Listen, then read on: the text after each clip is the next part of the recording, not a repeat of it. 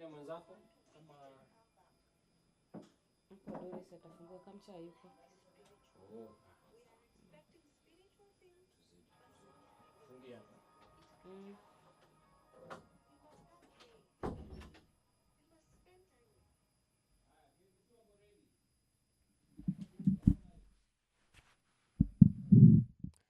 Good afternoon to you and welcome to the National Assembly live proceedings. This being an afternoon session of the House, this afternoon of the 23rd day of July, the year being 2025. In the highlights in the order of business this afternoon, the House will be considering a motion on the consideration of the fifth report of the financial statements for the NGCDF accounts for 6 constituencies in Busia County. This is a motion by the chairperson at Decentralized Funds Accounts Committee, who is seeking to have the National Assembly adopt the fifth report of the Decentralized Funds Accounts Committee on its consideration of the report of the Auditor General on the financial statements for the National Government Constituencies Development Fund for 6 constituencies in Busia County, namely Teso South, Matayos, Nambale, Funyula, Teso North, and Butula constituencies. The committee laid its report on the 10th day of April, the year being 2025. The National Assembly will this afternoon be resuming debate on the Kenya Institute of Primate Research Bill. This is National Assembly Bills number 52 of the year 2024 by the chairperson, Departmental Committee on Health. The consideration of the Senate amendments to the National Disaster Risk Management Bill, Bill number 24 of the year 2023, by the leader of the majority party is lined up for consideration this afternoon. In the motion, the leader of the majority party is seeking to have the National Assembly note the Senate amendments to the National Disaster Risk Management Bill, Bill number 24 of the year 2025, that is scheduled for consideration at the National Assembly. After that, the committee of the National Assembly will be converting itself into a committee popularly known as the Committee of the Whole, where the House will be considering the Senate amendments to the National Disaster Risk Management Bill, this being Bill number 24 of the year 2025. It is a Wednesday afternoon, a day when the National Assembly usually hears from cabinet secretaries appearing before the National Assembly plenary to answer questions that have been directed to various cabinet secretaries from members of parliament. This afternoon, we'll be expecting the Cabinet Secretary for Roads and Transport, who will be responding to a number of questions raised by members of the National Assembly or by a section of members of the National Assembly. The member for Vihiga County, Honorable Beatrice Adagala, will be asking the Cabinet Secretary for Roads and Transport to provide a status of the construction of Shamahoho-Gitambai Road and the steps that are being taken to ensure its completion. Honorable Adagala also wants the CS for Roads, that is Davis Churchill, to clarify whether the contractor responsible for the road project received full payment and whether the due process was followed in the payment process. She also wants to understand whether there are measures that the ministry has taken to address structural defects such as cracks and sliding of grounds along the road, particularly around Gisigiwa, and finally the provision of timelines for the construction of the said road. Honorable Member for Ruiru, Honorable Simon Kingara, will also be asking the Cabinet Secretary for Roads and Transport to explain why the new generation of smart driving license do not indicate the date when the holder first obtained it. The other question is the consideration of integrating the original date of license insurance or the license issuance into the smart driving license, particularly for individuals upgrading from the older versions to support Kenyan drivers abroad who rely on this information to verify their driving experience. On your screens, you can see members of the National Assembly are already upstanding, an indication that the Speaker's procession is making its way into the chambers this afternoon. Already, the Speaker of the National Assembly, Honorable Dr. Moses Wetangula, is already in the chambers this afternoon, ready to preside over the business of the National Assembly. So kindly allow me to hand over for this live broadcast, brought to you by the Kenya Broadcasting Corporation in partnership with the Parliamentary Broadcasting Unit. Enjoy your viewing.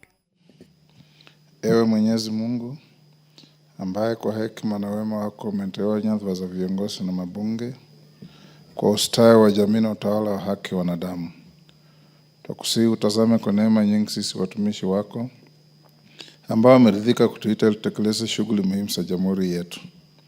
Tunakuomba uteremshie baraka zako sisi tuliokutanika hapa, na utujalie tuyatende na kufikiria mambo yote yatakayofikisha mbele yetu kwa njia ya haki na uaminifu, ili utukufu na sifa zako siendelezwe, na ili kustawisha amani, ufanisi na heri ya nchi yetu na wale ambao haja zao umezikabidhi mikononi mwetu. Amen.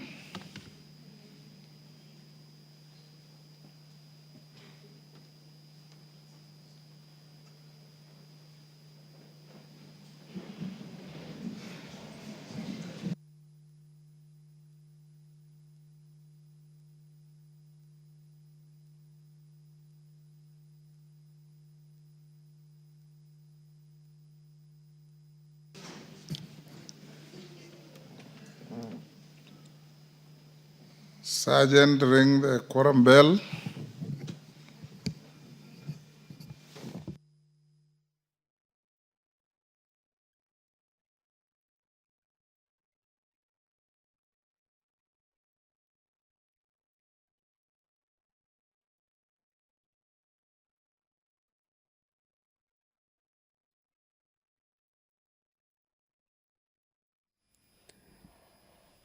The National Assembly has officially commenced its business this afternoon, and upon the commencement of business, we have the quorum bell ringing, following the directives by the Speaker to ring the quorum bell as provided for in the House Standing Orders number 34 on matters quorum upon the commencement of business. At this particular juncture, the House lacks quorum to continue with the consideration of the business before it, and the quorum bell directive is a leeway for members of the National Assembly who could still be having a break. Remember, the House breaks at 1 p.m. from the morning sitting and resumes at 2:30. So those yet to make their way into the chamber, that a bell is supposed to sort of remind them that the time for the afternoon sitting is already here with the House.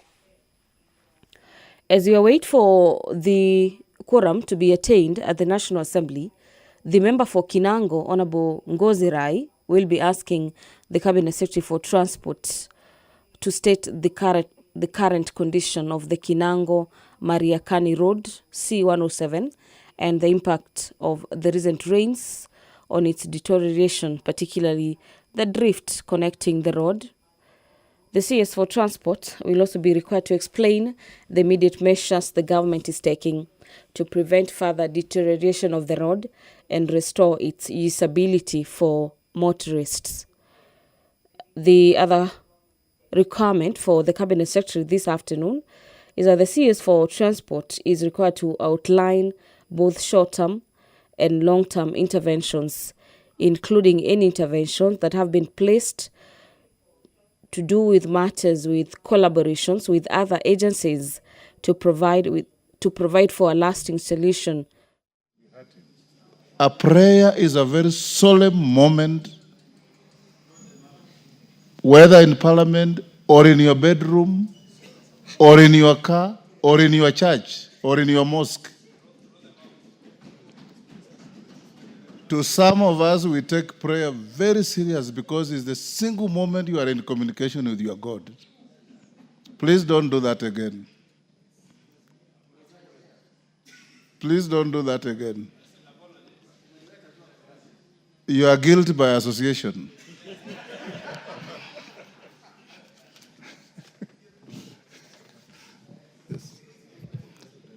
Okay, let's have, before we start, honorable members, and that is not only for Honorable Murugara and Mutuza, it's for all of us. We all believe in God.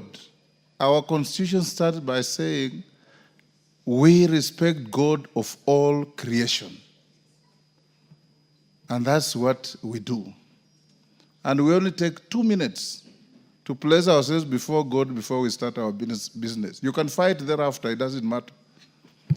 But we must start by supplicating and surrendering our will to God.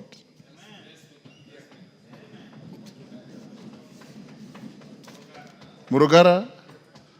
Yes. Thank you very much, Honorable Speaker. On behalf of these three members of Parliament and Justice and Legal Affairs Committee, we profusely apologize that we had some loud consultations as the prayer was going on. It's just an issue that had come in regarding our committee. I don't know why we couldn't withhold ourselves. We apologize for that. Thank you. Toa is human. So we are human beings and we are subject to erring. Thank you. I believe that in the face of God, everything can wait.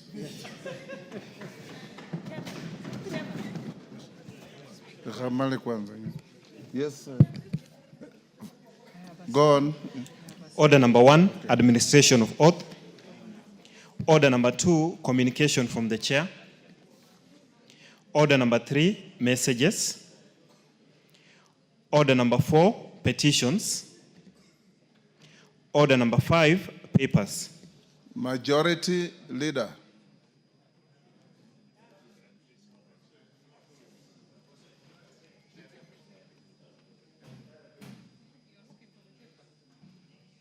Because you are the agent of necessity.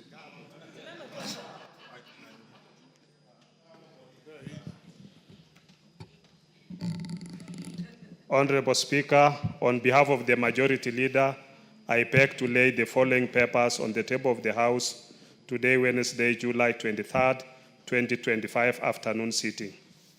1.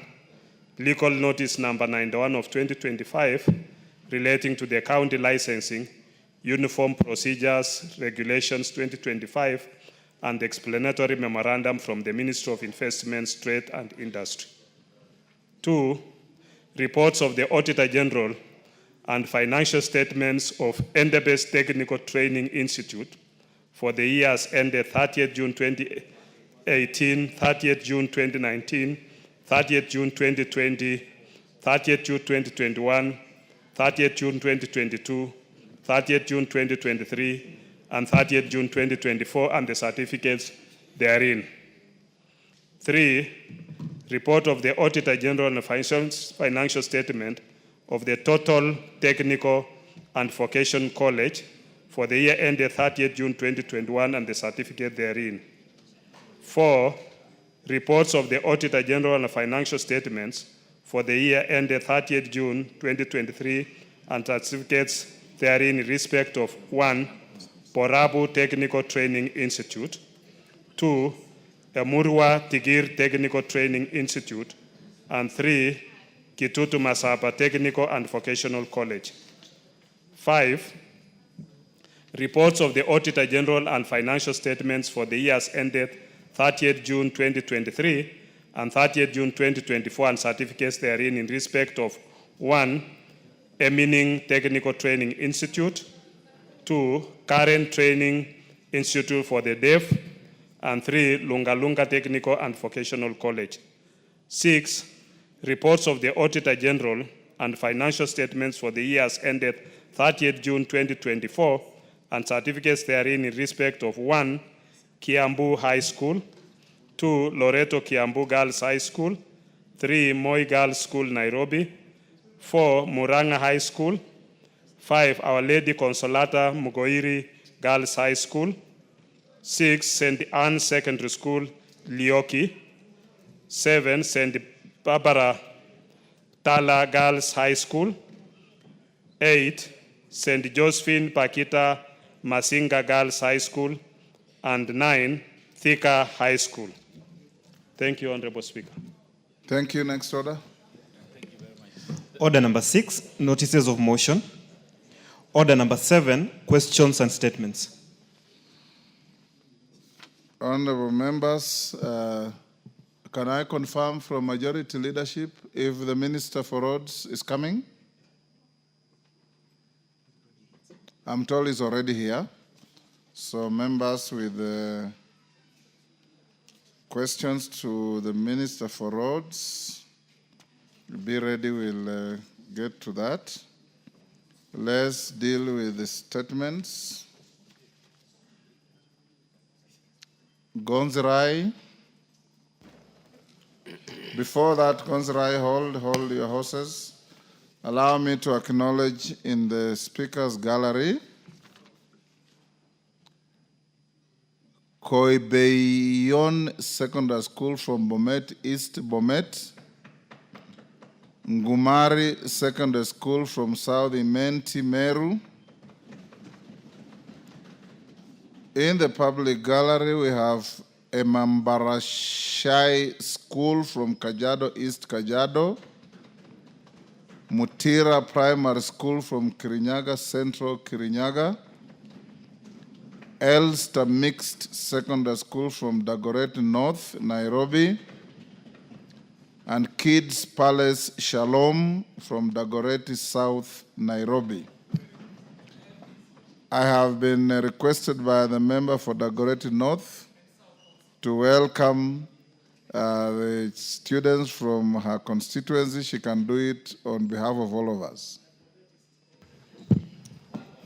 Thank you, Mr. Speaker. Mr. Speaker, allow me to welcome all the students to the August House and to appreciate that today we have a Wednesday sitting, and to tell them that in this house, each one of us has a story. But that story has ensured that we've worked hard to arrive to where we are. I want to thank Alistair. I know we have fantastic stars there who want to be journalists, and I could see their videos. But also to tell all of you that in anything we do, the first thing we appreciate is respect. And when you earn respect, people will respect you. And so we have very simple values that all of us learned in school. One of the values was to say sorry. The other value was to say thank you. The other value was to appreciate even our parents. So I want you, as you continue with your education, always appreciate your teachers and parents. They are their first call to ensure in life you will be who you want to be. And anything is possible for you in life. If you decide to be the President of the Republic of Kenya, it is possible. It is for you to decide. If you want to also fail in life, it will happen. It is up to you. So as my students and my children, today I want to wish you well and to thank all your teachers and to pray that those who are in Form 4, we wish you well. We want you to pass. We want you to come to campus. We want you one day to come and serve Kenyans the way we are serving. God bless you, and I wish you well as you go back. Thank you. Thank you, Mr. Speaker. Thank you. You're gone half a minute. I thought I had asked Elijah to speak for all of you, but take half a minute. Thank you. Thank you, Mr. Speaker, for also giving me this opportunity. And I would also like to take this chance to welcome all the students into this August House. The students from Kaibeon Secondary School, you are most welcome. And as been said by my colleague, Honorable Elachi, that we wish you well in life. And I would like to say that to all the students, let this be a learning process for you, and know that the sky is the limit. You might find yourself in the near future in this August House, and even in other high offices of this country. I want to say you are most welcome, and welcome once more again. Thank you so much. Thank you, Mr. Speaker. Dagoretti South KJ, half a minute. Mr. Speaker, I take this opportunity to welcome all the learners from all the schools who are here, and in a special way also welcome Kids Palace from the Dagoretti South constituency. And Mr. Speaker, I have one word for these learners. It is to tell them that by the time you get to be of age to come to Parliament, the world will have changed drastically. One of the things that is going to change the world is technology. The computers are learning at a pace that humans are not learning at. So you must find that one thing that you will be better at than the computers. The computers will compute, so you have to take the time you have in school to understand that you need to become more human as computers become more computers. How do you do that? Don't come out of school before you have mastered critical thinking. Get yourself to know logic and problem solving. Get some emotional intelligence and empathy, and be patriotic. Those 4 soft issues are the things that computers will never beat you at, because the only thing computers will never beat you at is being human. But if you do not become human, know that the computers will computerize you more than the way you shall humanize the computers. Welcome to the August House. This is where the decisions are made in this country, and we exist for the welfare of society and the just government of the people. That is to solve all the problems that pertains to our people. Thank you very much.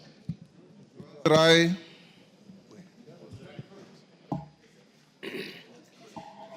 Thank you, Mr. Speaker. Honorable Speaker, I request for a statement regarding the disappearance of Mr.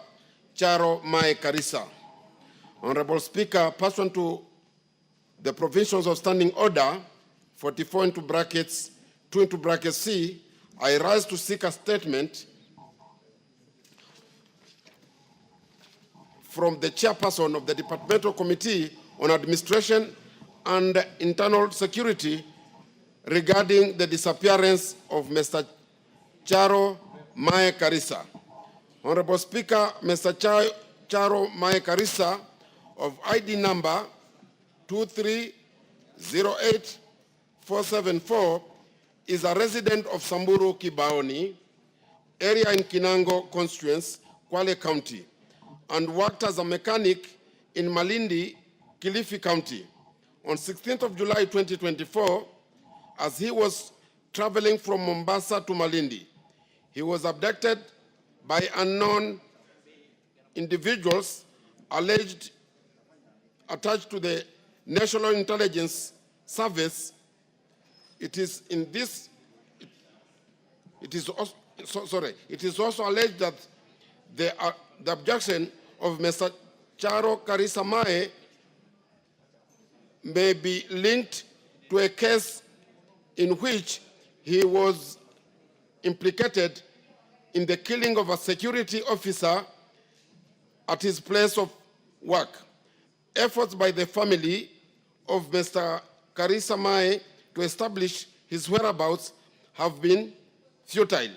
Honorable Speaker, it is against this background that I seek a statement from the chairperson of the Departmental Committee on Administration and Internal Security on the following: a report on the investigations into the disappearance of Mr. Charo Mae Karisa, including any indication of whether any security agents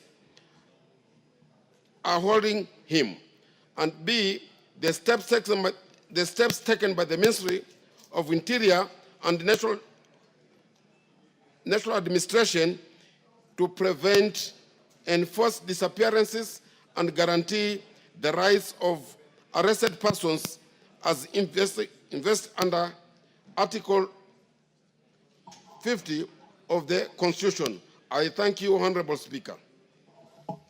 Chair, Administration and Security. Tongoyo, when can you bring a response?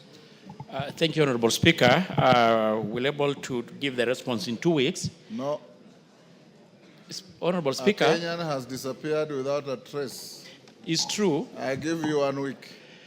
At least Most bring obliged, some Honorable preliminary Speaker. information. Well, okay, most obliged, Honorable Speaker. But Honorable Speaker, I just want to, you are indulgent. The Honorable Member has alluded that forced disappearance. And I think we should be more responsible enough not to make conclusion before even investigation or arrestment is even Your issued. answer will reverse the allegation. Okay. Yes. Most guided. Yes. So you can bring a response next Wednesday afternoon.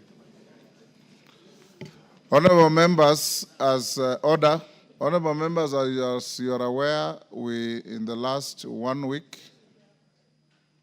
we've lost 2 former members of this House, the Honorable Phoebe Asio and the Honorable Catherine Mora Nyamato.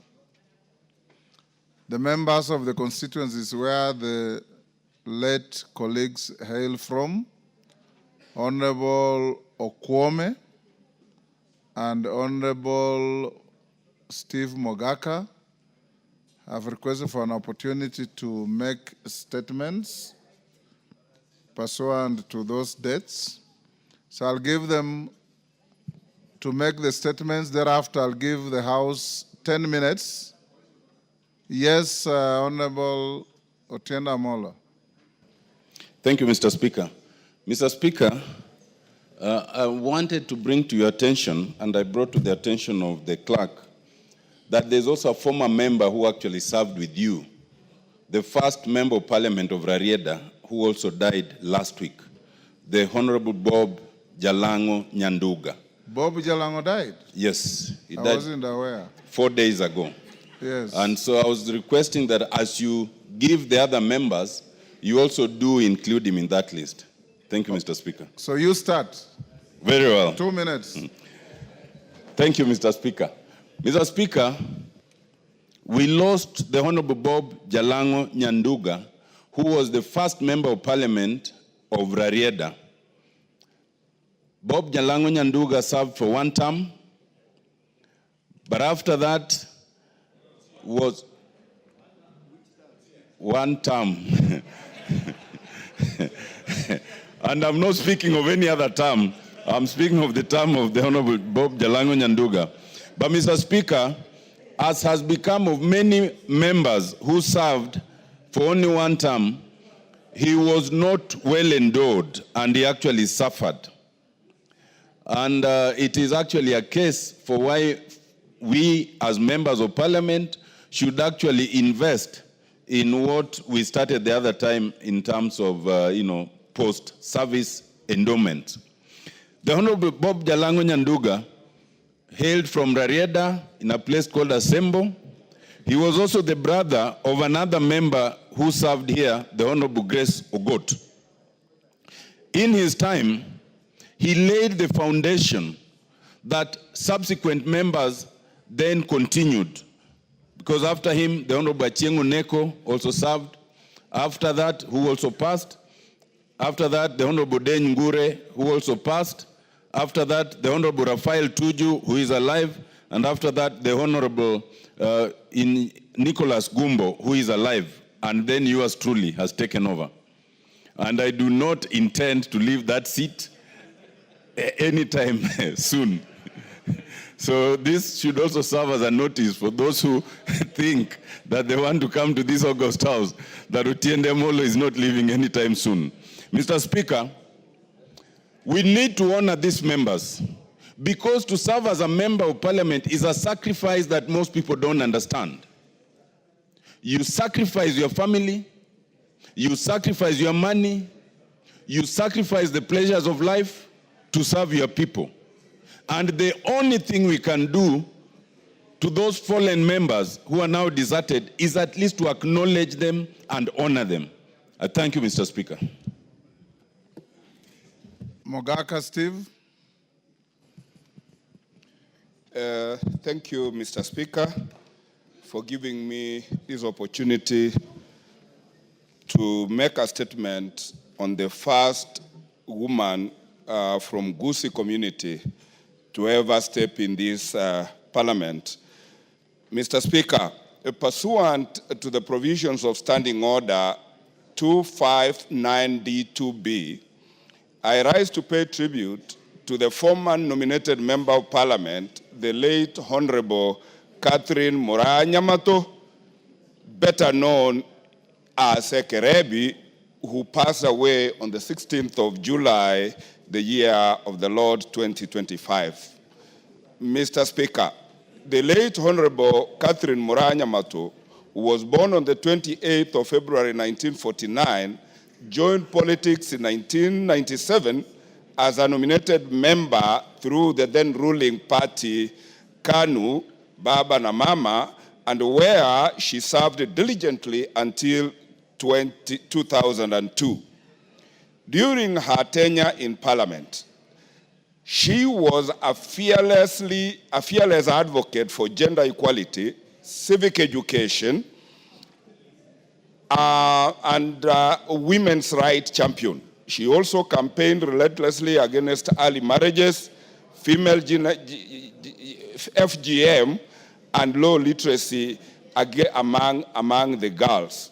The late Honorable Catherine Nyamato continued to advance women's rights beyond politics as the Secretary General of the League of Kenya Women's Voters Caucus, where she was instrumental in the establishment of civic forums for women's political participation. Mr. Speaker, Honorable Catherine Nyamato was born at Nyabite Market, where I was also born, and she's my cousin, as well as cousin to the most flamboyant Member of Parliament from West Mogrango, the late Honorable George Justus Morara, who died in a suspicious road accident. Honorable Speaker, Honorable Nyamato's contribution to the nation will forever be cherished. On my own behalf and the people of West Mogrango constituency, I wish to take this opportunity to condole with her family, relatives, friends, and the people of Kenya at large for losing such a dedicated woman leader. May her soul rest in eternal peace. And thank you, Mr. Speaker, for giving me an opportunity to give this tribute to this gallant woman leader. Thank you, Mr. Speaker. Kwame or Kwame? Pioneer.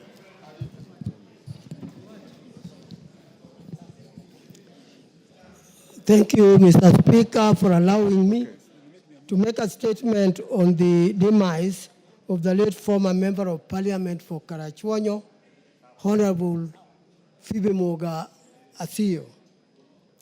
Honorable Speaker, pursuant to the provisions of Standing Order 259 2 and B, I rise to pay tribute to the former Member of Parliament for Karachuonyo, the late Phoebe Moga Athio, who passed away on 17th July 2025.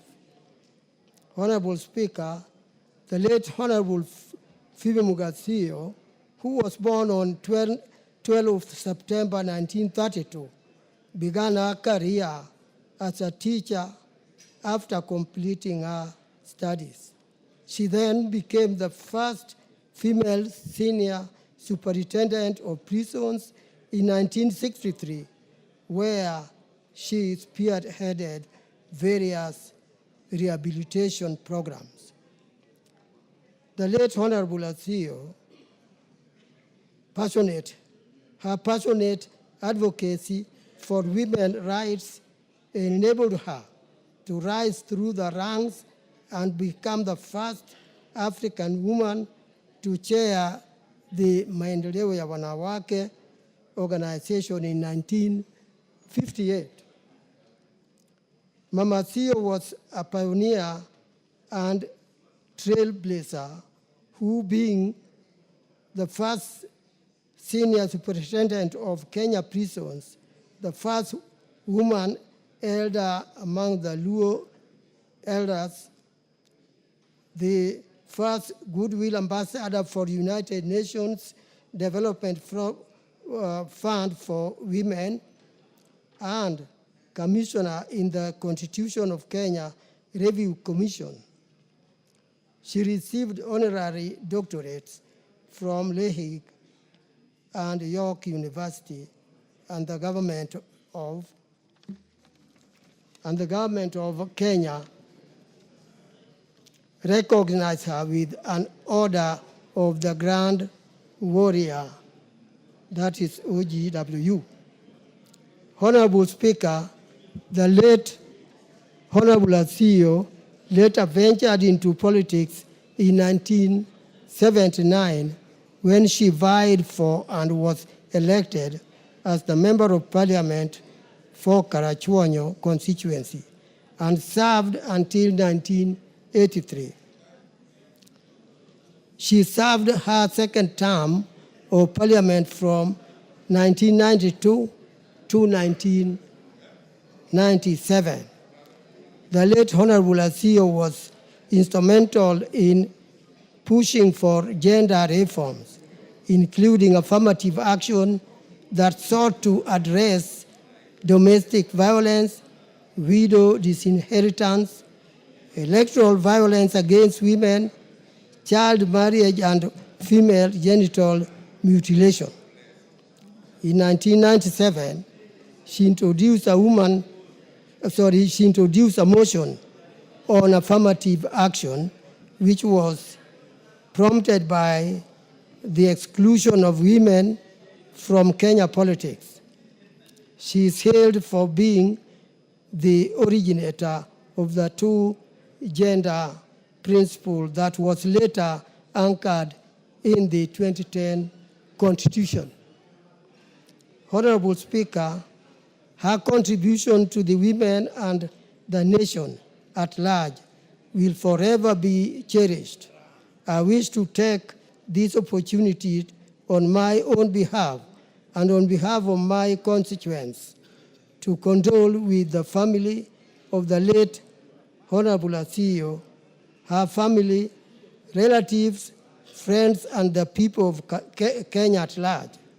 May her soul rest in eternal peace. Honorable Speaker, I thank you for the opportunity. Thank you, Okwame. Honorable members, I'll give 10 minutes to this, and whoever I give, 1 minute. Mother Wangari.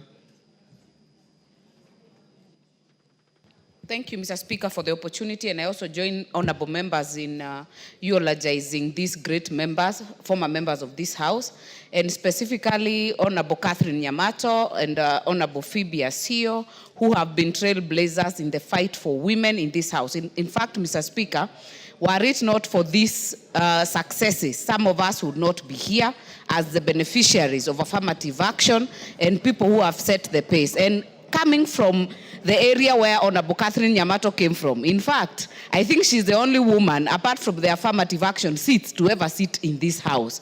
This area, Mr. Speaker, doesn't really elect women in this House, so I think she started a good fight. But Mr. Speaker, specifically Honorable Phoebe Asio, she is a trailblazer, Mr. Speaker. She was a UNIFEM ambassador. She was, Mr. Speaker, actually elevated to be an elder in the Luo community because of the work she had done, Mr. Speaker. But more importantly, she was the original chair of Maendeleo ya Wanawake that has really fought and set the pace in the country. And Mr. Speaker, it is sad that we have lost her, but the benefits will be seen from now going forward, and we hope. Thank you.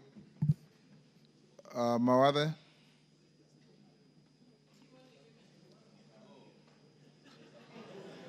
There is also a man on the list, Bob Jalango. Thank you, Mr. Speaker. Mr. Speaker, I also want to join other members in eulogizing these heroines that served in this House, and especially a person that I knew very well. I met her, Honorable Phoebe Asio. Under the leadership of Honorable Joe Akech, we, the football team of Umeme FC went to play in Kinube when Honorable Phoebe Asio was campaigning for a second term. She was a strong leader. We would adore her, watching her on TV, and the many positive things she brought and continued to fight. Every time she would speak, she would always talk about the need to have additional or many female leaders.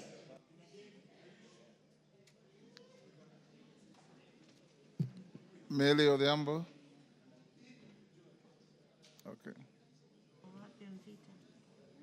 You have 1 minute and it's ticking. Can I have 2 minutes, please? 2. 1. Thank you, Mr. Speaker, even though you are only giving me 1 minute, because in this House, I think the person who knows the first 2 members very well is myself. Not more than me. I know more than you. Mr. Speaker, I knew Phoebe Asio. That's why I was saying 1 minute is too short for me. I've known Phoebe Asio since I was 11 years old.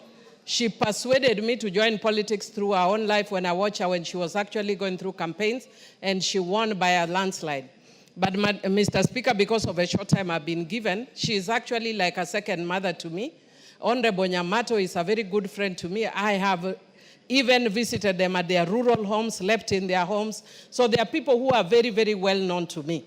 And Mr. Speaker, I just want to say that Honorable Phoebe Asio is the reason that we have most of the women here, especially on the issue of affirmative action. Yes, Osoro. Avoid any preliminaries. Thank you very much, Honorable Speaker. With, of course, the pressure to speak. Within 1 minute, I also want to join my colleagues in condoling with the families of the Honorable Phoebe Asio and the Honorable Catherine Nyamato. Honorable Speaker, Nyamato remained a pillar in the Gusii community. As a pioneer female member of parliament in this House, Honorable Speaker, she remained to be a role model to the girl child, traversing across the entire Gusii region, Honorable Speaker, motivating ladies to try elective seats or leadership skills, Honorable Speaker. So Gusii nation has lost a very strong woman, and may her soul rest in eternal peace. Thank you very much, Honorable Speaker. Bensouda, 1 minute. Thank you, Honorable Speaker, for giving me this opportunity to eulogize with the family of Honorable the late Mama Phoebe Asio Muga. On behalf of Homa Bay County, she is my mother, and so I come from Karachuonyo constituency where I'm married. I would want to register in this House that the late Honorable Mama Phoebe Asio Muga told me that it was time to resign as the CEC for roads in Kisumu County and come back home and work. Honorable Speaker, she directed me to be mentored by Honorable Whip Millie Odhiambo. Millie Odhiambo had to travel from Nairobi to come and meet me, to sit me down for 3 hours. Honorable Speaker, Mama Phoebe Asio is a trailblazer. She is a woman of action. She has tactful strategies of politics. She knows the power of the wooden stake, and she knows the... Sabina Chege. I can say how Millie taught you. Thank you, Mr. Speaker. Mr. Speaker, I want to join my colleagues in giving the condolences to the families of departed honorable members. Mr. Speaker, I had met Honorable Phoebe Asio, and I want to join the other ladies to say she set the pace for us. I'd want to say, Honorable Speaker, the honors is on us who are now the women members of parliament to make sure, as Honorable Millie had to travel all the way to Homa Bay to mentor a lady, that the honors are on us now. Those ladies have done their work. It is upon us to make sure that we inspire, and we also mentor as many many of them as possible, so that they follow the steps. One day we'll be gone, and we'll also need more ladies. I look forward for a day where the 2/3, the men will look for it, and not the women. I thank you, Mr. Speaker. Yes, we give to... I'll give to Julius Olesunguli.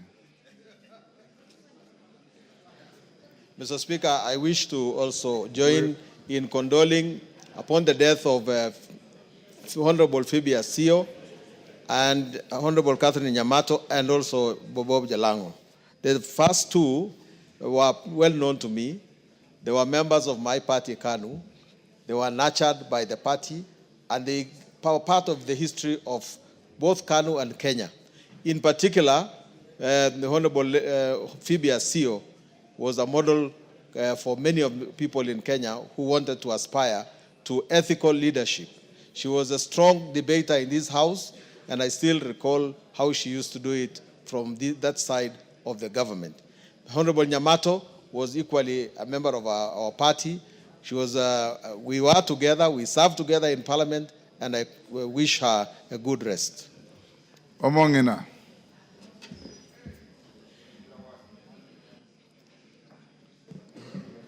Thank you, Honorable Speaker, for giving me this opportunity so that I can also condole with the departed.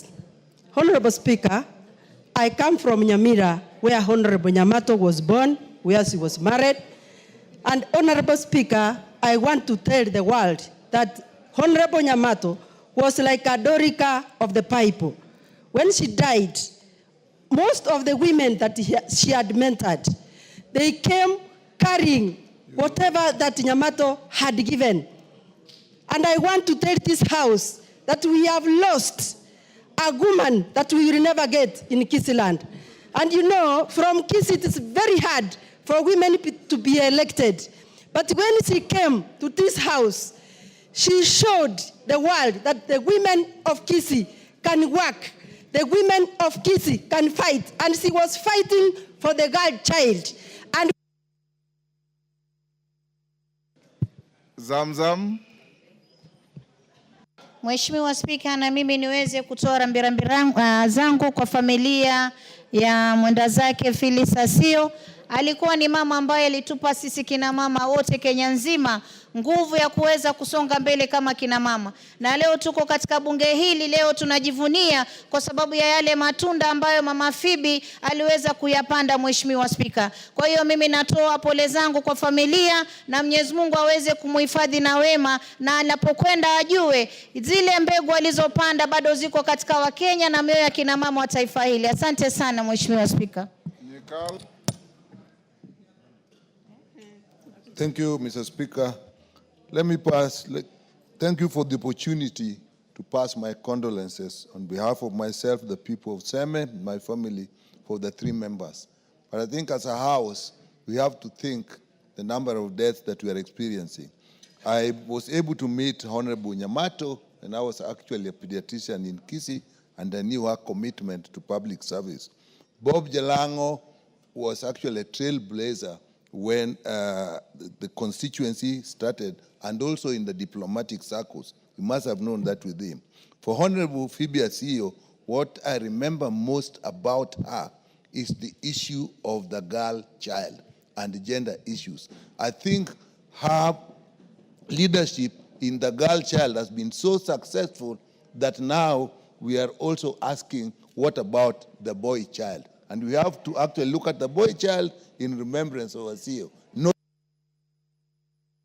Members will end here. We'll end here. Jen Kiara.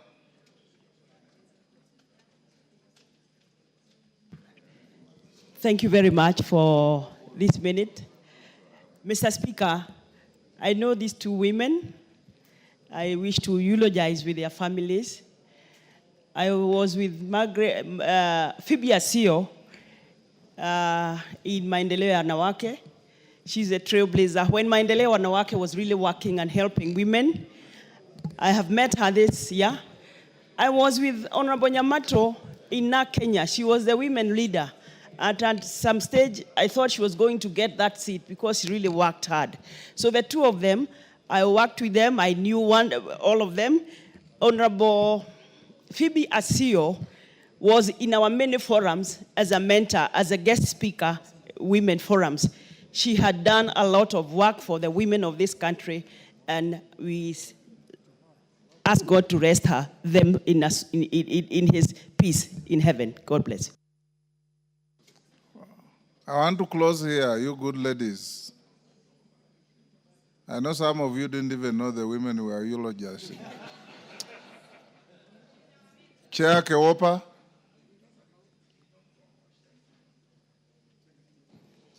Thank you very much, Mr. After you, will close with Rueda. Thank you very much, Mr. Speaker. Okay, Rueda, and then the lady from Nyamira. Thank you very much, Mr. Speaker.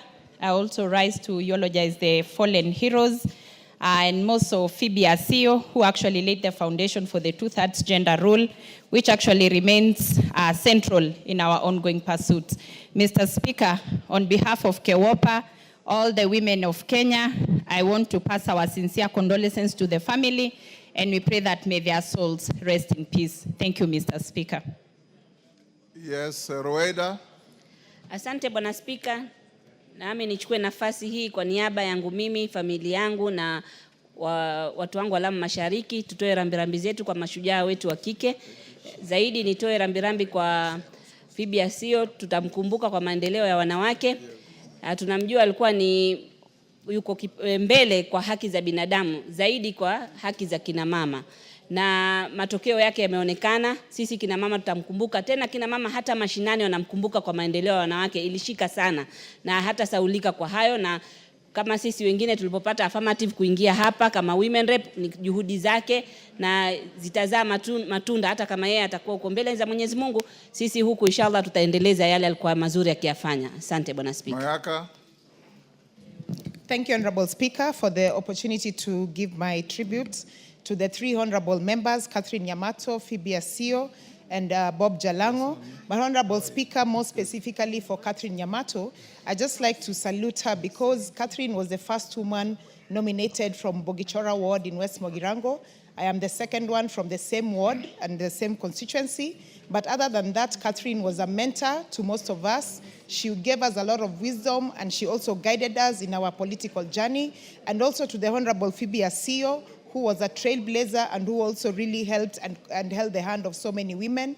And therefore, Honorable Speaker, to those amazing women, and for their sake, we will ensure that we continue with this fantastic job that they've given us. May their souls rest in peace. I thank you. Thank you. On Osero, you are the very last. Thank you, Mr. Speaker, for being the very last. For the avoidance of doubt, Mr. Speaker, I would like to inform the House that after Catherine Nyamato's nomination as a woman, the second woman is only one Renee who is seated here. And I would like to inform the House that the burial will be conducted in Borabu on the 8th. That is my constituency. She was born and raised in Honorable Steve Mogaka's constituency, but she has been living in Borabu, and that is where she'll be interred. Thank you, Mr. Speaker. Thank you, honorable members. Yours truly here served with all the three deceased members. Nobody mentioned that the late Phoebe Asio, nobody mentioned that the late Phoebe Asio shook the country by defeating the dreaded Okiki Amayo at the time she stood to come to this parliament. Order, Millie. I gave you time. You had too many preliminaries and you couldn't make your point.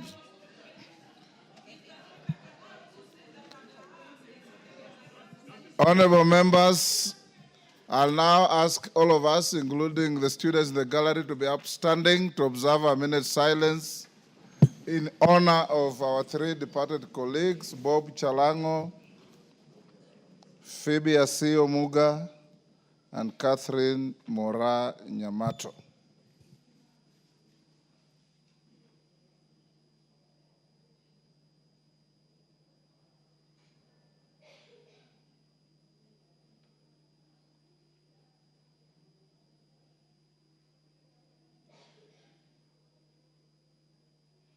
May their souls rest in eternal peace. Amen. Unfortunately, Millie, they are all from Nyanza. You may wish to know that when the terrorists hit Garissa University, I buried 9 students from my count of Bungoma in one day. So the French say, c'est la vie. Honorable members, we'll now go to order number 7, questions. Majority Leader, Minister is in the house. We'll now start with the questions. The questioner, 1 supplementary, 2 joy riders. Beatrice Adagala. Minister, answers must be concise and precise so that we can save on time. But before Adagala, you ask your question, let's just acknowledge the presence of students in the house. In the Speaker's Gallery, St. Faustin Kerogo from Kirinyaga County, Kirinyaga. Ya Girls High School from Central, they don't indicate the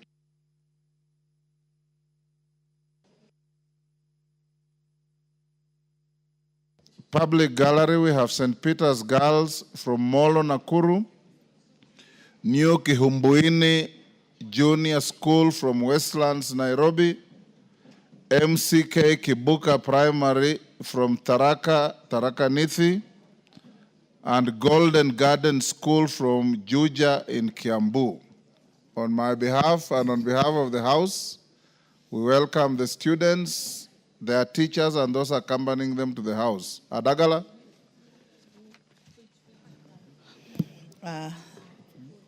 Thank you, Mr. Speaker, sir. I want to ask question number 013/2025. Could the Cabinet Secretary provide the status of construction of Shamagogo, Gisambai Road, and the steps being taken to ensure its completion? 2, clarify whether the contractor responsible for the road project received full payment and whether due process was followed in the payment process. 3, outline the measures taken by the ministry to address structural defects such as cracks, sliding grounds along the road, particularly around Kisigwa area. Lastly, provide the timelines for construction of the said road. Thank you, Mr. Speaker, sir. Minister.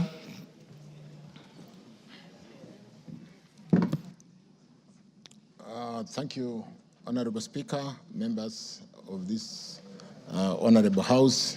Good afternoon. Let me very quickly respond to Mheshimiwa's question regarding this Kisambai Hamisi Senende Shamagoko Road junction project, which I wish to state that it is currently 95.4% complete with 13.7 kilometers of the project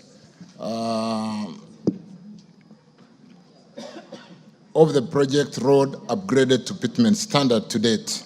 The bridge along the road spanning 12 meters is also complete, Honorable Speaker, with backfilling in place. I wish to confirm that works have fully resumed and are ongoing at the project following the recent 40% payments of the amounts previously owed to the contractors in what has for a long time been known as pending bills in the road sector. And this has enabled the full resumptions of work. Let me state that the contractor has to date been paid a total of 698,388,457 of the total 827,470,454 certified for payment. This constitutes 8.9% payment, the most recent being the 40%, which is 105,440,875 paid as part of the recent settlement of the pending bills in April 2025. So we still owe this contractor some money. There was a pending bill of about 262 million. The ministry would like to assure the House that all payments for roads works at the project have been done procedurally as per the provisions of the contract and in keeping with the requirements of the law. On the third concern, we are aware, Mheshimiwa Honorable House, that some section of the road between kilometer 5 plus 300 meters and 420 meters in Kisigiwa experienced a slight landslide on a section of the drains due to heavy downpour in the region. Consequently, the contractor has been instructed to undertake necessary remedial measures and is currently on site mobilizing materials and machines to that effect, given the fact that the contractor has resumed since we paid the pending bills. It is envisaged, honorable members, that the completion will be by end of August due to the ongoing rains, April and May rains, which delayed the contractor to immediately resume work and hampered the progress of work. I submit. Thank you, Speaker. Yes, Adagala, you are satisfied? If you are, you save time, we go to the next. Thank you, Mr. Speaker. I think most of the areas have been covered very well by the CS, and I wish just to still talk about the Kisigwa area.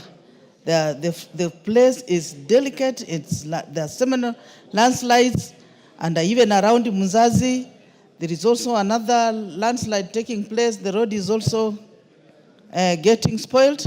And even if you come to past Jepsesi on your way to Amisi, that hill also needs to be taken care of. But I want to thank the CS for the good response. And even I was there over the weekend. The bridge is being constructed. The contractor is on the road, Mr. Speaker, sir. Thank you.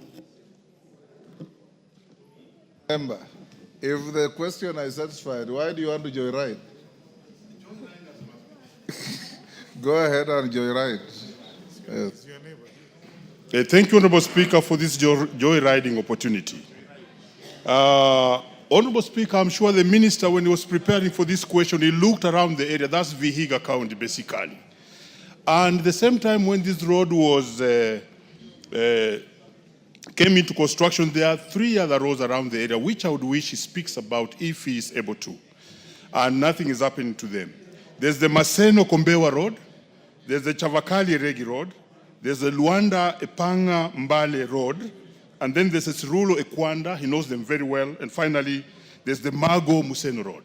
But specifically, it's the one of Maseno Kombewa, which has remained an ISO, Honorable Speaker, that it was only made on the Luo side, and then left. The other side of Western, nothing has been done for the last more than 15 years. Thank you, Honorable Speaker. Yes. There is no area in your neighborhood called Luo side. Thank you, Honorable Speaker. I believe you mean Siaya side. I mean Siaya side. Thank you. Yes. I don't want to destroy my question. Thank you. Yes. Yes, yes, Zamzam.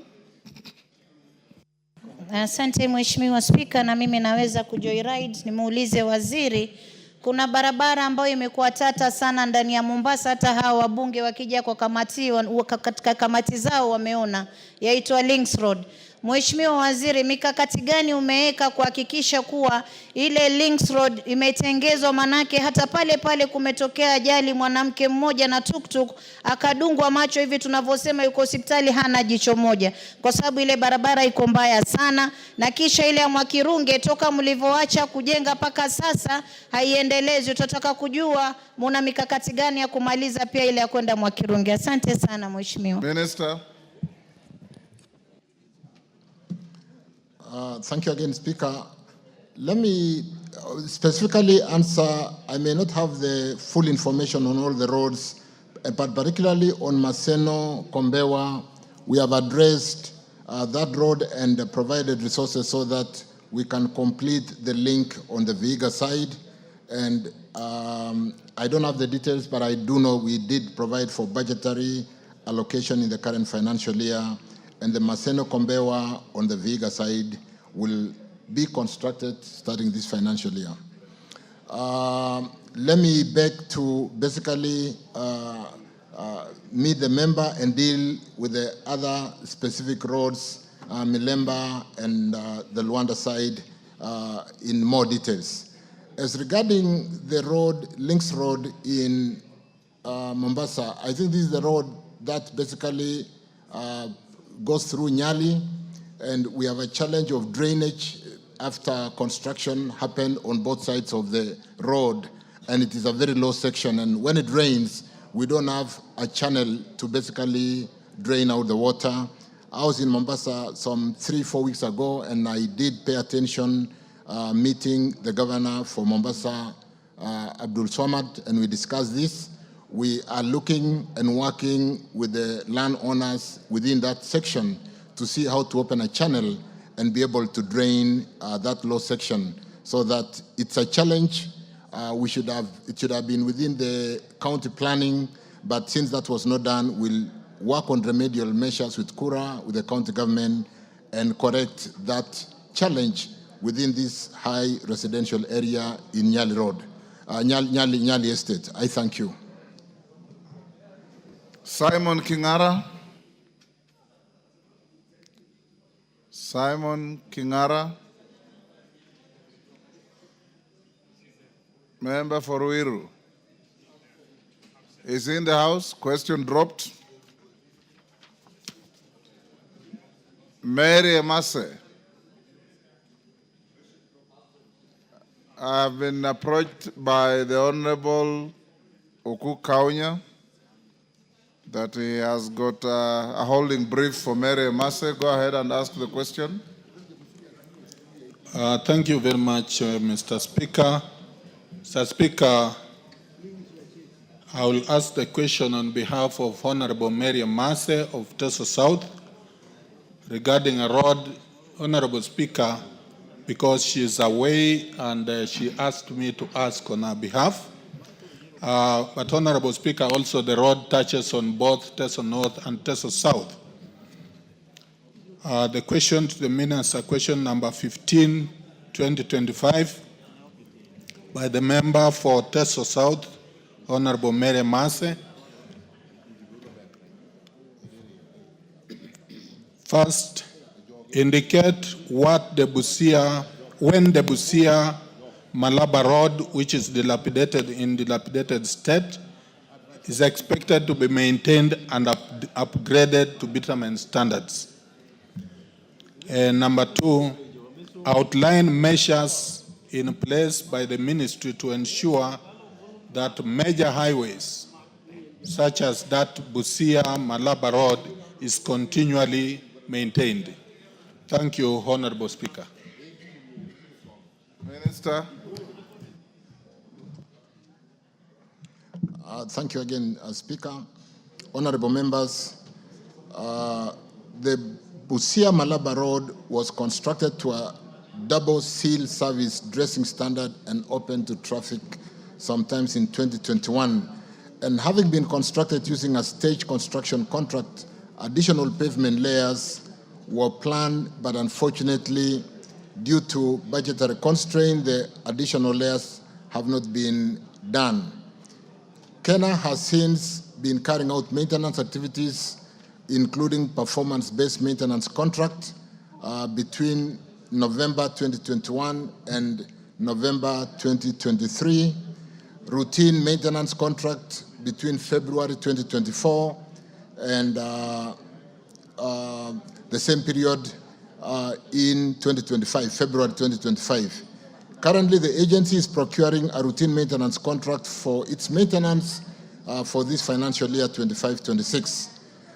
In the strategic plan, honorable members, for the period 2023-27, the ministry through Kenya has committed to ensuring that more than 80% of the national paved roads, including Busia Malaba, are maintained in good condition to ensure the road network maintains its functionality and durability. And to achieve this, honorable members, the agency has programmed maintenance works annually for this road, given the significance of the road being part of within the northern transport corridor that services the landlocked countries that we service through the port of Mombasa. I submit, Speaker. Thank you. Thank you. Oku Kaunya, the first shot goes to the questioner.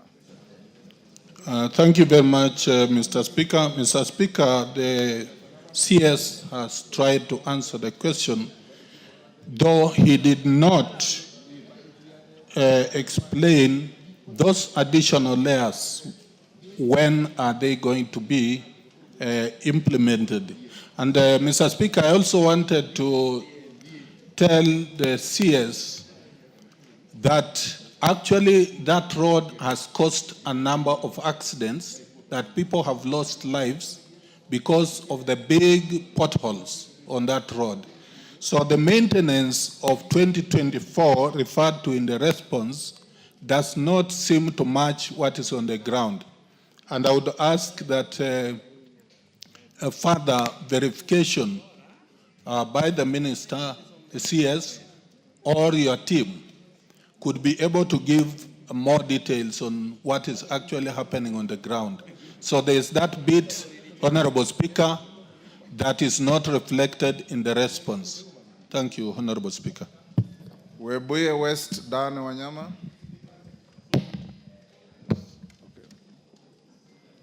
Yes, Thank you. Dan. Thank you, Honorable Speaker. Let me joyride on this question and ask the CS on the Sikata, Nalondo, Bokoli, Kimilili Road. The contractor was on site up to Hachonge and disappeared. Since then, the road from now Hachonge to Kimilili, it is totally impassable. If the CS can highlight on the situation, given that he was mentioning about paying the bending bills. Yes, Martin Owino. Thank you, Mr. Speaker. On the same note, I would like to ask the CS whether you have any standard measures which the contractors are using to maintain these roads. Because if you take, for example, a road from Katito, Homa Bay, and Rongo, some spots are dug even 6 inches deep. So the intention is good to repair them, but they are left for almost a week there. Cars, busting tires, accidents. So is there any standard measure that all these contractors should use where they intend to do good and cause harm to the motorists? Thank you, Mr. Speaker. Taitumu.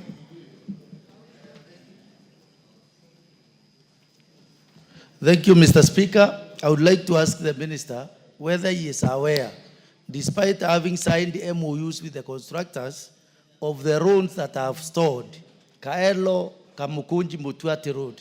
The contractor is not yet on the road. I would like to know the measures that we are taking to make sure that that contractor is back on site to do what he is required to do on that particular road. Oundo. Speaker, thank you. I just wanted to add on the same issue of the roads, and this specifically the Busia-Kisumu road. Could the Cabinet Secretary tell us when they are going to do repairs? Because the potholes on that road is just a dead trap, and we are going to lose very many lives soon. Consider the trailers and everything. And of course, you could also tell the nation what plans do they have to congest the Busia border point because of the long line of trailers full of fuel. In the event of an accident, it's a catastrophe waiting to happen. Thank you. Bowen, Waziri, take a few of those short ones. Thank you, Mr. Speaker. Mr. Speaker, I would want to ask the Cabinet Secretary if he's aware of Chesoi, Tirap, and Embobut Road in Marakwet East, Mr. Speaker, whose contractor disappeared from the site almost 3 years ago, and up to now, they have not resumed. Mr. Speaker, number 2, I would want... A joyrider has no right to do questions. Yes, Millie? Thank you, Mr. Speaker. The CS knows about the Mbita Sindo Road, which I ask all the time that he comes here. But today my question, Mr. Speaker, is regarding Rusinga Ring Road that is currently being tarmacked. And there are 3 contractors. How do you ensure that they maintain uniformity? Because you can see each of the contractors is coming. Some are doing very good work, including the offsides, I don't know what they are called, those arms.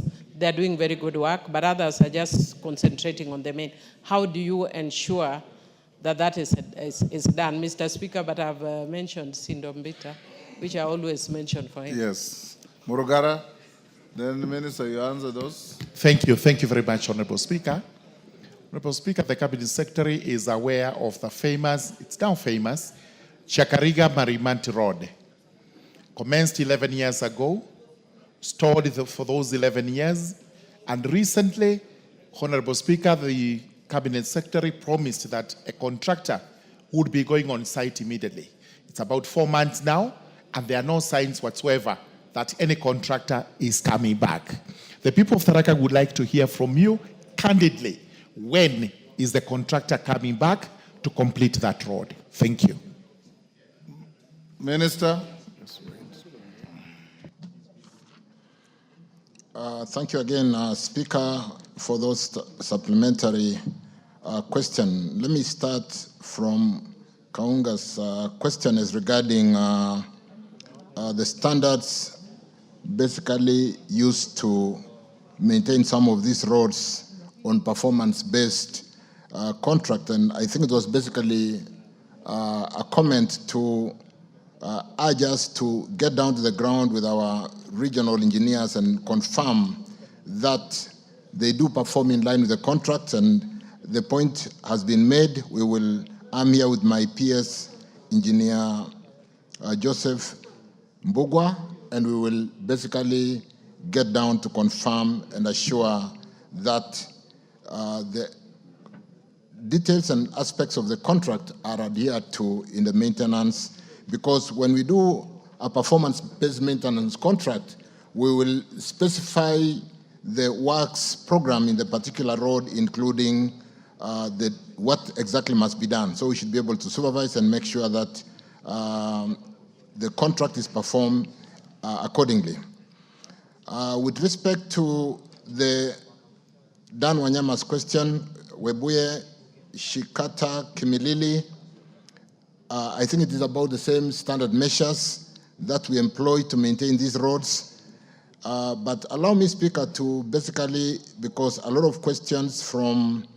No, his question was that the road was done halfway. The contractor left. You announced that contractors were going back to abandoned sites, and he has seen none.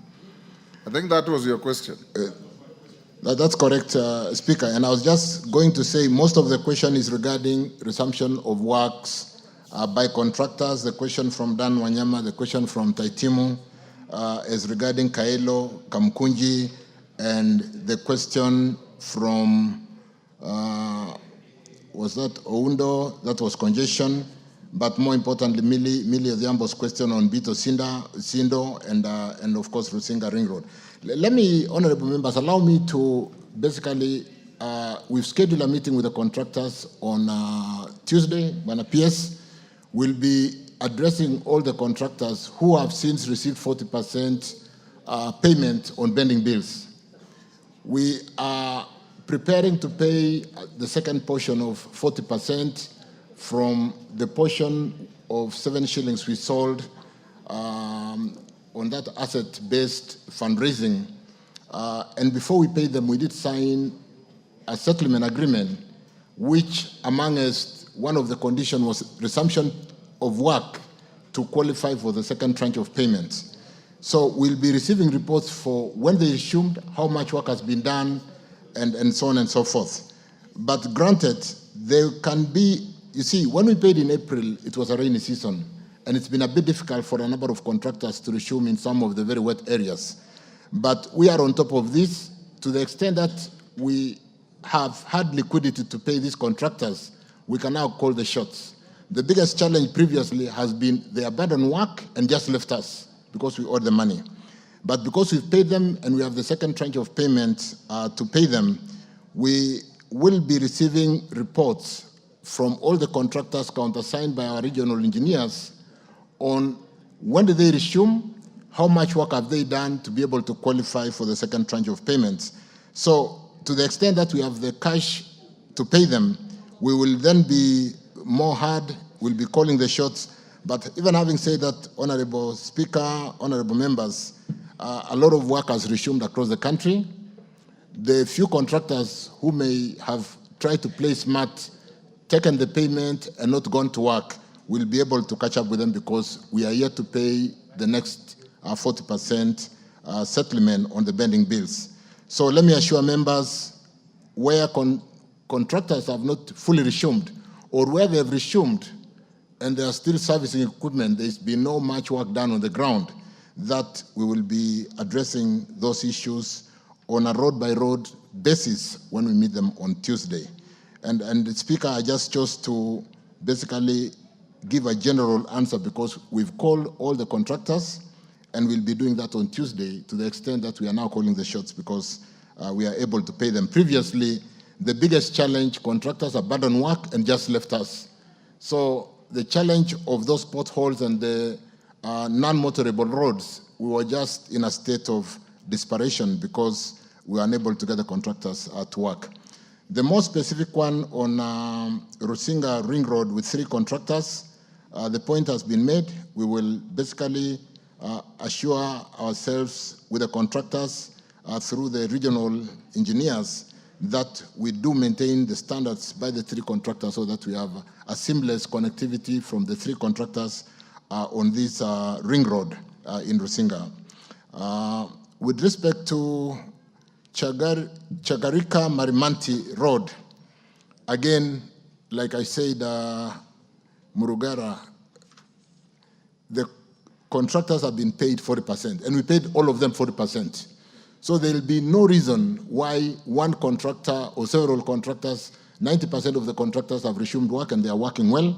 Why would one contractor be dragging is a case that is easy for us to be able to address. And therefore, when we meet these contractors on Tuesday, we'll single out some of these roads that honorable members have mentioned, including Chagarika Marimanti Road, which, in spite of the payment, the honorable member is basically giving us report. And we appreciate this report, members, because you are on the ground across the 290 constituencies and you help us to basically give us the report like I've had. And therefore, I'll be using some of this to pin down some of these contractors ahead of processing the second payment. That includes Bowen's question on Chesoi, Tirop, and all the other questions regarding resumption. I think we're in a very good place today, honorable members, as regarding really taking a hard stand on contractors who had abandoned work because, as we speak today, we have paid them and we are ready to pay the second tranche to be able to push them to deliver on their contracts. Thank you, Speaker. Minister, you say you'll meet the contractors on Tuesday. Next week. Members, just take your seat, because each one of you has a story to tell about contractors who left the scene have never come back. If he is meeting the contractors on Tuesday, all of you send your roads where the contractors have not resumed to my office. I do a composite letter for you to the minister so that when he meets them on Tuesday, he is able to address each and every road that you have identified as stalled and no work resumed after 40% payment before the next 40% payment. Does that help us? Yes, Majority Leader? Honorable Speaker, that guidance is good and I think it will help members. But at a more general perspective, Honorable Speaker, and I hear what the CS is saying, he's speaking about contractors. But Honorable Speaker, it is my view or my opinion that the problem is not necessarily with just contractors. but also liturgy within the Ministry of Roads and Infrastructure, and especially the implementing agencies. I know the CS, you now have new leadership both at Kera and Kenha. And I must commend the actions that were taken in those two state departments, because of overwhelming liturgy and almost sabotage of work on the roads sector, Honorable Speaker. And therefore wanted to hear from the CS, as much as you point fingers at contractors, these contractors are business people. They are there to make a profit, and they will have no loss if they are paid. They mobilize a bit of infrastructure on the ground without work being done, and wait for the next certificate, to issue the next certificate after doing a bit of works. But what will the CS do to ensure that the liturgy we have seen in the state departments for roads, especially the implementing agencies, Honorable Speaker, is also dealt with at the ministerial level? A policy direction on your acting director generals at Kenha, Kera, and the substantive Director General at Kura, to make sure that they are taking personal responsibility to ensure that work is ongoing. Because CS, it cannot be you and the PS supervising contractors. Yet you have Director Generals, you have regional managers, both for Kera and Kenha and Kura, they are engineers. Honorable Speaker, I had a meeting with the CS earlier on other issues, and I was just pointing to him. This morning I came from my constituency to actually do the day-to-day supervision of works. For a small road, I think 500 meters being done by Kura. The officer who was sent there by the DG Kura had no idea where the road is. In fact, I left Kikuyu this morning, this lunch, Honorable Speaker, without having seen that officer, because he could not even trace where the road is. But that is the person who is charged with supervising that work, Honorable Speaker. And therefore, I want to hear what the CS has to say about liturgy within the State Department, because that is a fact that we cannot run away from. These members, Honorable Speaker, have a personal touch to these roads because they involve their members, the members of the public that they represent. And they are the ones who take the flack. Therefore, CS, if you need help from members of parliament to supervise these engineers for you, please ask us to help you. We will help you to supervise these engineers. Because some just don't do nothing on the ground. Mambo kwa ground, Honorable Speaker, as I say, need different, as they say. And therefore, I want to beg you that as much as you be convening contractors, the most critical people to convene are your state department officers, not to be lethargic with their work. Thank you, Honorable Speaker. Yes, Jane Kara, you had a point of order. Yes, I had, Mr. Speaker, because we were made to believe that these officers resigned. Actually, they were not pushed out. This government is telling lies all the time. Order, you are out of order. And irrelevant, to say the least. Yes, Sabina Chege. Thank you, Mr. Speaker. Mine, I just want to echo what the leader of majority has said, and I want to request the CS, Mr. Speaker. We have the famous Mau Mau roads. Mr. Speaker, some of the roads, the way they were done, there are only small sections that are remaining so that you can connect and the road is finalized. But you find the engineers and the people responsible, they will start another road, and then the other road is so impassable, and only a small section is remaining. I want to give him an example of a road called Karinga, Kagondo, Kinyona in my Kigumo constituency. And just a small section, there's a road from Mununga going all the way to Kinyona. But a very small section, Gituamba to the junction of Kinyona, very few kilometers, Mr. Speaker, they were left. And so the road is impassable, there's tarmac halfway, and then the other side there's tarmac, and somewhere in between, people cannot be able to access to proper transportation, especially now that it's raining. So, Mr. Speaker, I just want to encourage the CS and the PS. Let your officers be on the ground, let them advise you. Look at the low-lying fruits. If the money is not enough, look at the small sections that can be able to join and complete one road. It's better one road that is complete instead of several that are incomplete. I thank you, Mr. Speaker. Minister, those are largely comments. Thank you, Speaker, and I'm encouraged. I'm very encouraged that the mood of the House is in line with how we would like the ministry to run. To a very good extent, we have removed the challenge of contractors giving us excuses of non-payments. And this is why we now zero in, and like I said, I'm encouraged to hear the mood of the House, on ourselves as a ministry with the agencies. We did have a meeting with all the regional engineers for both Kera, Kena, and Kura on Friday last week, a day-long meeting to basically script what I'm hearing from the House with respect to performance. And you do know, honorable members, it is no secret that in the last survey of corruption index, my ministry was rated the most corrupt ministry, followed by the others who have been dealing. You have overtaken the police. We have overtaken the police. So we talked to that. We need to address and get value for our money to ensure that we don't get a situation where we are building a kilometer of road for 3 times the price. And when you go to the ground, the 3 times price does not even deliver what is meant to be built for 1 kilometer.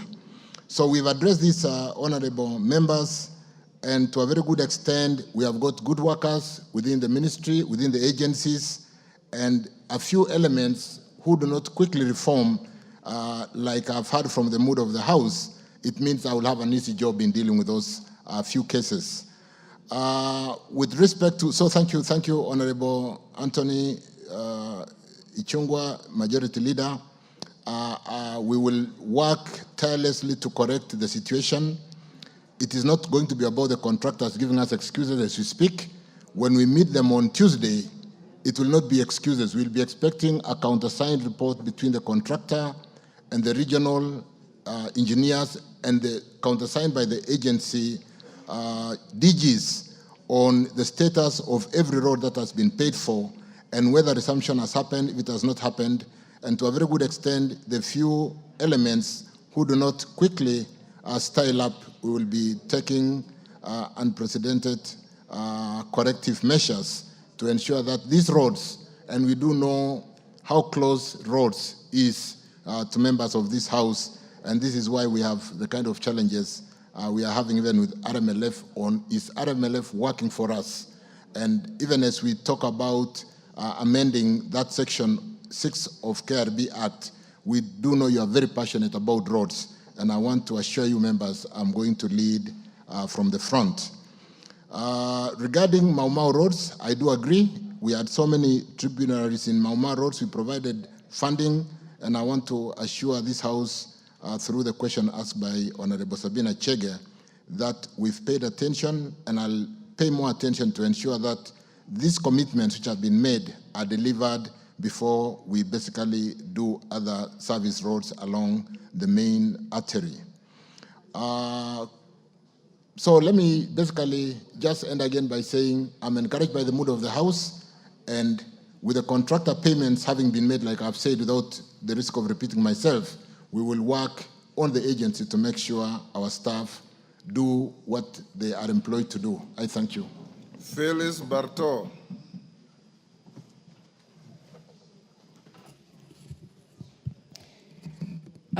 Thank you, Mr. Speaker. Could the Cabinet Secretary, 1, explain why, despite the completion of their designs, construction on the Tachasis, Chebiemit, Ainet, Chebarus, and Riyadh roads have not commenced? 2, outline the main causes of these delays and provide the current plans, milestones, and timelines for initiating and completing these critical road projects. 3, indicate what measures will be put in place to address the concerns of Moiben residents for whom these roads are vital to connectivity, economic growth, and overall regional development. Thank you, Mr. Speaker. Minister. Thank you again, Speaker. Thank you, honorable members. I wish to confirm that to Professor that Tachasis, Chebiemit,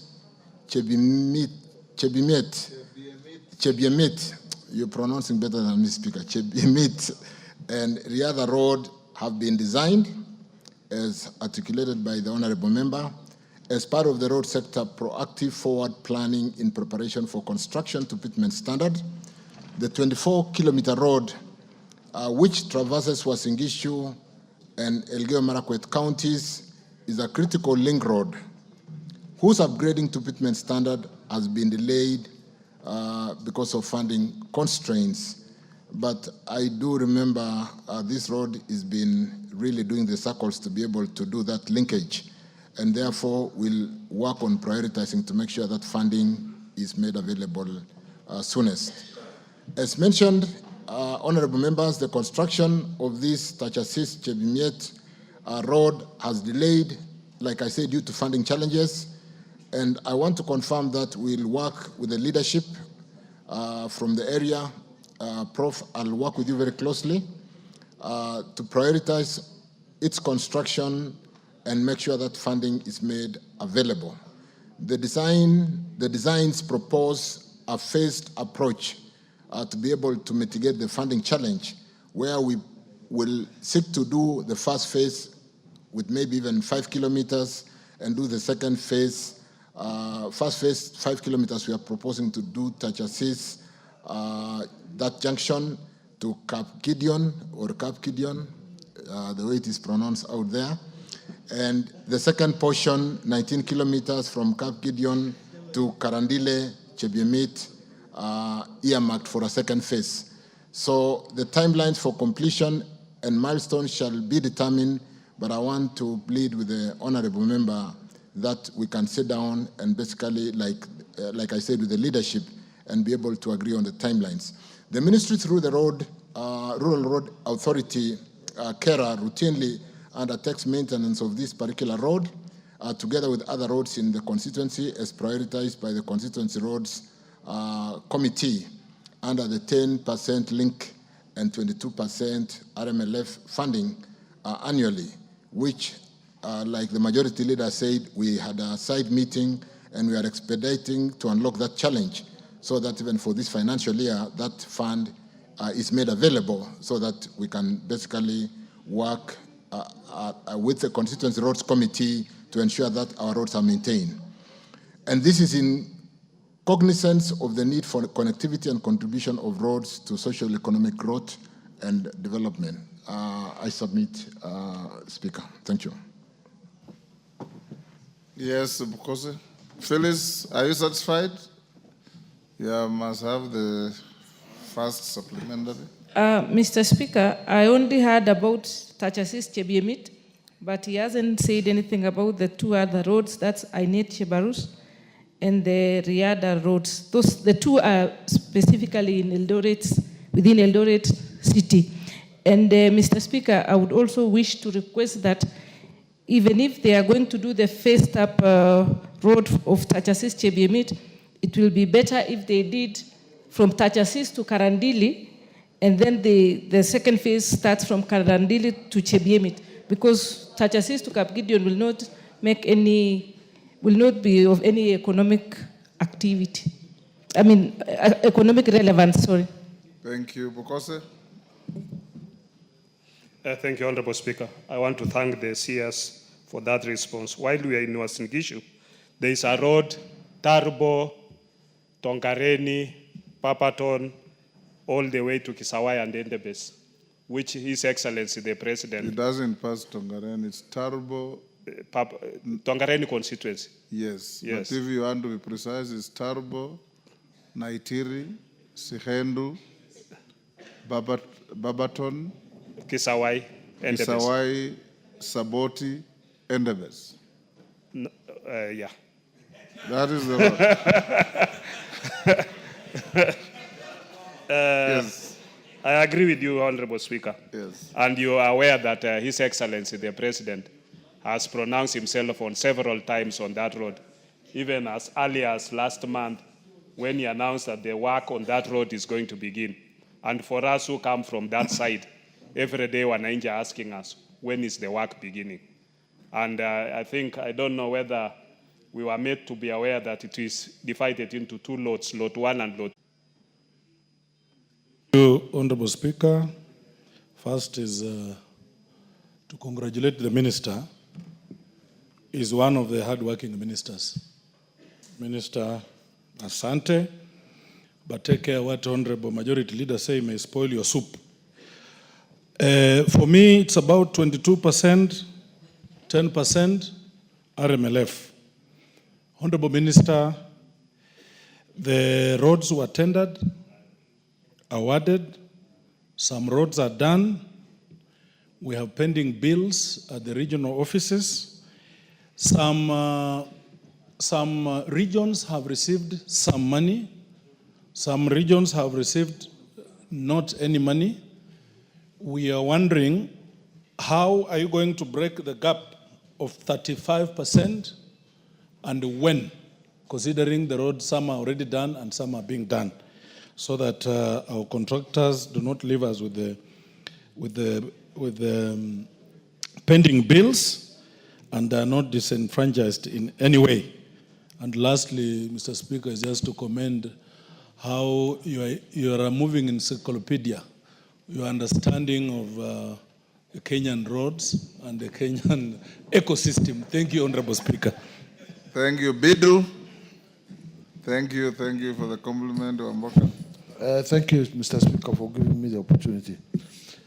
Mr. Speaker, there is this road from Isiolo to Mandera, which has been pronounced very well by the President when even he was in that area. The one which starts Mandera coming all the way to Isiolo, or vice versa. That road had stopped. It has stopped because the first constituency which is affected is supposed to be my constituency, between Isiolo and Modogashi. That constructions have stopped for a reason which we don't know. There is this last year's budget, 2024-25, some money was slashed from the budget. And this year again, the same amount which was slashed last year was being returned back to be a pending bill. So the Chinese are just there in their houses. Nothing is going on. I would have wanted to know, through joyriding here from the minister, what exactly is happening, because all those projects which the President has mentioned seems to be starting from mine, it's not going to be on. Thank you, Mr. Speaker.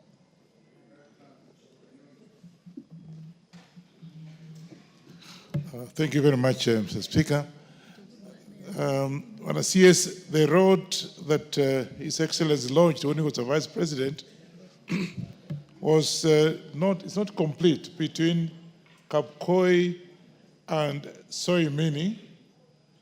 And Mr. Speaker, the people on the ground have always said they'll do something about it. And nothing has been done. The road is even now impassable. Two, what are you doing about the damaging of the roads? Because the trucks will carry this material from West Pokot and spoiled the same road that actually were made, and it's now even becoming impossible to use those roads between Kapkoi and Soimini. And I think we share the same road with the Bokose. It's about 12 kilometers. Chinese actually were supposed to complete that road. Up to now, I don't know what is happening. Saidi Poster.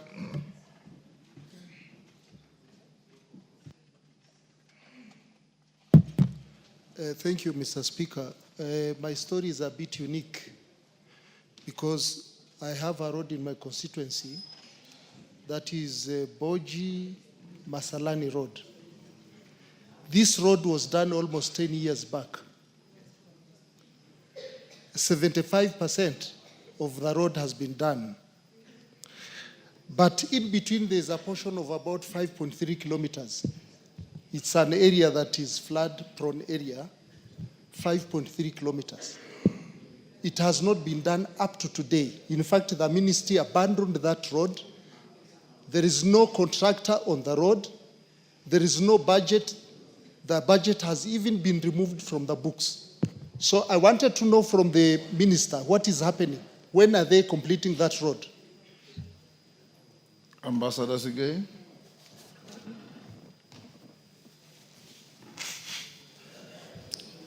Thank you, Mr. Speaker, for giving me this opportunity to also say something about the CS's statement today.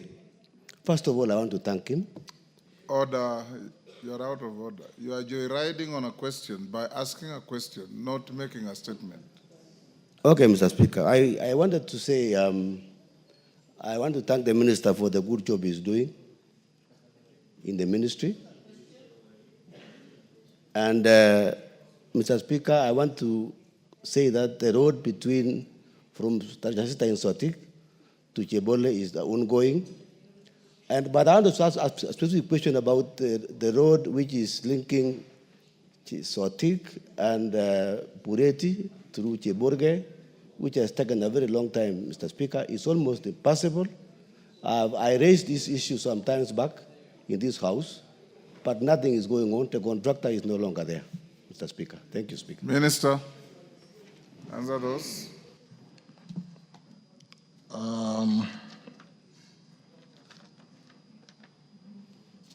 Let me start, Honorable Speaker, with the question raised, the supplementary question raised by Phyllis Bartow on this particular road that we talked about.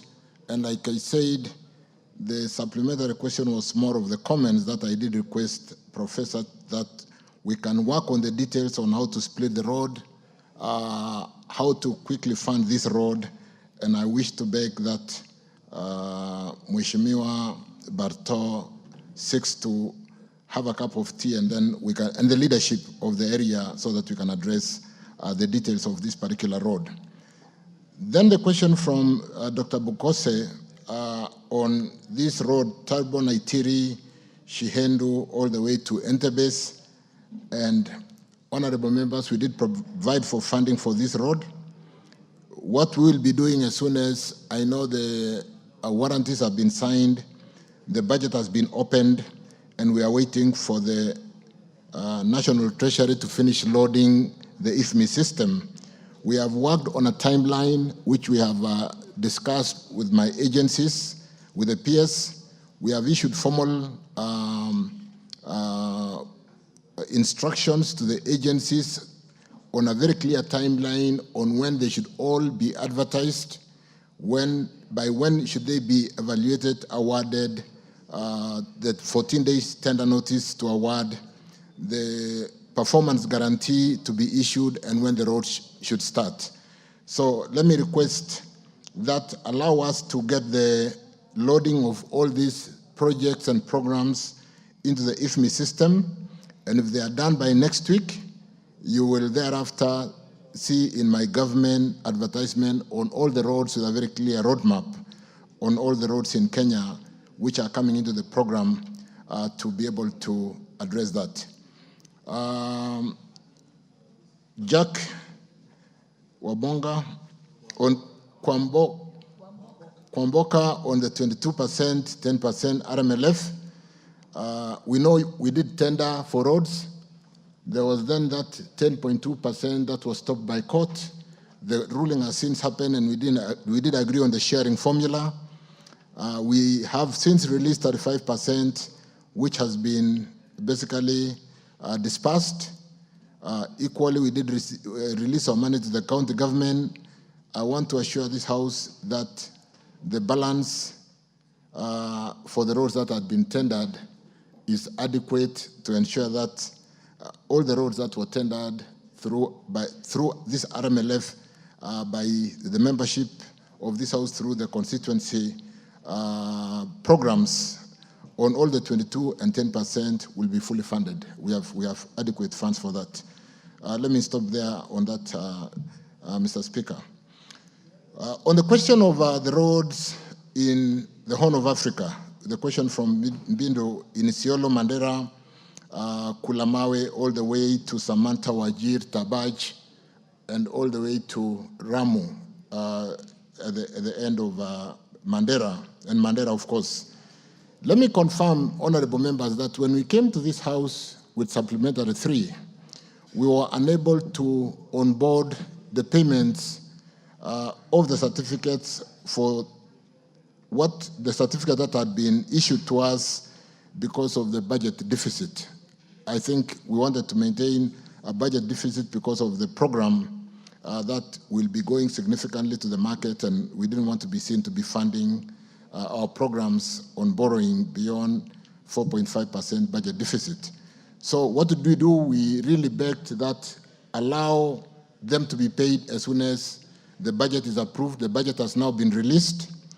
I did check yesterday with World Bank, or I did have a meeting yesterday with the World Bank, and we'll be making payments on all the sections of these roads where we have got pending bills, because these roads are fully funded either by World Bank, Africa Development Bank, or Arab Bank. With respect to that section in Modogashe Samata, which was an annuity program, in Ramu Mandera, we are working on conversion to do an EPC, and we have enough money on the annuity to be able, we have got annuity 3%. We have got enough funding to be able to convert that section of Modogashe Samata, Ramu Mandera, and be able to do it on an EPC. So Mheshimiwa, we are, by this week, and we did actually encourage the contractors on this road. I did call them for a meeting some 3 weeks ago, 4 weeks, at the end of June, and told them not to down the tools because we could not pay them on last year's budget because we do not want the budget deficit to go beyond 5%. But we'll be paying them because the funding is ready, we have the money, it's not a cash flow issue, they are fully funded by World Bank, Africa Development Bank, and so on. And we will be getting the contractors back to work if they down their tools because we have the funding. Ferdinand, Kapkoi, what are we doing on this particular road to ensure that we manage the axle load? That was a supplementary part of your question. I think the first part of the question was the completion of that road. And like I said, honorable members, the point that we've been able to raise money and pay contractors, we can now call the shots. So allow me, Ferdinand, through the speaker, to really call the contractor, and I'm sitting here with my PS, I'm sitting here with one of the DGs, Mangondo, the acting DG for Kera, to call this contractor and basically pay attention to that Kapkoi road and also address that challenge of axle load on some of our roads, including providing signage on the weights that are allowed on every road, because we build the low volume seal roads. But because there wasn't adequate communication and we did not have weight bridges to basically manage the weights on those roads, a lot of our roads have gone in a state of disrepair.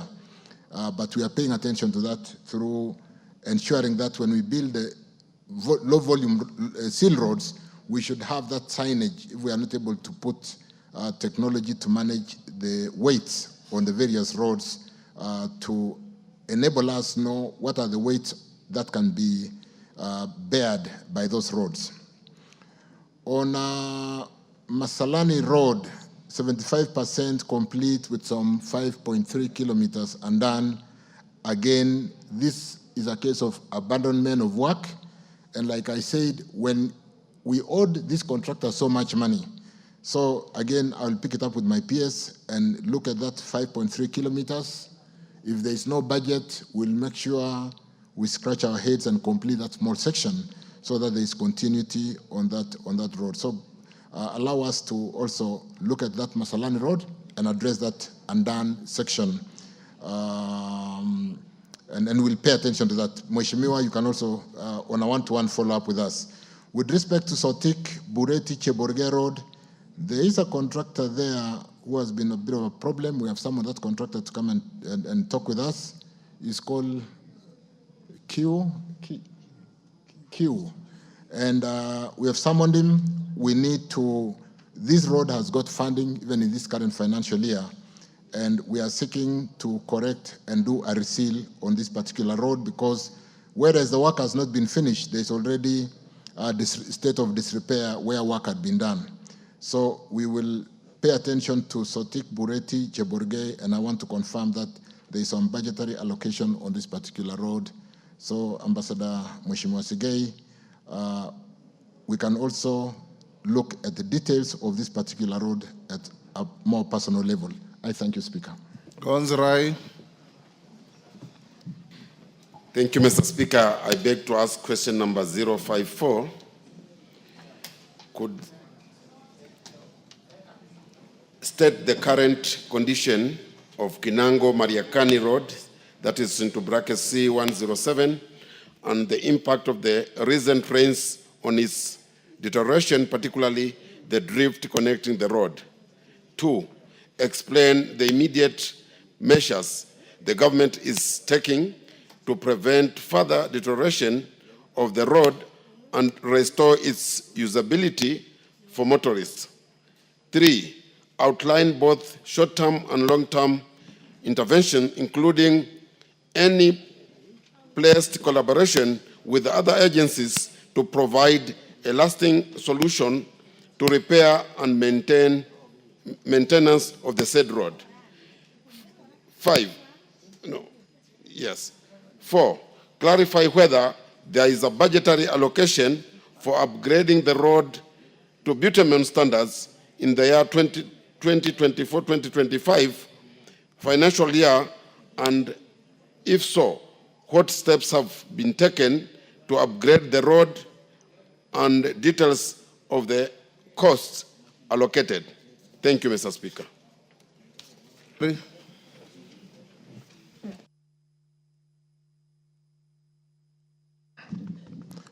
Thank you again, Speaker. Thank you, Konsirai, for that question. Let me go straight to the fact that the status of that 42-kilometer Mariakani Kinango B91 road is currently in motorable condition.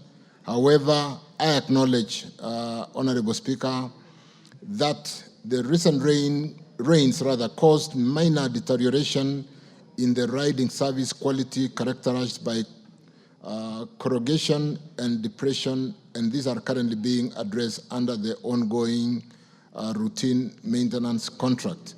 And because of that ongoing routine maintenance contract, Mheshimiwa Konzirai, we will again, with my PS, pay attention and confirm that the routine maintenance contract do deliver on the concerns that you have raised.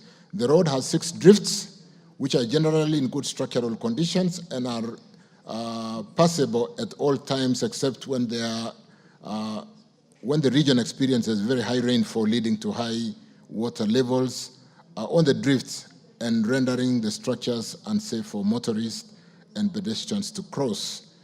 2 of the drifts have experienced some damage, like Mheshimiwa, you noted, downstream from the rains, and the failures are to be addressed by the routine maintenance contract that I've just mentioned, that we will pay attention and we will pick it up with the contractor with the current contract running.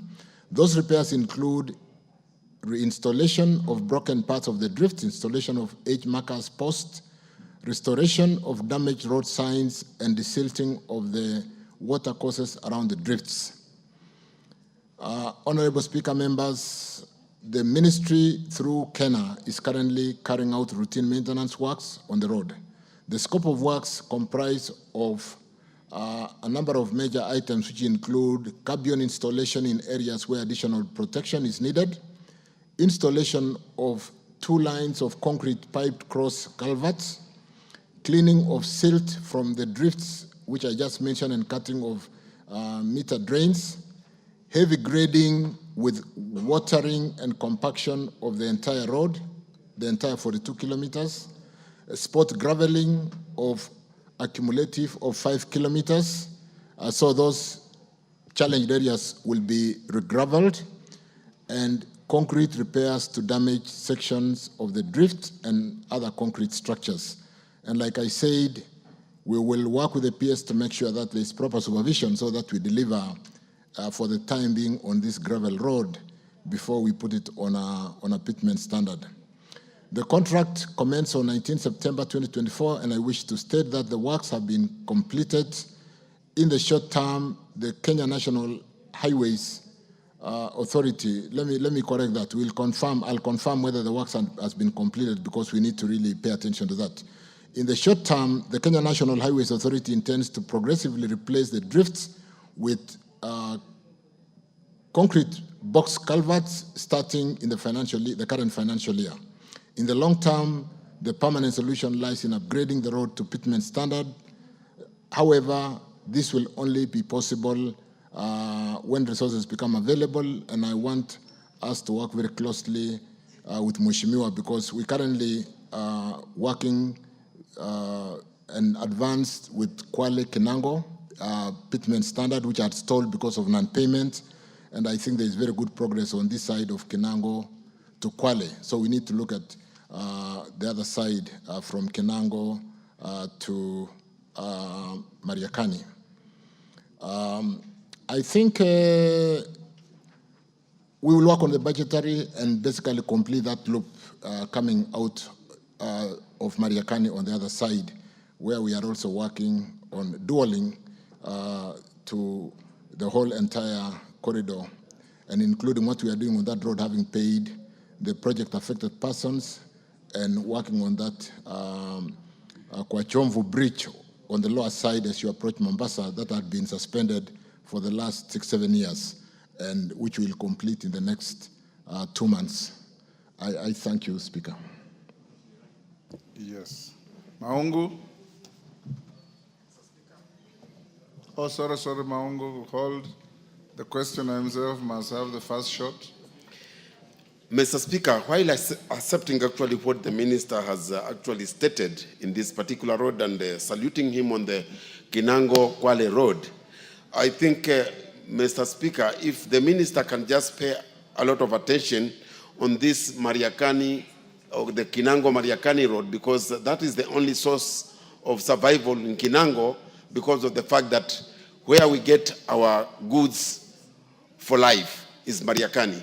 So if that road is not passable, then we are actually in danger. So because of the rains that we had, I think it is now time that with the 2025-2026, if you could just actually act with speed to ensure that the concrete drifts and the scope of Maram can be increased so that at least you can make this road more passable. Thank you, Mr. Speaker. You, Konzrai, that's a positive. Sir. First and foremost, allow me to appreciate the CS for work well done, especially ensuring that stall projects have resumed, especially in areas like Luanda. However, Mr. Speaker, allow me to bring to your attention that we have a lot of damage taking place on these low-volume roads across the constituencies because of overweight by shrewd business people who end up destroying these roads. I wish to find out what strategies the ministry, through KERA, has put in place to ensure that this critical infrastructure in the rural setup, Mr. Speaker, is observed, because Kenya has actually been able to put way bridges across to ensure that no overweight takes place. But we have a lot of damage taking place in the small roads, Mr. Speaker. So probably how he intends to secure the same will help us. Thank you. Oyula. Thank you, Speaker, for giving me this opportunity. I want to raise an issue to the Minister. Is the Minister aware that the road from Ejinja, Bumala to Port Victoria is developing potholes? And if action is not taken immediately, they will become bigger and bigger and be more expensive in the future. Thank you. Yes, Owen Bayer.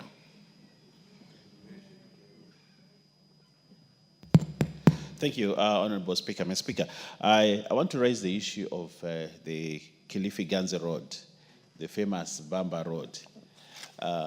For many years, Honorable Speaker, we have seen now the contractor is back on site.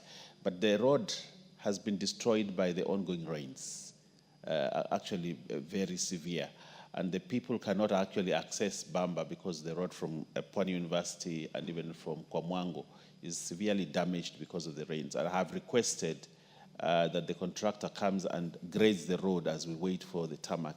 But there has been laxity on doing that. They're not interested in doing that. And I thought the contract bears some money for maintaining the road as they continue to put up the tarmac. Honorable Speaker, I would like the Minister to intervene to ensure that the people of Bamba actually have their way home, because they now sleep in Kilifi and overload Kilifi town because they can't go home.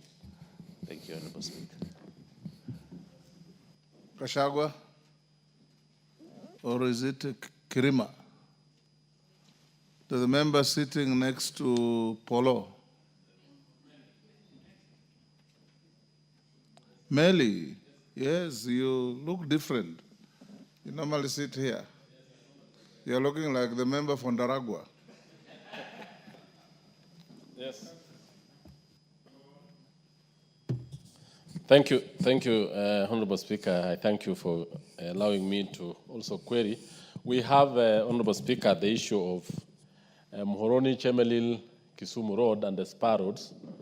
I want to say that in that particular road, Honorable Speaker, the 3 or 4 spar roads that connect the main road and the contractors, that is the Stekol, the H-Young, especially at the roundabout, linking to Songo, all the way to Kapkitany, and the other one linking to Miwani, Chemursoi, and the others, have not started, and the work is moving very slowly.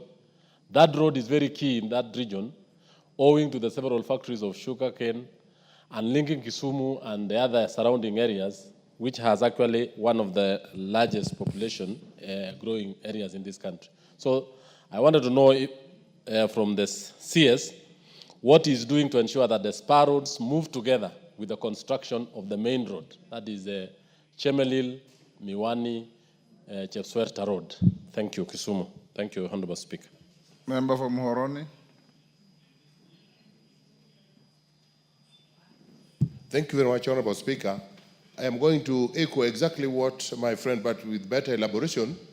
I want to ask the CS that in Muhoroni constituency, the only benefit we would get from roads was if this road initially called C34 was done. Now it is Kipsitet, Muhoroni. Kipsitet, Muhoroni is in Soin Sigowet constituency.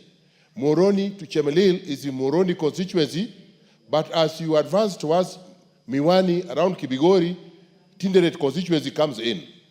After Miwani, then you go towards, after Miwani, you go towards Kibos, and that is still Muhoroni, and part of it is Kisumu East. And this is a very key road that if it was done, it would open up the area and benefit the local community.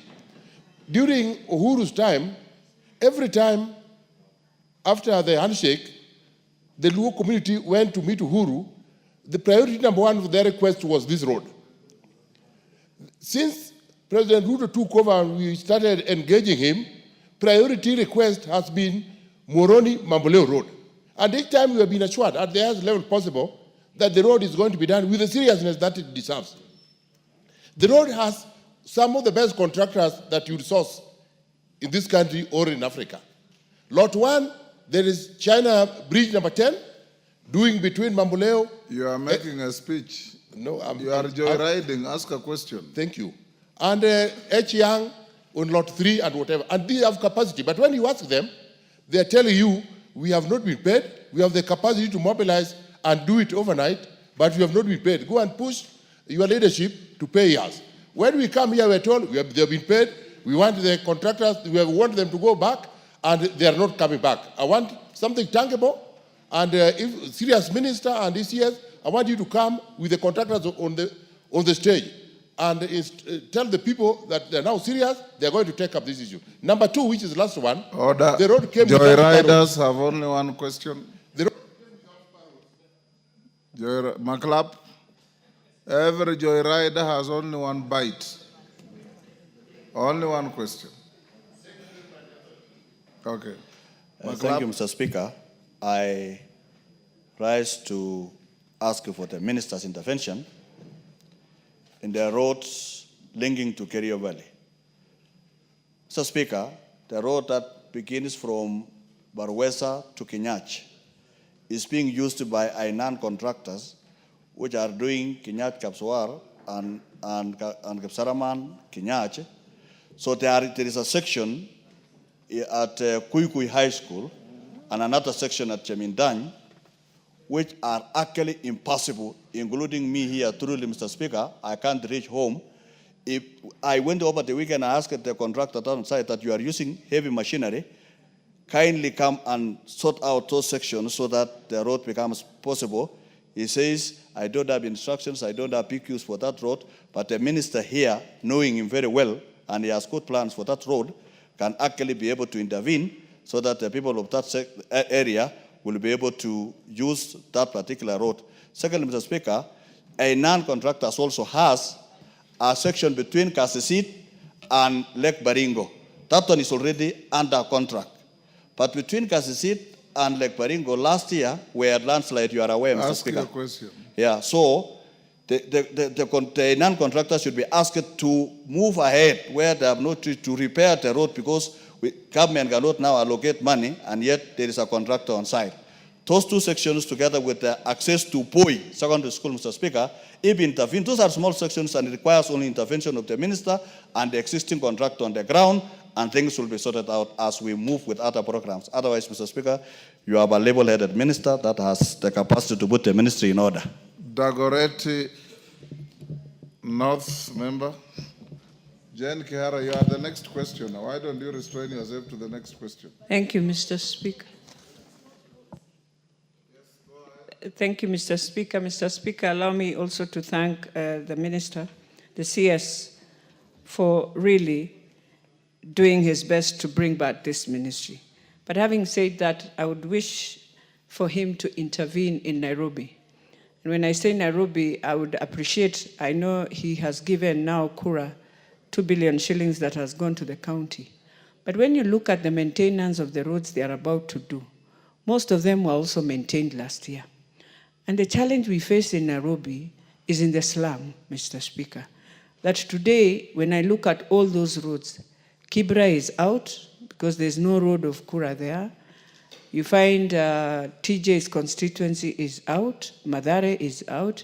Dagoretti North, it's Lavington and Kilileshwa, but I'm not saying that it is important or not important. I'm just saying the roads in the slums where Kera now comes in, is there a way the minister will assist us so that the key roads, and especially the roads that the president spoke on, pronounced himself on it, and see how we can do those roads? Because they are the most important roads. They are the roads that are impassable than even these roads that are about to be maintained again. Thank you, Mr. Speaker.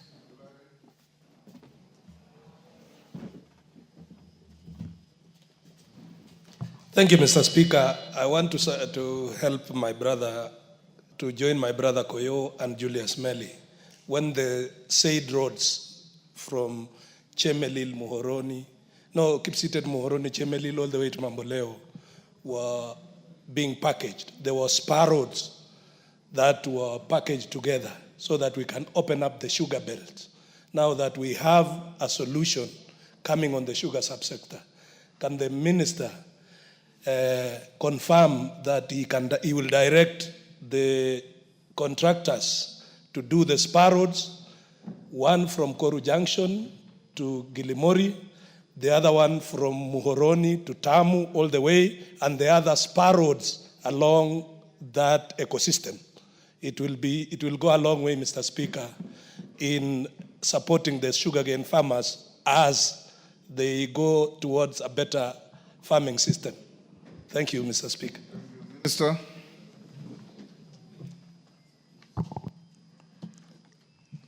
Thank you again, Speaker, honorable members.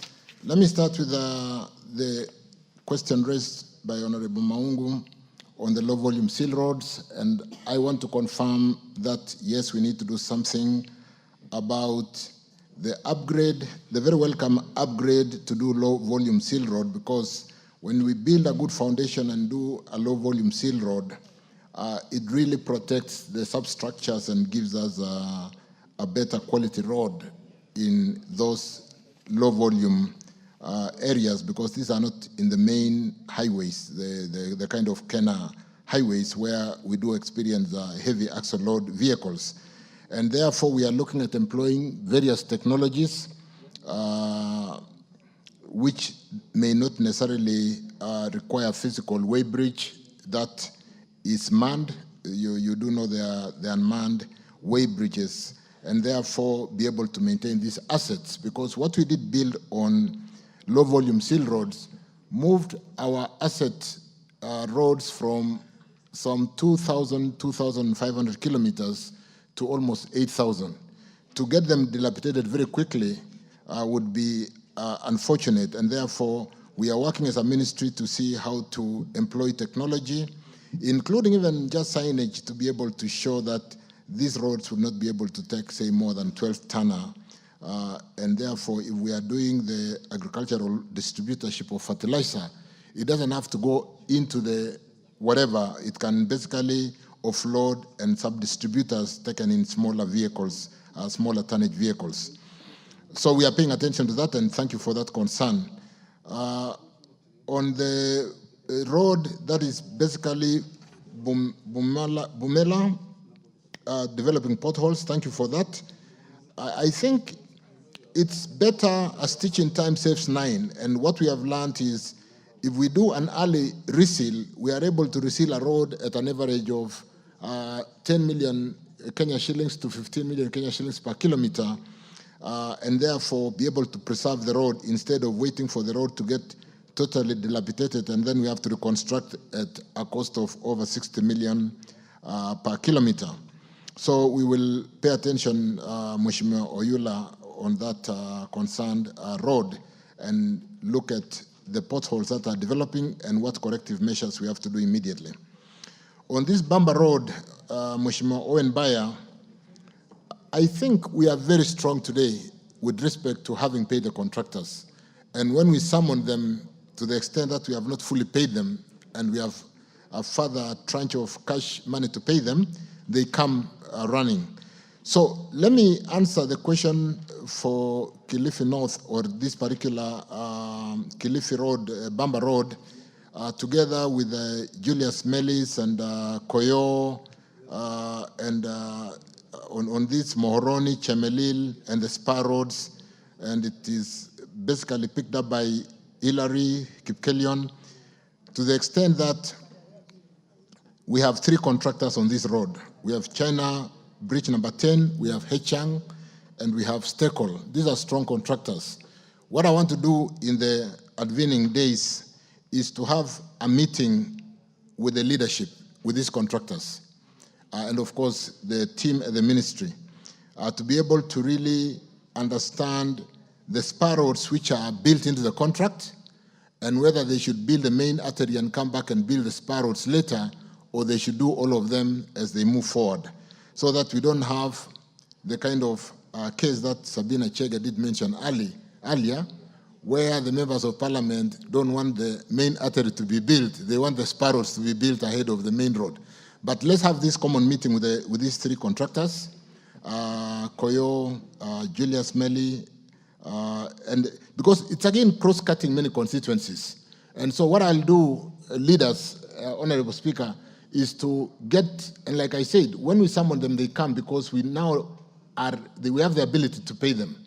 And so I'll get a session sometimes next week, call the 3 contractors, call the leadership, and then we agree on the way forward on these Moroni, Mamboleo, all the Koru, Kilimori, and so on and so forth, spar roads on this particular sugar belt area.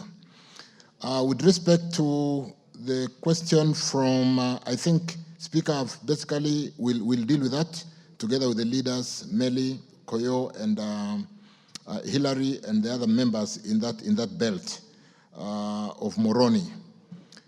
The Joseph Makilap, the Kerio Valley, Barwesa, the roads that traverse your Baringo North from Barwesa, Kenyach, going all the way to Kapsawar in the Elgeyo Marakwet area and Kipsaraman. These roads have been factored in, Barwesa all the way, not just to Kenya, but to Koloa, is that to the north? And again, this road is funded. What we want to do, like I've just said of Moroni Mamboleo, let's get this contractor, Heinan, and sit down with him and agree on the work program, because we normally agree with contractors on motorability ahead of works. Because we don't build spur roads for users to use while the road is being constructed, we expect the contractors, and there's an agreement that the road should be motorable when construction is happening. So to the extent that there are these impassable sections, let's, Honorable House, call the relevant leadership in this particular case, Joseph Makilap, Baringo North, and the leadership possibly of the other side in Marakwet, in Elgeyo Marakwet, and address the work program, including, and more importantly, the motorability of the road ahead of works, so that we are not basically looking at when is the tarmac being finished, but the fact that we are able to use the road on a day-to-day basis. On the question from Honorable Elachi Dagoretti North, again, I thought we start with Nairobi leadership before we gave the support to Nairobi County to basically improve the outlook of our city, and where we have made budgetary allocation of 2 billion, and therefore, Mheshimiwa Elachi I can again kind of convene a meeting together with the governor for Nairobi and the leadership for Nairobi to look at the priority of those roads, to the extent that this support we are giving to Nairobi County will be implemented through Kura. We are not implementing through the county government. We are basically, the implementing agent will be Kura. We can sit down together and look at whether the prioritization was properly done. I thank you, Speaker. Thank you. Jane Kihara.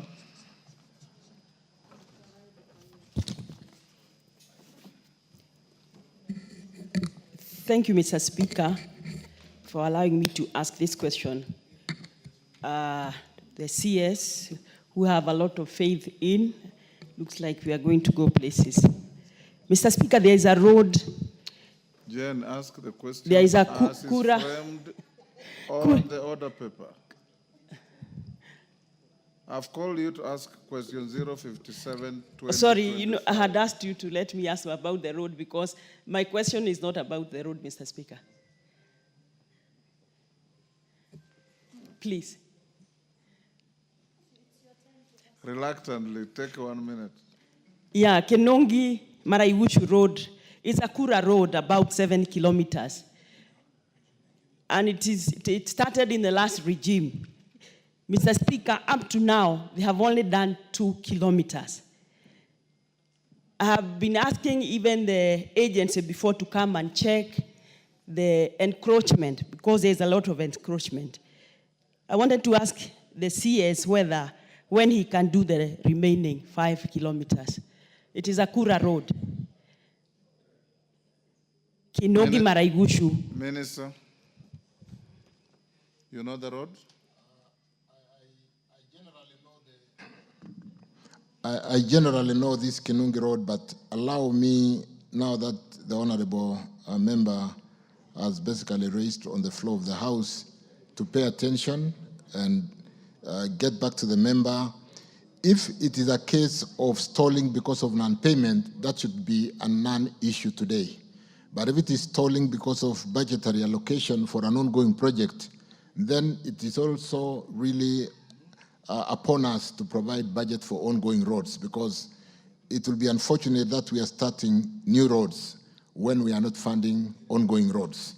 So either way, the ministry should take responsibility, and let me confirm that I will look at it. We will sit down with Mheshimiwa and look at, is it a budgetary allocation? Is it a bending bill? Both of them, which the ministry should be able to resolve and get the road to continue. I thank you. Thank you. Joyriders are too many. Waluke, too many joyriders. One question each, because the remaining 2 questions are not on roads, so I'll not allow anybody to ask anything. Thank you, Honorable Speaker. Waziri, mine is about Chwele Sirisia Luahaha Road. It is a low volume road, but the traffic was transferred from Malaba to Luahaha all the international, it's an international road, and all the trucks are now using that road from Burundi, Rwanda, Uganda, Southern Sudan. All the trucks are using it. And the road was low volume, and now the trucks has completely teared it out. And it is supposed to be upgraded,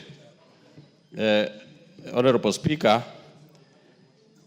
Within a very short time, Honorable Speaker, that road we've lost about almost 70 people that have died on that road because it is small in size.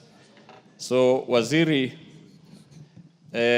Honorable Murkomen, your predecessor had promised that it was to be upgraded, but up to now we have not seen anything. And secondly, this road of Mayanja, Bisunu, Sirisia Road, the contractor did only 2.5 kilometers, and then he vanished from the road. He's not there. I don't know what steps have you taken, Honorable Speaker. Thank you.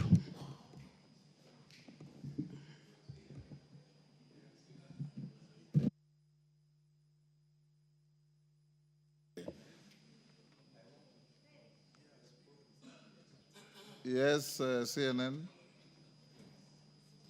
Thank you, Mr. Speaker. Mine is just first to appreciate the CS.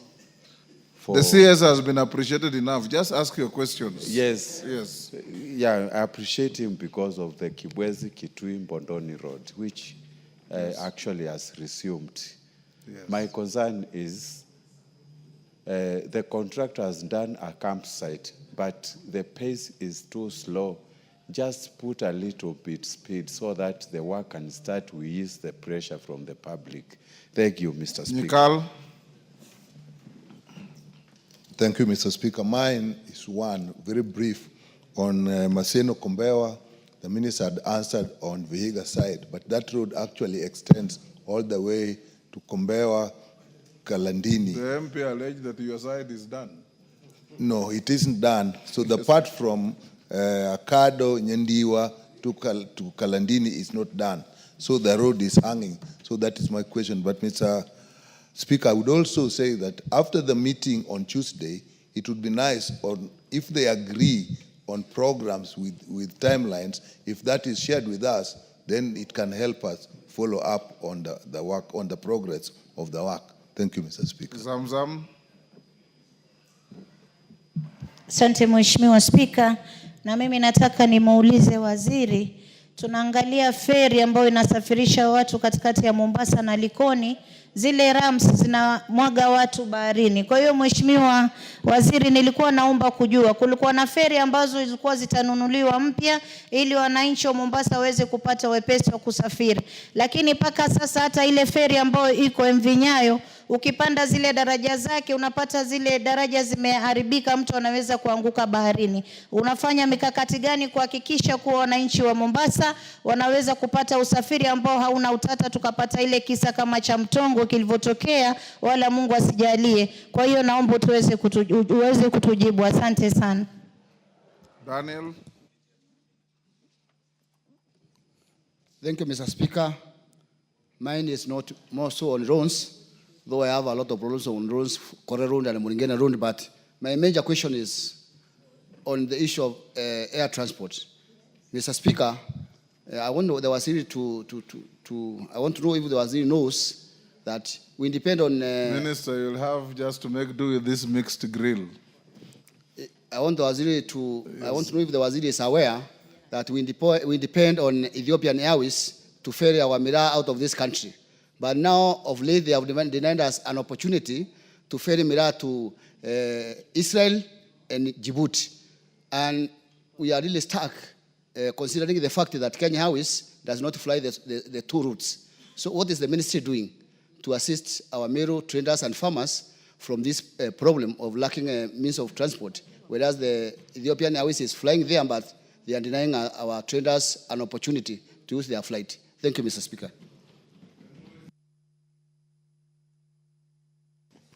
Thank you, Mr. Speaker. My question to the CS is, I wanted to ask the status of the two roads for Samburu, that is Marara-Baragoi Road and the Kisima-Wamba Road.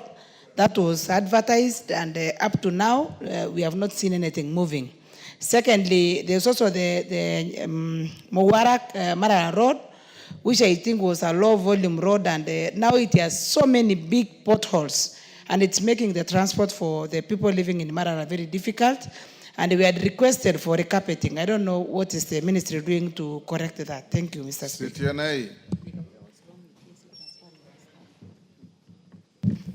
Thank you, Honorable Speaker. I seek intervention of the CS on the Turbo Bridge, which was given to the contractor over 2 years ago, and the work is very slow. The current bridge is a disaster in waiting. And secondly, the Turbo Beshabor Salient Road, which is a twin sister. Which bridge are you talking about? That? Turbo Bridge. On the highway? Just off the highway, about half a kilometer off the highway. Yes. And it is a twin sister of Turbo, Naitiri, Sihendu, Endebes Road. Okay. What is the status of the road from Turbo, Beshabor to Celia? Thank you. Thank you, Kipepeo. Mama Kaundi Busia. Thank you, Mr. Speaker. Bwana CS, I just want to know what happened to the road that starts from Mungati, Benga, Akobwait, Kwangamor, Kotur, and was to end in Kocholia. It's about 22.5 kilometers. The bridge was removed and the contractor seems not to be on the site. A distance that Ken cutters used to simply use less than 30 minutes. Now they have to go look for another route that takes 2 hours for them to reach a particular point. So kindly, because of the Ken in the region, that particular road is very paramount. Thank you, Mr. Speaker. Oron. Thank you, Honorable Speaker. My question to the CS about a 9.5 kilometer road named Tomboya Roads in Kisumu. Honorable Speaker, this road was awarded in 2021. Up to now, only a third has been paid. Only a third has been paid for, and the roads 450 million has not been paid. The road is 60% complete. I would like to ask the CS what's happening from 2021 to date. These roads are dangerous to the residents because when it rains, water accumulates, and dangerous to the kids and the motorists. Thank you. Thank you, Speaker. My question to the CS is about the road Matutu-Ekalakala Road, which the CS told me that the particular contractor is going to move to site, but he has never been to site. Thank you. Rueda. Nami niulize swali, barabara yetu ambayo ndio itakuwa barabara ya kwanza, hatuna inchi hata moja ya barabara ya lami. Sasa hii tunapata. Jana ndio naona contractor amepeleka mashini port. Kwa vile imechelewa sana, naomba waziri ahakikishe hii barabara iko na pesa iko najua. Ianze pande zote, ianze Mtangawanda kwenda Siu na Siu nao ianze upande ule kuja hivi. Maana tumekaa kwa muda mrefu sana kungoja hii barabara. Maana ilikuwa tena shangaa leo nikikuuliza utaniambia pengine labda amejua unakuja ndo akasongeza hizo mashine. Maana ulikuwa ukiniambia 1 week, 2 weeks itaanza. Lakini imechukua muda. Waziri, tafadhali contractor ambiwe aanze pande zote mbili. Watu wamengojea barabara kwa muda mrefu sana. Pia sisi Lamu East kuna sehemu watu wanaomba barabara. Sisi tuwaomba ifunguliwe. Karibu miaka 6 hakuna njia.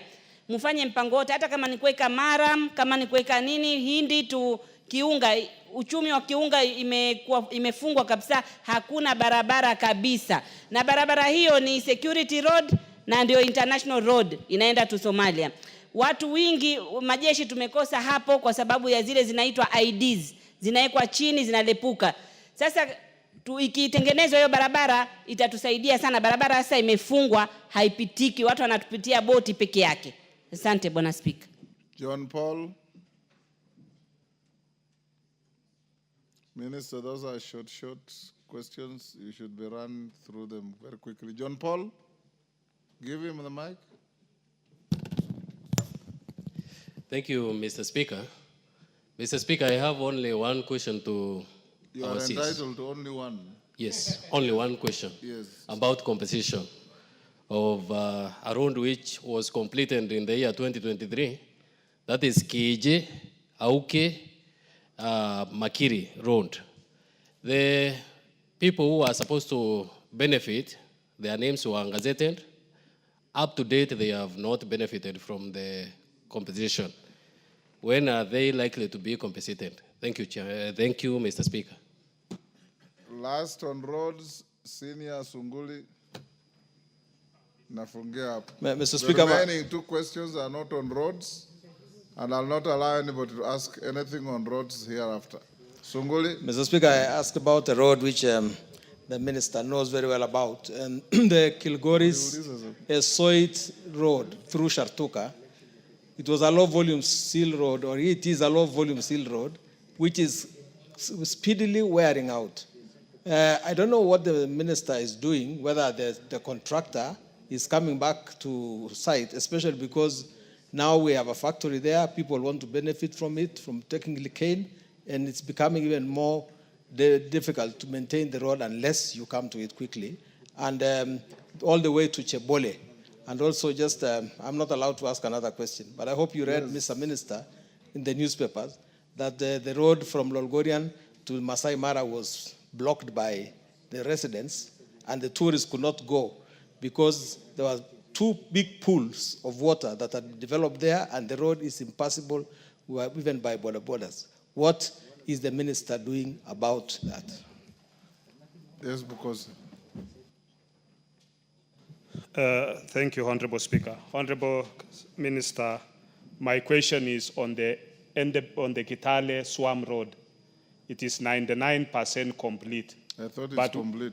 No, it's 99% complete. But we have people who are supposed to have been compensated. They have not been compensated up to today. And you remember Honorable Kale Pamise asked about the people of Matisi, and we also have people in Endebess, especially in Sokomuchinga and along that area where these people have not been compensated all that time. So whom do they, because they have approached National Land Commission, they are always going to the DCC's office. Even today they called me. They are going to the DCC's office. So how are they going to be compensated? Because I think they'll just be left stranded if nothing has happened. Members, bear with me. This is the cutoff on roads. Minister, if Obara won't give you, you've just walked in. You've just walked in, I'm not giving you. Ivan Farah, you've just come in. Yes. Minister, answer those. That is a cutoff point on roads. I'm sorry, Farah, you'll ask next time. Allow me, Many Honorable. questions about the north have been asked. The Kulamawe Road has been mentioned, all those. I've been here, unless you are not here. Go on, Minister. Thank you, Speaker. Honorable Speaker, honorable members, allow me not to just basically individualize every question, but to basically say, Honorable Speaker, where there is a contractor on the road who had abandoned work due to non-payment, and because we have paid every contractor at least 40%, and we are paying the next 40% in due course, and that due course is in the next 2-3 weeks. And that's why we are having this Tuesday meeting to review, because we are in a very good place, we are in a very strong position to basically ensure that they did comply with the settlement agreement, which was a bargain to sell our part of our RMLF and pay them. and on account of discounting our RMLF on a net present value, we ask them equally to discount 35%. We pay them 40%. We are paying 40% in due course. And therefore, for the road that Waluke spoke to, and where there is a contractor, I want to confirm that on all those roads, Honorable Speaker, honorable members, I will be happy to have a meeting with the contractor, with my team, and with the members of parliament for the particular area to address resumption of work. If they have not resumed work, why should we be prioritizing the next 40%? So we are in a very strong place to address that. So, but particularly for Malava, because of the border and this Chwele Road, honorable members, you do know that we pride being an anchor state because of the port of Mombasa and servicing Uganda, Rwanda, all the way to DRC. And therefore, the roads around the border, and there's a question that was asked earlier regarding what are we doing around Malava to open that congestion and make that area expedite movement of lorries so that the border control is not exacerbated with the challenge of roads. And therefore, we will pay attention. We do a lot of trade as a country on account of transiting goods for these particular countries and as an anchor state. And therefore, even if we are efficient in Mombasa and we are not efficient in the entire northern corridor, including the border, which do also seeks to answer the question of Bokose on this swamp, on the, what do you call, Kitale swamp. We really are going to work quickly to make sure that we clean these border point roads, including the building, which is currently unfinished. That is why we are 99%. We'll work closely with KRA to finish the buildings, and even as the leadership of our neighboring country will be coming into the country, the Kitale Swamp Road is of concern, and we need to finish that 1% outstanding. But having said that, with respect to Waluke's question, we will pay attention to that boundary area to make sure that the artery is clean. We are able, even when you have to go through the Chwele. Do you ask about compensation? Yes, yes. And I'm going to answer that. I'll answer that. And then maybe I can just deal with it because I've then dealt with Kitale Swamp and deal equally with the other PAP, project affected person on the road where John Paul did raise. In the selling asset, securitized kind of asset that we sold, we made provision for all the project affected person. And that is why even on the road of, which was asked by, on Kibwesi Mutomo, we are compensating all those project affected persons to the tune of 1.5 billion. We have released the money to National Land Commission, and the process of payment is just a bit slow because of the compensation process of ensuring that we are compensating the right person.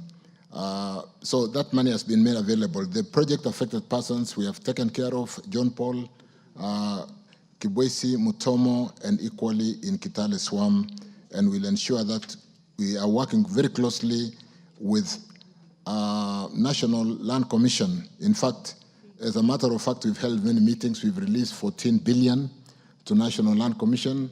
As we speak today, they have only paid out 3.5 billion, maybe close to 4 billion now, and they are sitting on some 10 billion because of the reconciliation of records.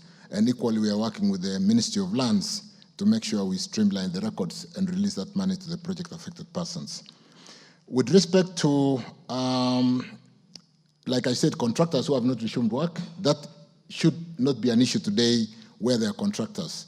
We can deal with these contractors on a one-to-one basis. Currently, they are very cooperative to us. If they are not cooperative to cooperating with the members of parliament, I can chair joint meetings and basically zoom in and address the various challenges. With respect to Maseno-Kombewa Road, that was asked by Nyikal, I think we've provided for funding for that section of the road to be able to finish, so that we do not have to ask a question pertaining to the fact that the Vihiga side is done, why don't you do this other side, or the other side is done. And then we got even executive directions to be able to complete both sides of the road. Some regarding the ferry. We've just paid for the ferry in the last 2 weeks. Construction has started. We're very concerned about the challenge on how we basically move our people across the Likoni ferry. When you see some of the videos doing the rounds in the way people move in, even for the time being, in my last visit to Mombasa, this was an agenda with the governor for Mombasa to see whether we can have a system for crowd management as people board. But equally, that road that we built between Mombasa and Kwale through Kibundani to service the special economic zone area is basically ready, and we are looking at opening it shortly, and that will release a lot of the traffic that can then ease the congestion in the ferry. But the other ferry that we did sign off has been paid for and construction started. So, in fact, I got an update. We were with Captain Ruta late into the evening yesterday in a separate meeting.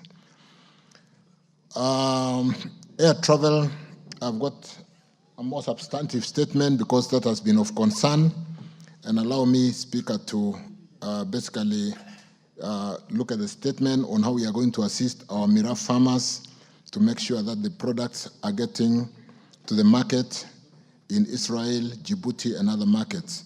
Ethiopia Airlines operate international scheduled air service into Kenya purely under provisions of the existing BASA by Electoral Air Service Agreement signed between the government of Kenya and Ethiopia. The existing agreement, Honorable Speaker, members, provides for carriage of both passengers and cargo under scheduled regime.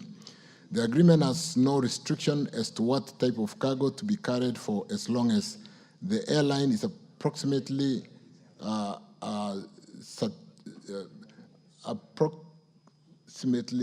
certificated by a competent authority to uplift the cargo under standards set by the International Civil Aviation Organization, a standard setter in the global aviation industry. Obligations of the state signatory to such agreements is that the state should not interfere with the conduct of business by airlines designated to operate under such agreements, and therefore the ban by Ethiopia Airlines on carriage of Mira from Kenya is an internal airline decision that has no roots to the existing bilateral air service agreement between Kenya and Ethiopia. But because I was aware of this, that's why I made a brief statement, because I knew it might come up.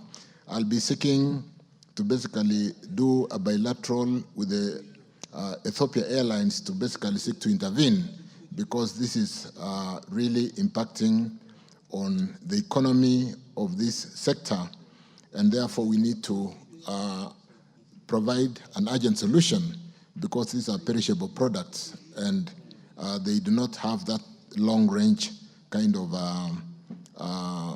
post-harvest time, and we need to resolve that. So I'll pay attention to that, Mheshimiwa, and address that very quickly.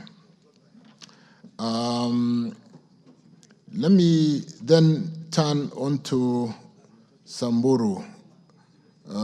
Samburu, that was Le Kuris. Honorable Speaker, like one road in Chepsanoi, Tarbo to Kakamega had a challenge with the contractors pricing the Wamba, Maralal, Baragoi road had that challenge. We did provide for some tarmacking out of Maralal into Wamba. We did provide also for tarmacking from Maralal towards Baragoi. And Mheshimiwa Legarus, we've had meetings with the leadership of the area, and we did retender for these roads. We've just closed.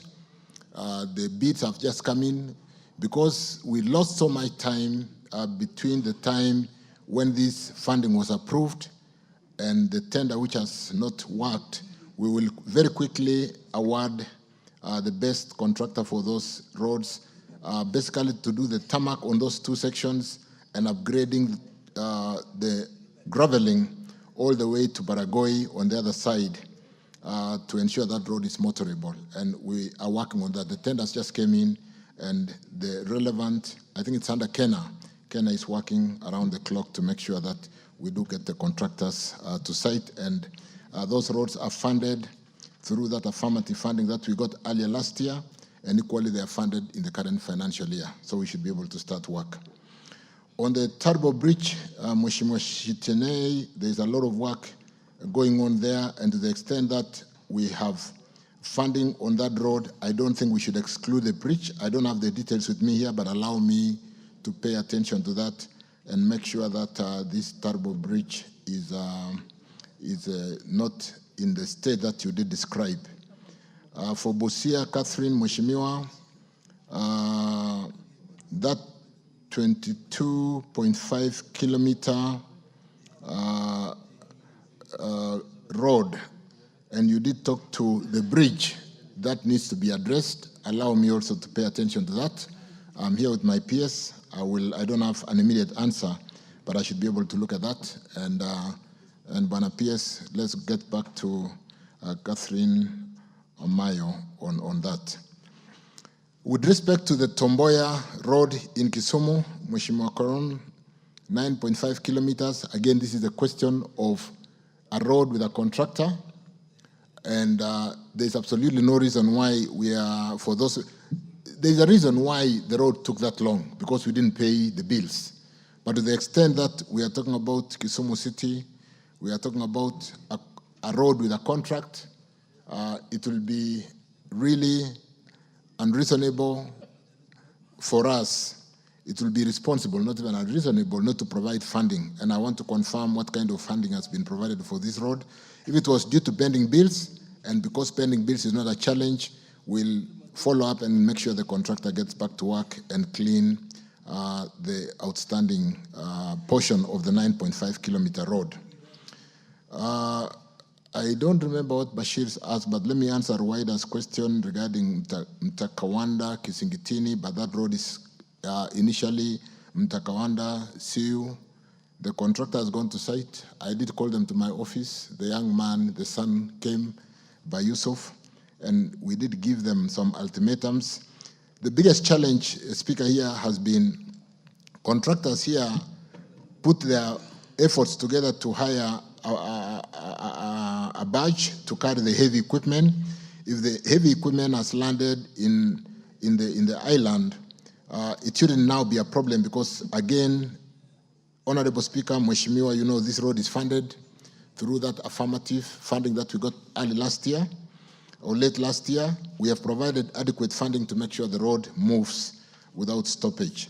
And the last one was on John Paul's concern on the PUPs, which I've talked to. That funding is available, and we are working with National Land Commission to make sure that they accelerate the payment, because it's a situation today, honorable members, that National Land Commission is not looking for money. We are pushing them to pay because, like I said, they are sitting on 10 billion amount of resource, which is within their accounts, and they are working on reconciliation to pay that money to the project-affected person on the various portions of those roads, including Tuapa to Kilifi, this side of Kwachomvu to Mariakani, including the road, James Kishuro, all the way to the road linking to going towards Nakuru with China Wui. For Mheshimiwa Sunkuli's question, Kilgoris Shartuka, this road getting out of Chebole, the clay section of that, going all the way through Chebunya to Mwadigir, we have provided funding to reconstruct that road, and we are going to start in this financial year. The Chebole side, all the way to Tarajasita, we are doing a reseal, which Mheshimiwa Ambassador Sigei did say there is work in progress, and I think the repair and resealing of that road will be completed in the next 3 weeks. Bukose, on the SWAM, I did talk to BAPS, and the 99%, the 1% which is more of the building And That you have answered. works to do with KRA, we are working with KRA to complete that. I thank you, Speaker. Ivo Bara, I'll give you Ivo Bara, then let's close with Farah. Thank you. Joyride quickly. Thank you very much, Mr. Speaker. My question is on the feeder road on the Ahero-Kisii highway. This road was, the highway was completed and very well done. But there were all these feeder roads that were leading to public institutions that were supposed to be tarmacked. Most of them are below the 2 kilometers. The length is below 2 kilometers. Up to date, nothing has happened, despite the fact that we have written several letters requesting for the roads to be done. Short distance, less than 2 kilometers, and all of them leading to public institutions, high schools, hospitals, and also the DCC office, and also the police station. Can these roads please be completed? Thank you. Thank you. Farah. Mr. Speaker, I'll correct. It's not true that nobody had asked any question about northeastern roads. The minister answered questions on the Kulamawe road. okay. Yeah. That's not northeastern, by the way. Kolamawi is in upper eastern. Yes. Northeastern is Garissa with Mandera. Go ahead. Okay. Mr. Speaker, Mr. Minister, directive was given for the design work to be completed for Madogo, Garissa, Dadaab, Liboi, Harhar Road, and His Excellency expected this to be completed before the budget was read, the last budget of June this year. There seems to be some delay in that, and you tell us when that can be ready so that the funding can also be sought from the World Bank or other donors for that section. The same section, Mr. Minister, because it supplies, or rather it's used for supplying the refugees, 450,000 refugees in Dadaab. That road is now completely impassable. It's a nightmare to drive through Garissa to Dadaab. What emergency measures have you put in place or wish to put in place, at least to make that bit passable so that it can be motorable for the time being while waiting for the tarmac to be fixed sometimes later, much later, of course. Thank you. Tobiego. Thank you, Mr. Speaker. Mine, I would just ask about the Danger Chemuso Road. The last time the minister was here, he said he promised that something would go on. What is happening right now, there's a bit of work going on, but it is also causing a lot of problems because the contractor who is there right now is not giving alternative routes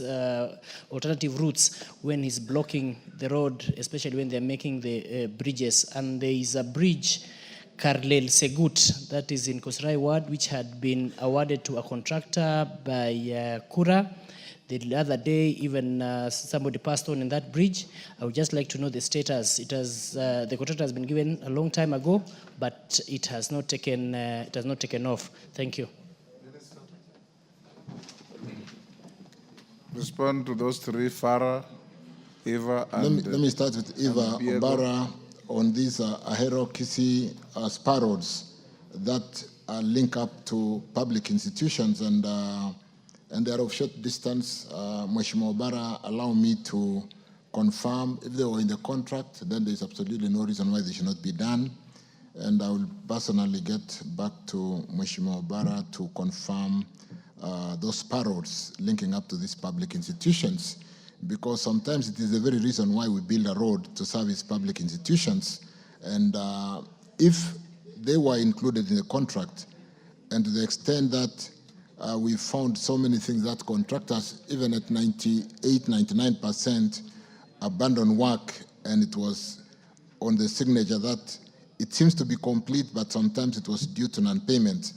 But to an extent that they were in the contract, I will pick them up and we will make sure that those roads are done.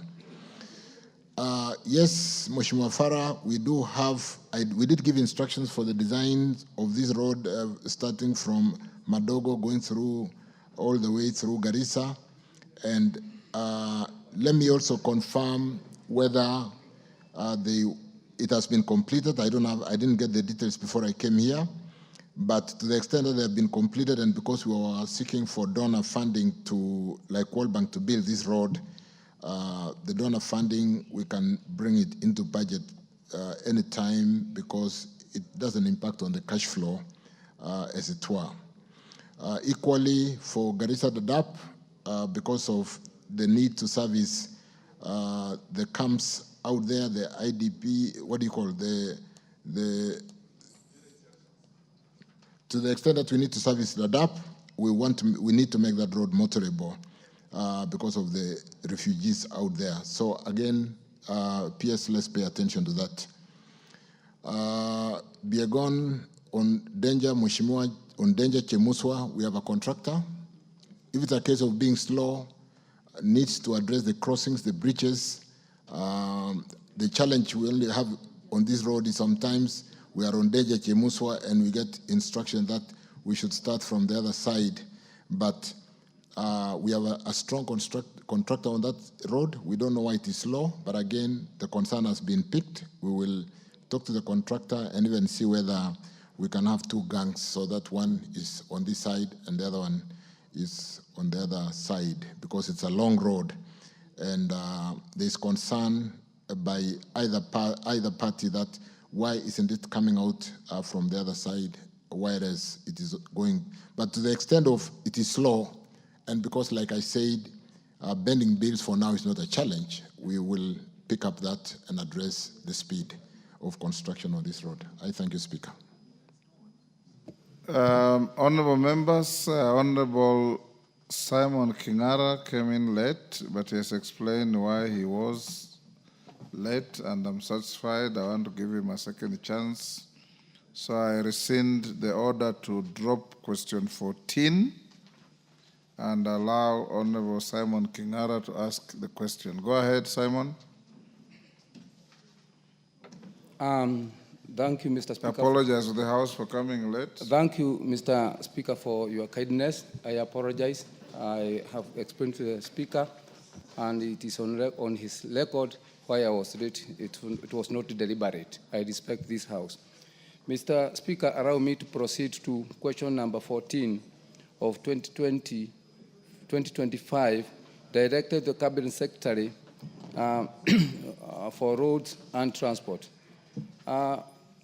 Could the Cabinet Secretary, Mr. Speaker, explain why the new generation smart driving license does not indicate the date when the holder first obtained it? Mr. Speaker, number 2, could the Cabinet Secretary also consider integrating the original date of license issuance into the smart driving license, particularly for individuals upgrading from older version to support Kenyan drivers abroad who rely on this information to verify their driving experience? Thank you, Mr. Speaker. Thank you again, Honorable Speaker. The new generation smart driving license, which was introduced as part of Kenya's broader commitment to modernize its road transport system, enhancing road safety and aligning with regional and international standards. The license incorporates advanced security features and integrates with the National Transport and Safety Authority NTSA digital platform, ensuring real-time access to drivers' data and compliance history. Notably, Kenya has adopted the regulation of the Tripartite Transport and Transit Facilitation Program, an initiative launched by the regional economic communities in the 3 regions, COMESA, East Africa Community, and the SADC, South Africa Development Community. The primary objective of this was to harmonize cross-border transport policies, including standardization of driver's licensing categories and practices across member states. This facilitates seamless and safer movement of drivers and goods across borders within the region. In line with this protocol, the Tripartite Transport Transit Facilitation Program, standards, the current design of Kenya's smart driving license, like has been brought out by Kingara, does not include the date when the holder first obtained the license, as this information is not a prerequisite requirement under the harmonized regional framework.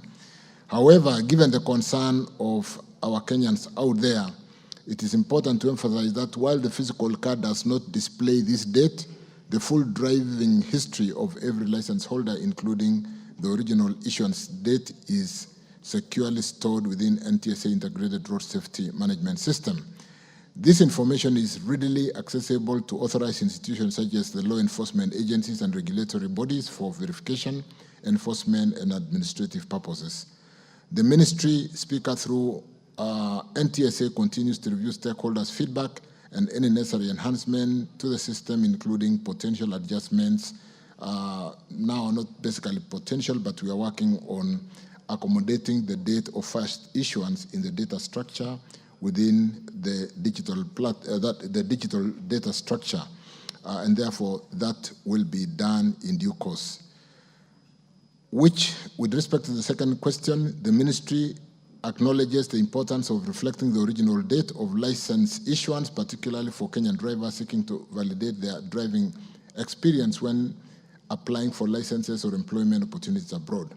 While the current smart driving license, like I said, was developed in compliance within the Tripartite Transport and Transit Facilitation Program, standards which do not require the inclusion of the original issuance date, there is recognition that this information remains relevant for many license holders, especially those upgrading from older versions of licenses. And to address this concern, the Ministry through NTSA is considering the integration of the original date of the license issuance date in either the physical card or through enhanced digital access options.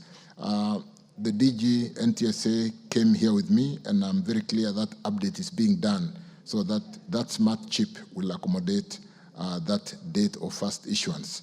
And therefore, such integration would be done carefully to ensure consistency with regional regulatory frameworks while also leveraging the NTSA Integrated Road Safety Management System, honorable members, where all historical data, including original issuance date, is securely stored. The Ministry remains committed to ensuring that our licensing system not only meets international and regional standards, but also serves the practical need of Kenyan drivers at home and abroad. I submit. Thank you, Speaker. I think, Kingaro, that is very adequate for your question, isn't it? True, Mr. Speaker. What I would just request is to fast track this because diaspora remittance is an economic enabler. And we have very many Kenyans out there who cannot work because of lack of experience, which was not picked during the first time they got a new driving license. As much as it complies with the world requirement, Mr. Speaker, I'm in diaspora. Out there, apart from the big towns, out the country, out the world, the small villages where our Kenyans also work, they do not have those machines to chip in and get the data. So if it's indicated on the card, then they are good to go. Thank you. Okay, thank you. Last question, Jen Kihara, Minister, you note what the member has indicated. Jen Kihara, next to you, on your right. There is a mic that is on there. Yes. Okay, thank you, Mr. Speaker. I wish to ask question number 57 of 2025 to the CS. Question number 1 is to clarify whether compensation for land acquired by Kenya Railways Corporation for the construction of the standard gauge railways and meter gauge railways has been fully settled. Number 2, provide details on the criteria used to identify legitimate landowners and clarify whether compensation was determined based on the prevailing market rates. And question number 3, explain why some legitimate landowners were not compensated for their land acquired for the construction of the railway line, and outline measures the ministry has put in place to ensure that all genuinely affected landowners are duly compensated. I submit, Mr. Speaker. Jen, is this in relation to your constituents so that Yes, you don't meander around? in Naivasha. In relation to Naivasha? In relation to Naivasha. Yes. So, Minister, I don't expect you to meander around from Mombasa to Mwisho wa Reli in Narok. Thank you, Speaker. Thank you, Jane, Kiara, Mheshimiwa. Mr. Speaker, sir, compensation for land acquired for the standard gauge railway, a major project undertaken by this government and by the government, and the meter gauge railway projects was settled in accordance with the awards of compensation to the person entitled. Payment were only held by the National Land Commission as guided by the Lands Act on issuance, where there was no person competent to receive payment, mostly in cases where the process of succession was ongoing. And upon completion of the process and letters of administrations are issued, the Commission, the National Land Commission, makes payments appropriately. And that is why I said earlier, with respect to the project affected person on the road network, that is ongoing, even when money is available.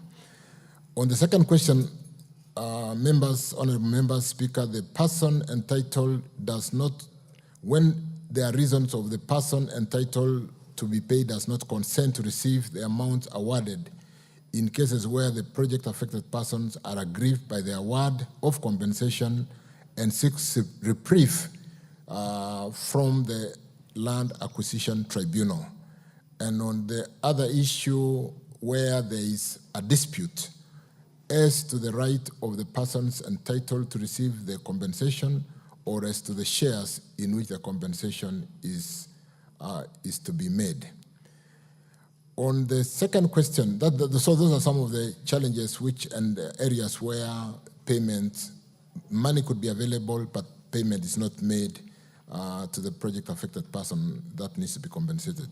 On the second issue, on the details on the criteria used to identify legitimate landowners and whether compensation was determined based on prevailing market rates, Speaker, sir, Section 112 of the Land Act 2012 guides, revised 2019, guides National Land Commission in identifying all interested persons and the nature of their interests over the affected land. It also guides National Land Commission on determination of ownership, where the Commission conducts an inquiry to hear issues of proprietary and claim for compensation by person interested in the land. At the inquiry, the Commission make a full inquiry into and determine the person interested in the land in line with Section 112, Section 3A of the Lands Act. It also inquires into received written claims of compensation from those interested in the land in line with the same Act, 112.3b. It also has powers, the National Land Commission also has powers of the court to summon and examine witnesses, including the persons interested in the land, and compel the production of delivery to the Commission of documents of title to the land in line with Section 112.5 of the Lands Act. And then so really, on the conclusion of the inquiry, the National Land Commission prepares a written award of compensation for every person whom the compensation has determined to have an interest in the land. On whether compensation was determined based on prevailing market rates, the Commission is guided by the Land Assessment for Just Compensation Rules of 2017 and the Land Value Amendment Act of 2019.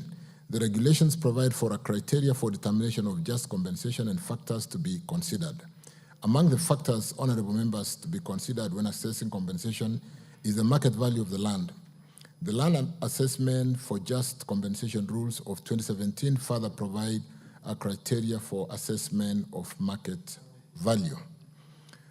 On the concern of legitimate landowners not compensated for their land acquired for the construction of this infrastructure, Mr. Speaker, during the compulsory land acquisition for the Nairobi-Naivasha Standard Gauge Railway Project and the Naivasha Inland Container Terminal at Longonot Station, MGR Link line, it was noted that several unresolved historical land disputes and property boundaries inconsistencies existed within Mai Mahiu area. Further, there were ongoing court cases pending determination. In line with Section 115 of the Land Act, compensation for properties that were in dispute was held by the Commission until the dispute as to the right of the person entitled to receive the compensation was determined. Kenya Railways, being the acquiring entity, has continuously liaised and facilitated relevant government agencies to ensure resolution of land boundary and ownership issues, hindering payment to ensure affected landowners are compensated. Mr. Speaker, members, further, the Ministry ensures provision of adequate budget under the Railways Development Levy Fund to ensure that all affected property owners are compensated upon resolution and determination of existing disputes. So, just to conclude, and as I submit, there will be outstanding cases in line with some of those challenges, but to the extent of funding, I think we have got enough allocated funds under the Railway Development Fund, or levy rather, to be able to compensate once the National Land Commission resolves all the issues, and we should be able to do that. I submit. Thank you.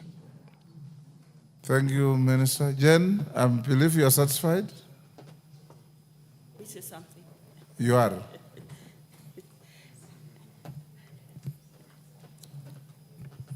Mr. Speaker, I would wish the minister to provide details of the cases in court, so that, because there are those people who come with titles and they say, this is my land, it was affected, there is no dispute anywhere and have not been paid. I may wish to find out how he would want us to solve that, because they come to my office with titles. And that means there is no court case.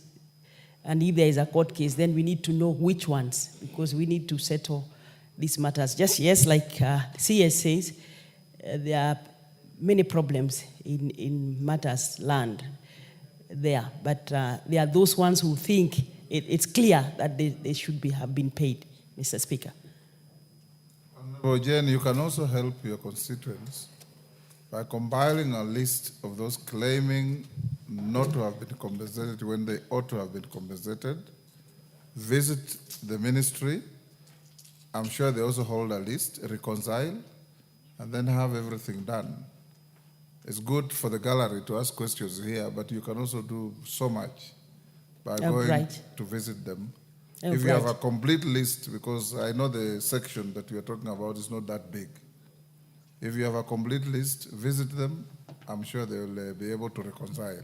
You're right, Mr. Speaker. Thank you. Minister, I think we'll end up here. You want to joyride on this? Just a joyride. Is it about railways? It's compensation of the road. Just as that one of Madam Jen. Yes. Yes. Mr. Speaker, thank you for giving me this opportunity as a rider. Waziri, we have a road which money was allocated for compensating the people who were affected. That is the Kokokora, Kidaku, Kariene, Charia Yaki Road. And people were compensated. Money was set aside for compensating the members whose lands were affected. And that money has not been transmitted to the accounts by Kera up to date.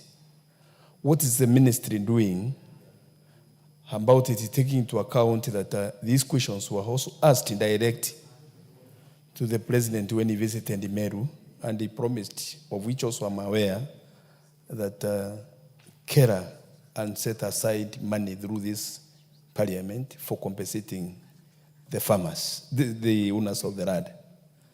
And at the same time, the second one and the last one, question. I'm joining it. It's together. It's a continuous. It's a continuous. You question. said the second one. Sorry, Mr. Speaker. It's a continuous question. It's a continuous question.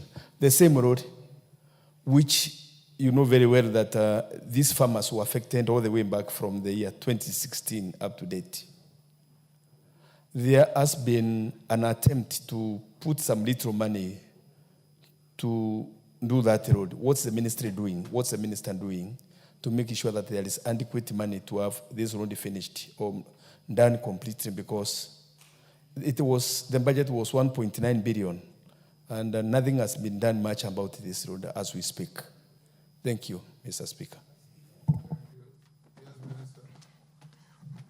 Thank you, Speaker. I think I had a session with Mheshimiwa in my office, and this particular road, Coca-Cola, linking up to a number of points, is it university? Yes. Has got funding in the current financial year, and therefore will not be able to construct the road unless we compensate the project affected persons. If whether the money is being held by KERA or by National Land Commission. So I'm sitting here with Engineer Mangondo Jackson, the acting DG for KERA, and we'll pay attention so that we don't award the road and we cannot start construction because we don't have easement on account of non-payment. So we'll settle the two issues. Stop engaging the minister. You speak through the So let me then let's have clarification, because on this Coca-Cola road there is funding, and I did indicate also to the extent that there are project affected persons where we have not paid. I did indicate that when we did the asset-backed what has come to be known as securitization, we did take care of our Kenyans project affected persons, and we did provide funding, and therefore it's just a question of reaffirming the payment process. Thank you. Basil, what is it? I thought you asked a question and it was answered. No, he did not answer my question. It was actually about Matu Ekalakala Road, where the contractor abandoned site. He has never been to the site. Yes, Minister? I think that's where I'd beg to be a bit general on account of contractors who have abandoned sites on account of non-payments. And therefore, I did indicate that I will get the contractors where they've been concerned that there's been no resumption. To the extent that we are due to pay the second tranche of 40%. We've called contractors to come for a meeting on Tuesday. And for this particular road, let's have the full details, and we'll make sure the contractor is back to work if it is due to non-payment. If it is due to other reasons, then we'll drill down and address a resumption of work on this particular road, Bashir. Thank you, Speaker. Kipchumba, what is it? I have closed questions on roads. Thank you, Honourable Speaker, for that opportunity. Honourable Speaker, now there are roads, Honourable Speaker, that have been abandoned by contractors. So, Mr. CS, what is the status of maintaining those roads that contractors have abandoned? CS, I have a road, Kibat Kapcherop in Marakwet West. I have a road in Chebororwo, Kokongoi. I have a road in Chepkaitit, Kipkundur, which have been abandoned for almost 3 years. Honourable Speaker, who is supposed to maintain roads that have been abandoned by contractors? Thank you, Honourable Speaker. Minister. Like I said, Honourable Speaker, Honourable Kipchumba, where roads have a contractor, and as they resume, we'll rework and ensure that they do not only continue with the road, but we do maintain what had been constructed. Because sometimes, due to abandonment of the road for several years, even what had been built is already stressed, and therefore we'll need to work on that. To the extent that we have latitude, Speaker and honourable members, in terms of variation of contract, or to a very good extent, whether the dilapidation or rather the stressing of the road was because it is incomplete, then it shouldn't be a challenge, because the subject is that there's a contractor, we have paid them, and therefore how do we deal with some of the stressed areas of the road to make sure that when the road is completed, we do not have a dilapidated part of the road and a section which is completed, which is looking. So we'll address not only for Kapcherop, for Keyo, for Marakwet, we'll address for all the roads in the country, because the abandonment ranged from 6, 7, 8, 9 years. And therefore, it is true that we need to rebuild and correct even areas where the road had been completed, apart from just continuing and completing the rest of the road. So we'll pay attention to all those roads, not just in Keyo or wherever, but in the whole country. I thank you, Speaker. Thank you. Thank you, members. We come to the end of question time. Minister, thank you for your endurance and clarity of answers. Like I said, members, all of you who have records of stalled roads, the minister has indicated a meeting with all contractors on Tuesday.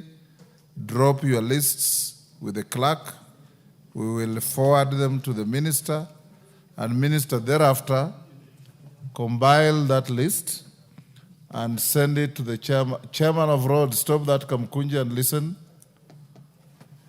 Thereafter, you forward the list through the chairman of roads, whom I'll give an opportunity to table in the House for members to go through, and if they tease out any further questions, we will invite you to answer. You are now released, unless you are lawfully held, to go back to your office. Thank you, Minister. Next order.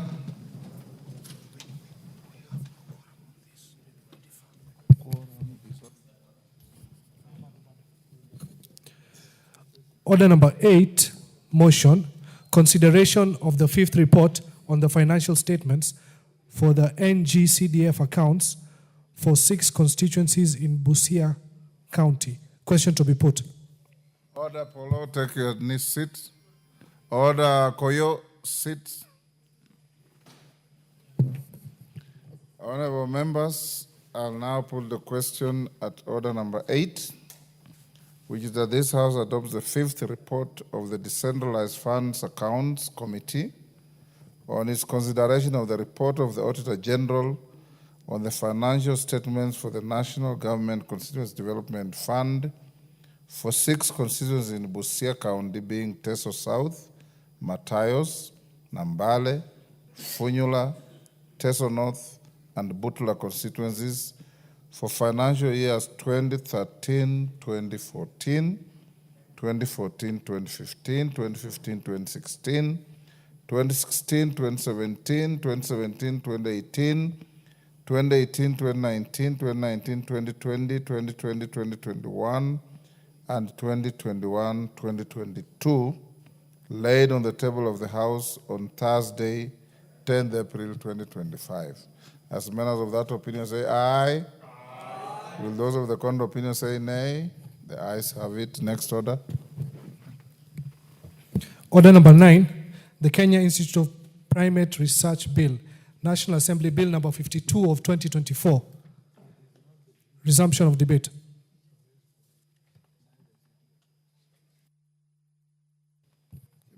Chairman, Departmental Committee on Health.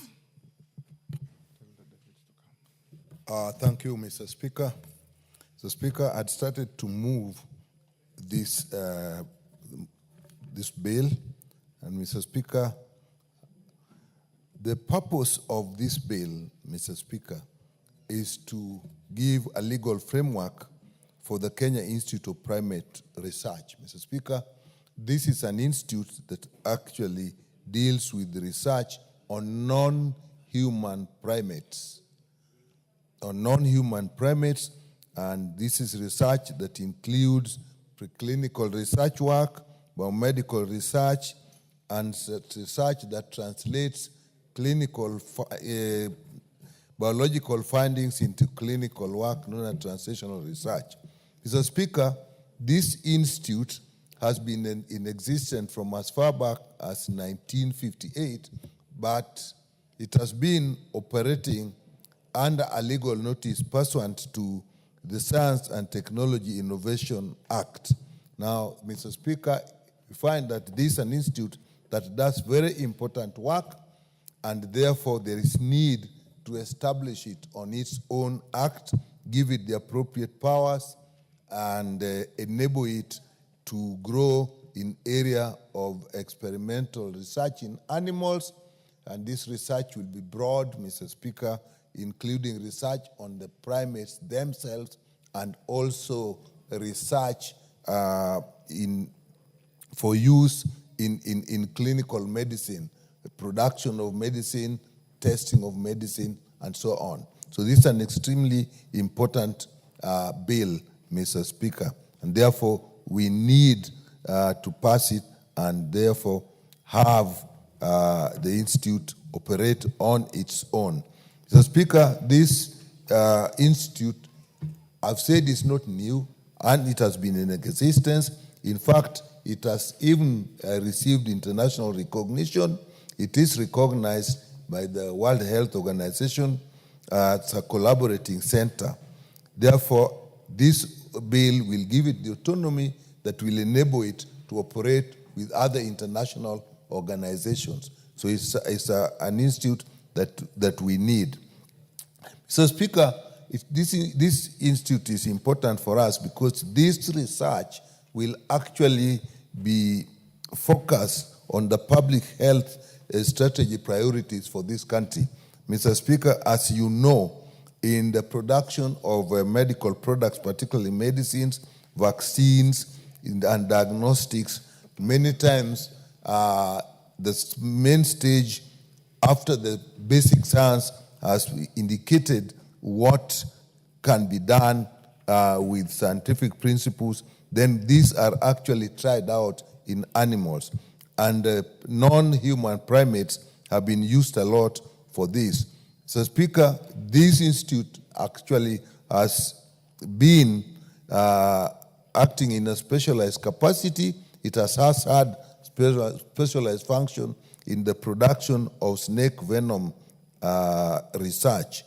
And therefore, this is an area that we are actually, particularly the area of vaccines, the area of snake venom production, this is an area that as a country we plan to invest more. In fact, we have the Biovax institution that we are putting in place, and therefore this will be extremely important for us. Mr. Speaker, innovation is actually the basis of production of our own products. You know, Mr. Speaker, we depend, like many of the African countries, on getting drugs, diagnostics, vaccines that have been produced in other countries or research from other countries. And these products, Mr. Speaker, are very expensive because of the patent laws. And Mr. Speaker, the big difference between branded medicine and the generics is basically that these are patented and the people who have done heavy research have to recoup their investment, and therefore the products are very expensive. If we can invest in our own research and produce our own medicines, not only for ourselves but even for the region, Mr. Speaker, that will take us a long way. At the same time, it is not only that the medicines will be available to us, but we will also have patents that will actually earn royalties to the people involved, and the institutions that are able to do that do actually attract a lot of funding from overseas and other stakeholders. Mr. Speaker, in this bill, we are proposing that we are not only going to have research in this institution, but it will also be a training area. A training center is also provided for in this bill. and this will be a very specialized training area. Mr. Speaker, there's been some thoughts that probably it will do what Cambridge is doing. This will actually be very different. Cambridge is purely clinical, but this is actually a lot of basic research. So there's a clinical element in it, but it's also research. If you are doing research on animals, it is important that the future of those animals, the well-being of those animals, their biological integrity and survival is taken into consideration. So that will also will be covered in this. Mr. Speaker, there are, of course, if you're dealing with animals, there are laws that protect these animals, like the Wildlife Conservation and Management Act, Cap 376, the Prevention of Cruelty to Animals. This bill takes into consideration those laws. Mr. Speaker, this will involve very many institutions, and there has been, Mr. Speaker, stakeholder considerations, and a lot of comments have been received from institutions, including the Ministry of Health, State Department of Public Health, Ministry of Agriculture, the National Innovation Agency, International Livestock Research Institute, Kenya Medical Research Institute. Even the Attorney General Office has put a lot of advice because there is need to see how this links. The Kenya Law Reform has advised, the Institute itself has started to link with that. So, Mr. Speaker, this bill is really important, and I'll just make a few statements to demonstrate how this act meets the objective of 1, improving research, 2, protecting the animals, 3, looking at standards, 3, linking with international organizations. So, Mr. Speaker, Clause 5 of Part 2 establishes the institute together with all its structures. Part 3 establishes the scientific and ethics review unit. Ethics is extremely important, whether you are dealing with research in animals or human beings. And Clause 29 establishes research structures with standards and procedures of conducting research, which must be of international standards. And Clause 30 deals with collection and storage of biological materials. Mr. Speaker, if we have biological materials, they are stored, they are an asset in research, but they are also a danger, so they has to be very well laid down so that it does not become, we have biosafety problems. So, and we actually have a research bank. Mr. Speaker, a research bank is important because a lot of information is available, and if it is scattered, then researchers that actually can translate it into innovation and products can't receive it. So this Clause 31 deals with that. And then Part 4 deals with it provides for certification of animal care and use programs. People will put up programs, people will put up institutions that may also want to do research or use animals in research. This must be regulated, and this will do that. And Part 5 is dealing with the training as indicated. And as Part 4, as I said, there is intellectual property protection that we will need so that we provide for patent application processes, recognition of sponsors and researchers, and their property rights in those ventures. The bill also provides for commercialization of ideas and products, and the provision is made under this. And as indicated, this country is moving. We have a biovaccine institute, and therefore, if you're moving in that, we need a lot of legal protection. Clause 44 provides that, and Clause 52 mandates the Cabinet Secretary in consultation with the board to make regulations. And Mr. Speaker, as I come to the end, I really would appeal to members of this House to actually support this. It will be a very big and important move in this country towards production of our own health products, and not only for our own use, but for export, and will definitely generate revenue from that. With that, Mr. Speaker, I beg to move, and I ask Honorable Sunkuli to second. Very well. I can see many Daktaris in the House, and they are also on my list. But Honorable Sunkuli, you are the second. Proceed. Mr. Speaker, in seconding this important bill, I wish to request the House to consider the incorporation of the Kenya Institute of Primate Research, which is called KIPRE, into an organization on its own. Mr. Speaker, as it is now, KIPRE is domiciled in the Ministry of Health. Before, it used to be domiciled in the museums. I remember when Richard Leakey was in charge of that. He was in charge of it. Was in the museums. It has been moving, but eventually it found its home in the Ministry of Health. And KIPRE is located in Lolua Forest. The headquarters is in Lolua Forest in Kajiado, not far from Ngong, and it maintains a colony of primates that it uses for research. And Mr. Speaker, the purpose, before, up to today, as the chairman has said, our chairman of health has said, and I'm a member of that committee, KIPRE was incorporated through a legal notice, and its scope is therefore limited. We want to bring it to the standard where KIPRE is an organization that stands on its own and should be considered as one of the sagas in the Ministry of Health. Now, Mr. Speaker, the Kenya Institute of Primate Research has had many achievements. First of all, it has done a lot of research on primates, on non-human primates.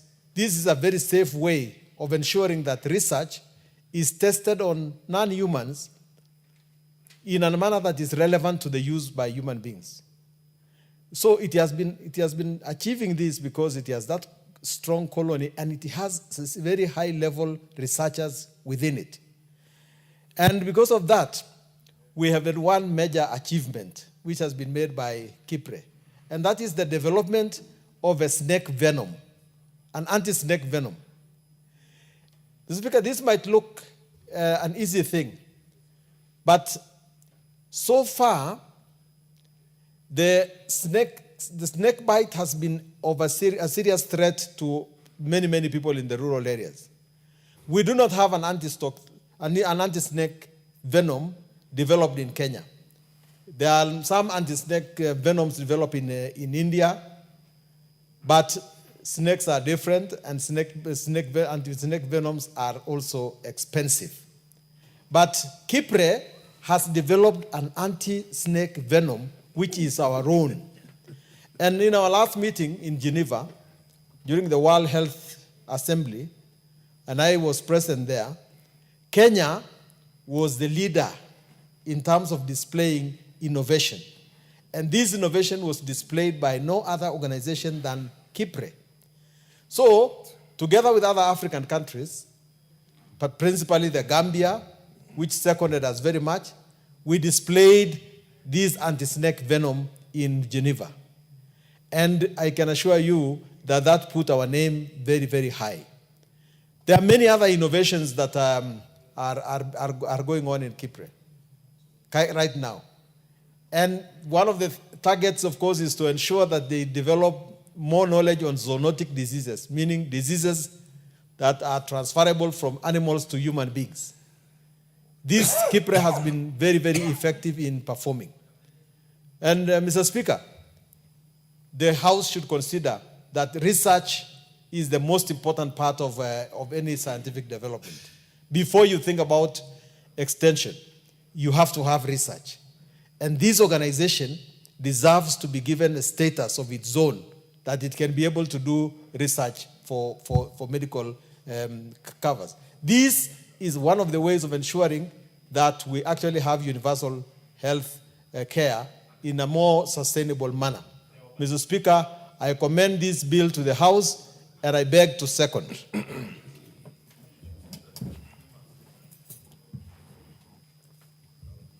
I propose the question.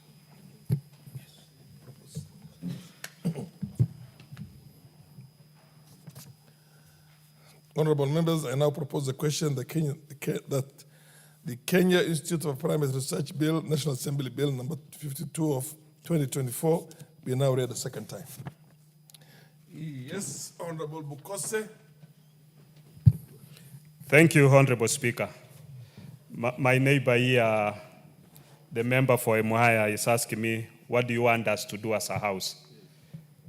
Kipre, as it exists today, is a saga within the Ministry of Health and is created under legal notice. And as you are aware, most of the legal notices that created many of the sagas within the Ministry of Health, they expired. And therefore, it is not existing under any law. And when you look at the Kipre, it was established in 1958, meaning it was even done before Kenya attained independence. And therefore, if the people who founded Kipre saw the importance of this institution, and what Kipre, for many people, they might be hearing of Kipre for the first time. Kipre, Kenya Institute of Primate Research, it does research. You know, all of us are primates. We begin with saying all of us are human, we are living things. Living things are divided into animals and plants. Now the animals, you have fairies, you have primates. Human beings, we are primates. But the closest relatives are the monkeys, the baboons. Those are now the non-human primates. So Kipre does research on the non-human primates, a close relative to us. And it applies that knowledge to the humans. The apes. Yes. When you go to Kipre, as my colleagues, the chair and the Honorable Sunguli has put it, Kipre is domiciled at Olelua. They have, I think, about 150 acres of land, which is there. And they have monkeys, they have snakes, and all other ecosystem that goes with that. They work on research. They've done research. When you come to the primates, they have worked on research on even contraceptive gels like Smooth Gel and others, which they work on it. And once they've done research on it, then they can now translate it into human. Research takes a very long time because many of the scientists under Kipre, they are not the normal civil servants. You'll find that you have scientists who, by the time they come to the conclusion of research, maybe they are even 65 years, they are even 70 years, and therefore this bill aims at protecting those scientists because they are scientists, and training scientists within a country is a very expensive thing, and we should not lose our scientists such that when they now at their prime, 60, 65, they have to move into other countries to go and be researchers in those countries. We should be able to protect them and retain them. So that in this bill, we've even raised the issue of the retirement age to be that of the university level, because the staff at Kipre, the scientists at Kipre, are the same scientists who are teaching at the university level. So they should retire at the same age as the university lecturers of 72 years. And therefore, as currently states, Kipre scientists are being treated like just any other civil servant, which I think we're missing the point, in an institution that was created in 1958, just before Kenya attained its independence. And as my colleague puts it, you know, you might ask yourself, the Kipre now is developing anti-snake venom. You might ask yourself, we already have anti-snake venoms within our country. Those are brought from India, and the efficacy is around almost 60 to 70%. What Kipre is doing is increasing that efficacy by using snakes that are regionally based here in Kenya. They have traveled all over the country, Kitui, Baringo, Vihiga, Kakamega Forest, and all other places within the country, and collected the various snakes. If you visit Kibre, you'll be able to be shown those snakes. They have extracted the venom from those snakes. And through scientific process of making the serum from the horses, they are now in the process of developing Kenya-specific anti-snake venom, which will have a higher efficacy. In addition to that, they are also in the process of going into regional, because within our region, South Sudan has the highest incidence of snake bites. And when you look at the data for the snake bites within even our country, it's very high. We lose many people through snake bites within our region. And therefore, they'll also develop snake bites and snake venom that can be used within the region. We can export it to South Sudan, we can export it to Ethiopia, our neighbors in Somalia, and all within the East African region. Therefore, this is a very important institution for us. You might ask yourself, what's the difference between KEMRI and KIPRE? KEMRI deals with research on normal people, on human beings. And they even deal with treatment, where they are now experimenting on treatment through consent, that you've given the consent, and they follow the protocols that are available within the various investigation. So for KEMRI, it is totally, completely different. And as we stand today, KIPRE and KEMRI can coexist independently as two sagas that support each other, together with the PIOFACs. And therefore, we want to ask the House that to support this very noble bill that will now give KIPRE the framework in which to be able to work, in which to be able to engage with even the partners. KIPRE has its own international donor support from the various partners. KEMRI also has different international support partners. And therefore, these partners will all work synergy to help the country in the healthcare area. And therefore, we want to support this very important bill, and I want to ask the House that let's support this bill and make it an act as soon as possible. With those few remarks, Honorable Speaker, I support. Professor Gildesa. Thank you, Mr. Speaker. As my colleagues have said, the Kenya Primate Institute was established in 1958 before Kenya's independence by the Liki family.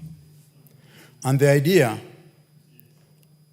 the original objective was to study non-human primates so as to understand the behavior of these animals and translate that into human behavior and reproductive system.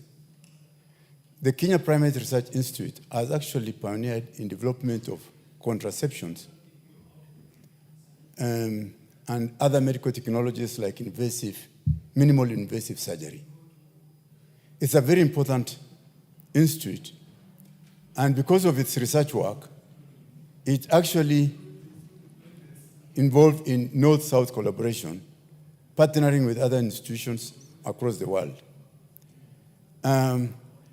Mr. Speaker, if you look at the example of the snake venom,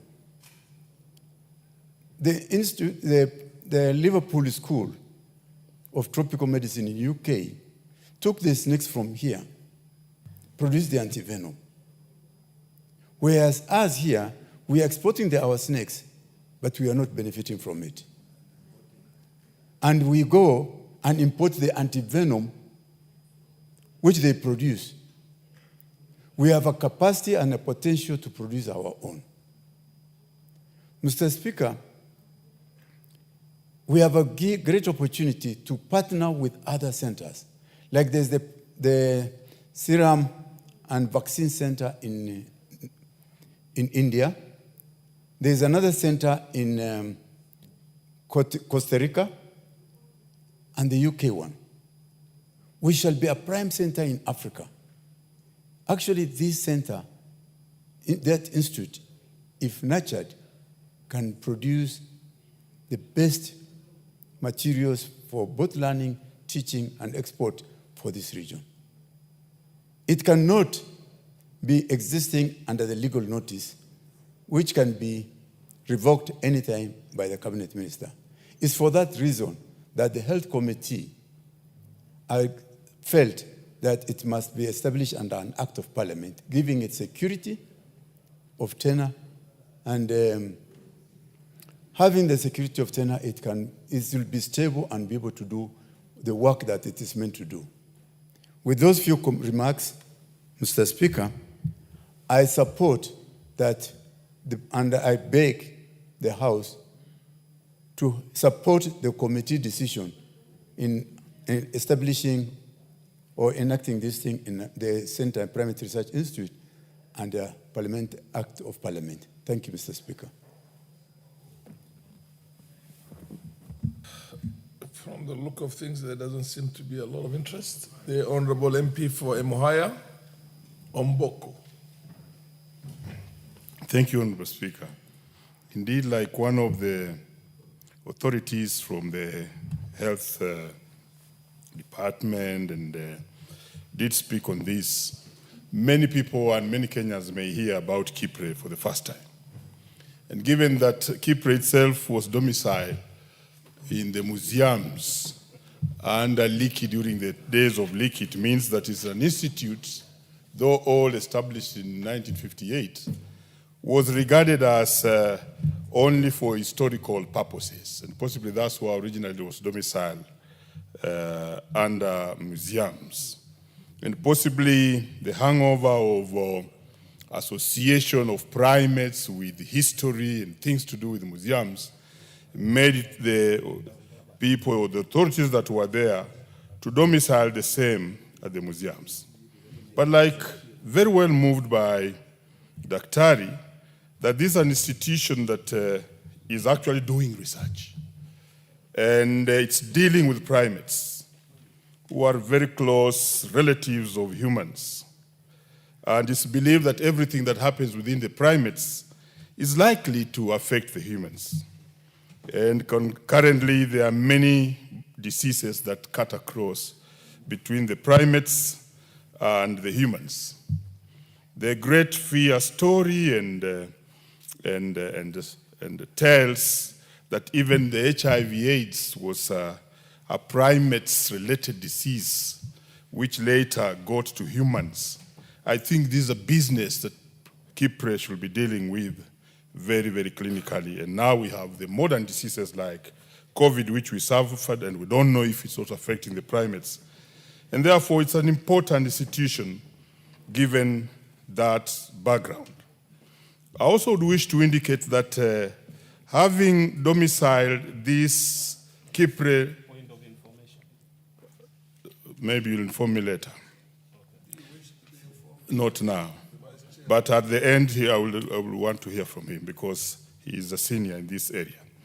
Now, having domiciled this thing in the Ministry of Health and Kipre operating at a level of a legal notice or legal notice, that's a very low level of law.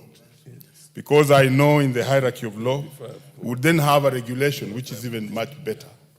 But then the acts would be better. So if we are elevating it to the level of an act, that would be strong. It wouldn't fix it in the operations and make it independent to operate in its own structure. And that would allow the scientists there to operate. Further, we've heard that the scientists there are being treated as civil servants who must retire at the ordinary age of 60. And we know that researchers, scientists, special researchers, actually realize their acme and apogee as age goes. That apogee is likely to be realized at the age of 65 going to 70, and therefore they are proposing that we allow them to retire the same age as the university lecturers and other people in the field of research and teaching. And therefore, this is a good law, in the third reading, we should be able to look at the other clauses that concern how it has been made in terms of who will lead it, number of staffs, and every other thing in the structure, so that we can compete to make the law strong moving forward. And therefore, Honorable Speaker, I want to support this bill so that Kipre may stand alone and do work that will help not only in the snow snake venom development, but also Do you still wish to be to informed do by- a test. Do you still wish to be informed by Professor? Because once you conclude, then he cannot be on a point of information. Let me be informed. Yes, proceed, Bukosi. And what's your point of information? Thank you, Honorable Speaker. Honorable Speaker, you know, Honorable Omboko Milemba said he doesn't know whether Kipre was involved even in the management of COVID. What I wanted to inform him is that in the investigation for COVID, Kipre is actually a key partner. And even today, in any viral investigations, they have the equipment and the knowledge and the capacity to do any investigation of any hemorrhagic diseases. Fair enough. Continue, conclude now. Great, that is very positive, and that's what I wanted to hear. That enhances our capacities and the capacities of those who are listening to us. I believe Kipre is operating as, when we have what was called experiments in teaching, we always have the other experiment that tests this otherwise. So Kemri would be doing on humans, and Kipre would be doing the test experiment. And therefore, I think this is a very good law, and therefore I support. From the look of things, there doesn't seem to be a lot of interest beyond that. I now call upon the chair to reply. Mikal, Professor. Thank you, Mr. Speaker. Let me start by appreciating and thanking my colleagues for the contributions they have made. Emphasis has been made on important areas like the issue of zoonotics. Those are, we have to then, when we come to the committee of the whole House, what amendments we need to do to take those into consideration. Again, in areas of collaboration, we have had specific areas, India, Costa Rica, and even in London. The way to attract donors, again, when we look at it, we may see how we fashion amendments so that donors can find it easy to work with us. The retirement of researchers is an extremely important area because people go home early and try to do things while we use the knowledge that they've gathered over many, many years. And the issue of epidemics and pandemics is extremely important. And again, we will see how when we have our own research instruments, actually we become extremely important in the international arena. Many times, when we have sick people, samples are taken, their blood is taken to other countries, and then it's used for research. Then the products come to us. Now, when we have our own, those are things we can use locally. With that, Mr. Speaker, I thank everybody, and I beg to reply. Fair enough. We will put the question at an appropriate time, date or time in the future. As for now, we go to the next order. Order number 10, motion, consideration of Senate amendments to the National Disaster Risk Management Bill, National Assembly Bill number 24 of 2023. Majority Leader, are you ready to move this bill? Yes, Honorable Speaker, I'm ready to move. Okay. And if you give me permission right now, Honorable Speaker, I will do exactly that. Yes, fair enough. Thank you. Honorable Speaker, I rise to move that this House do now consider the Senate amendments to the National Disaster Risk Management Bill 2023 in accordance with Article 112 of the Constitution and in line with our standing orders. Honorable Speaker, this bill, the House will recall that on the 27th of March 2024, we passed this landmark bill with the aim of establishing a coordinated and sustainable framework for disaster risk management across the country, Honorable Speaker. The House will also recall that apart from establishing a coordinated framework, the bill sought to establish the National Disaster Risk Management Authority and County Disaster Risk Management Committees, with which entities are required to promote and implement disaster risk management and advise the national and county governments on disaster risk management measures. My Speaker, following its passage, the bill was transmitted to the Senate in accordance with Article 110(4) of the Constitution, given that disaster is a shared function between the two levels of government. My Speaker, the Senate has since deliberated on the bill and proposed a number of amendments which this House is now called upon to consider. I further note that on the 30th of April 2025, you referred the schedule of Senate amendments to the Departmental Committee on Regional Development for consideration and reporting. Honorable Speaker, allow me to sincerely thank the chairperson and members of the committee for their dedication and hard work in reviewing the Senate's proposal and preparing a comprehensive report to guide this House in the deliberations. Honorable Speaker, I have reviewed the committee's reports and noted that the Senate proposed amendments, and this is where the rubber meets the road, Honorable Speaker.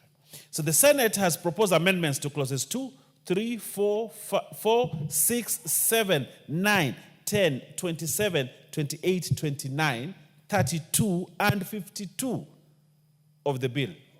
In doing that, they've already set the motion for mediation, because definitely if they've rejected our amendment, in my capacity and my thought is that I don't think we will agree. We will agree with some, but I think majority we will not agree. So additionally, the Senate proposed introduction of the following new clauses, namely clauses 41A, 41B, 41C, 41D, 41E, and 52A. These are new clauses that the Senate is introducing into this bill. Honorable Speaker, I have noted some of the proposed amendments which seek to broaden the definition of key terms used in the bill by introducing definitions such as climate change adaptation, emergency, and emergency responders.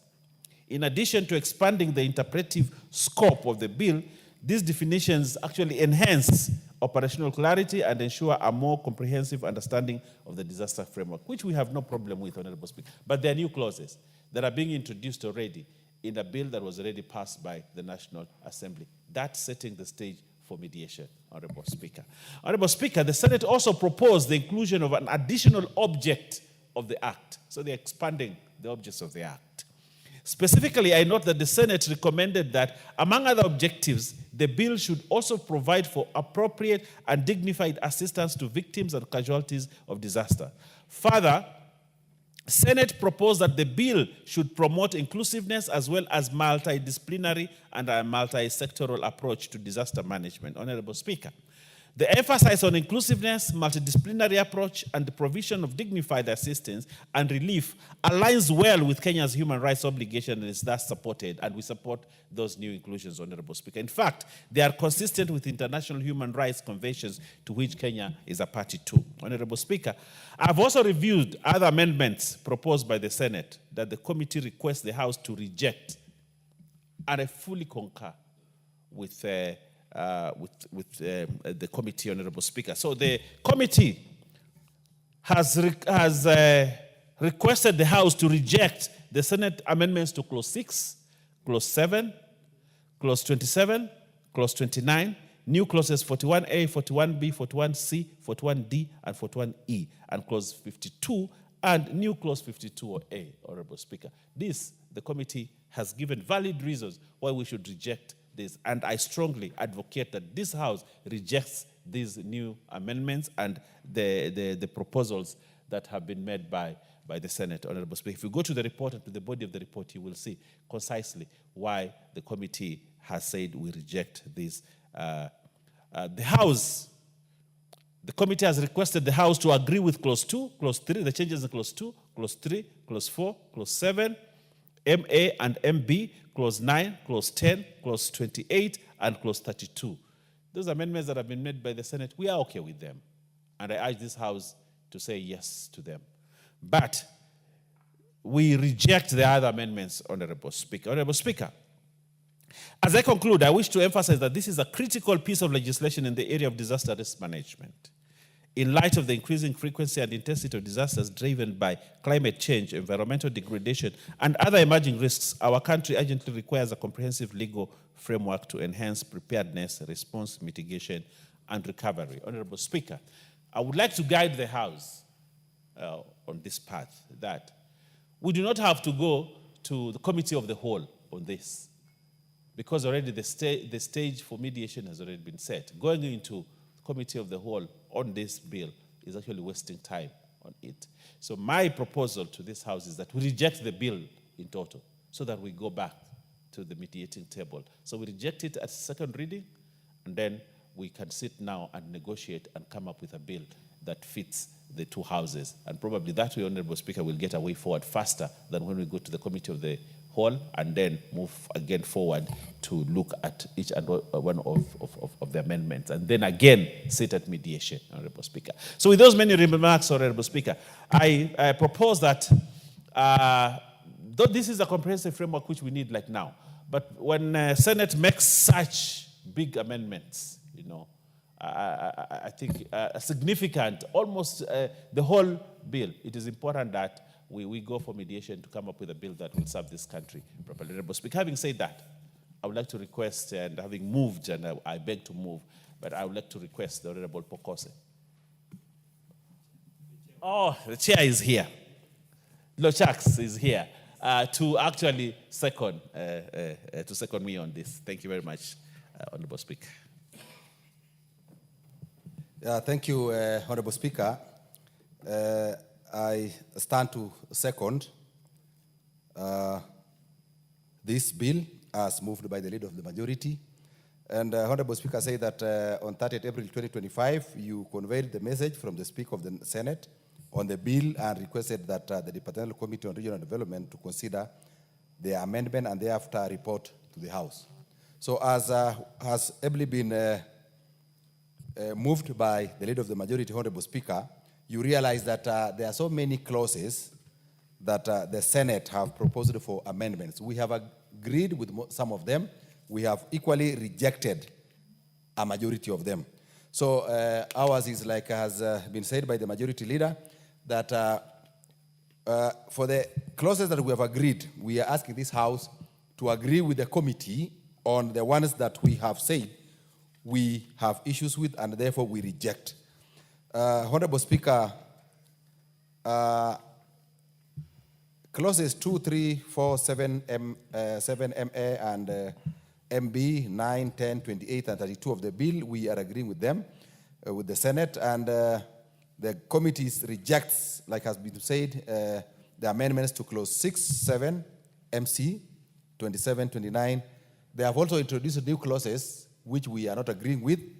That is clause 41A, 41B, 41C, 41D, 41E, 52, and a new clause 52A.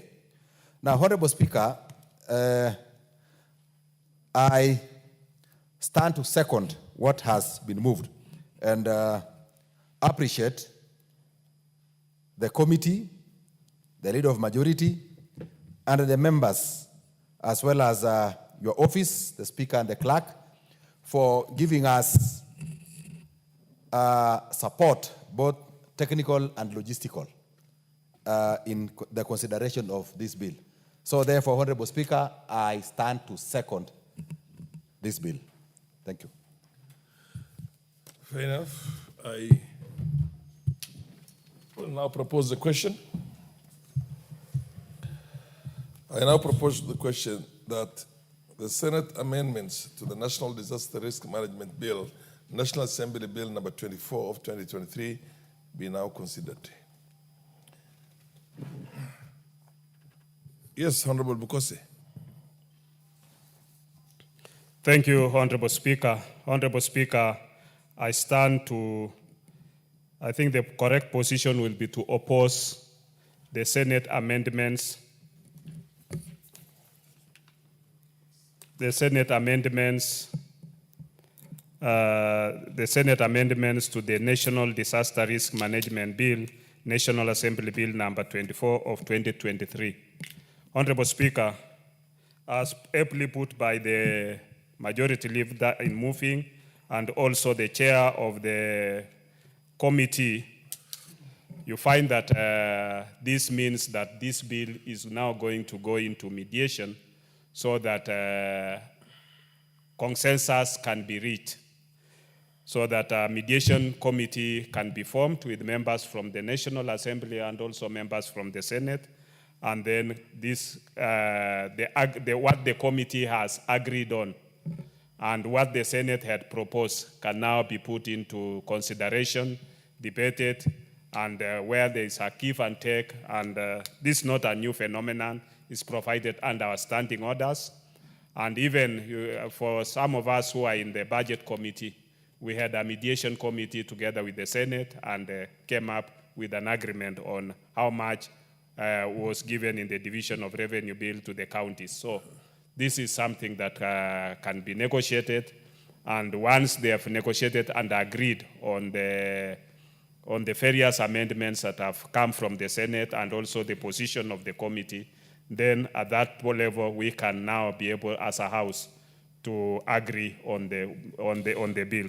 This is a bill, Honorable Speaker, that has really stayed, because when you look at the bill since 2024, and I think many bills have been going to the Senate and it takes so long.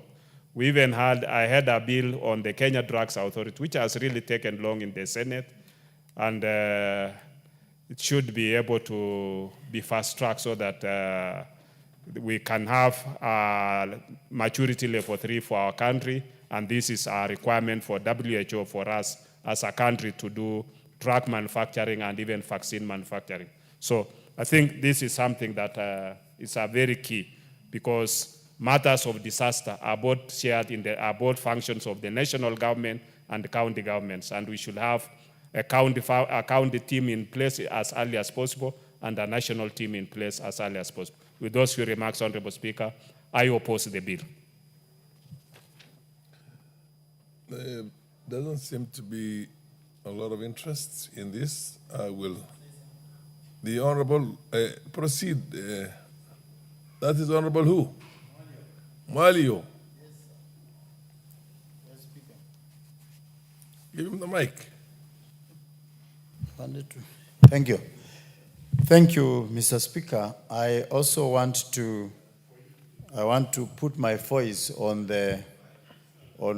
my senior Honorable Bokoso to oppose the bill, the Senate bill on the risk management, because this is something that is supposed to be done concurrently with this House, because managing disaster is not very easy. So we need concurrence so that when we start managing the risks and all the disasters happens in the country, it needs to be everything to be put right so that no one will be able to blame the other one on the issues or on the steps taken, and also in the means of managing those risks. So, Mr. Speaker, I think I'll have to join my colleagues to oppose it, so that we can be able to sit down and agree. And also, Mr. Speaker, that in this country, it is important to sit down and agree, all of us as two houses, because many things are going to the Senate, they refuse from here, and then it comes back, and then when we sit down, then we sort them amicably. So I think it is very important for it to go for mediation, so that we can come to an amicable solution and pass it in agreement. Thank you, Mr. Speaker. Fair enough. There doesn't seem to be any more interest. The chair will put the question at an appropriate date and time in the future. Next order. Order. Honorable, the mover to reply. Proceed, the majority leader.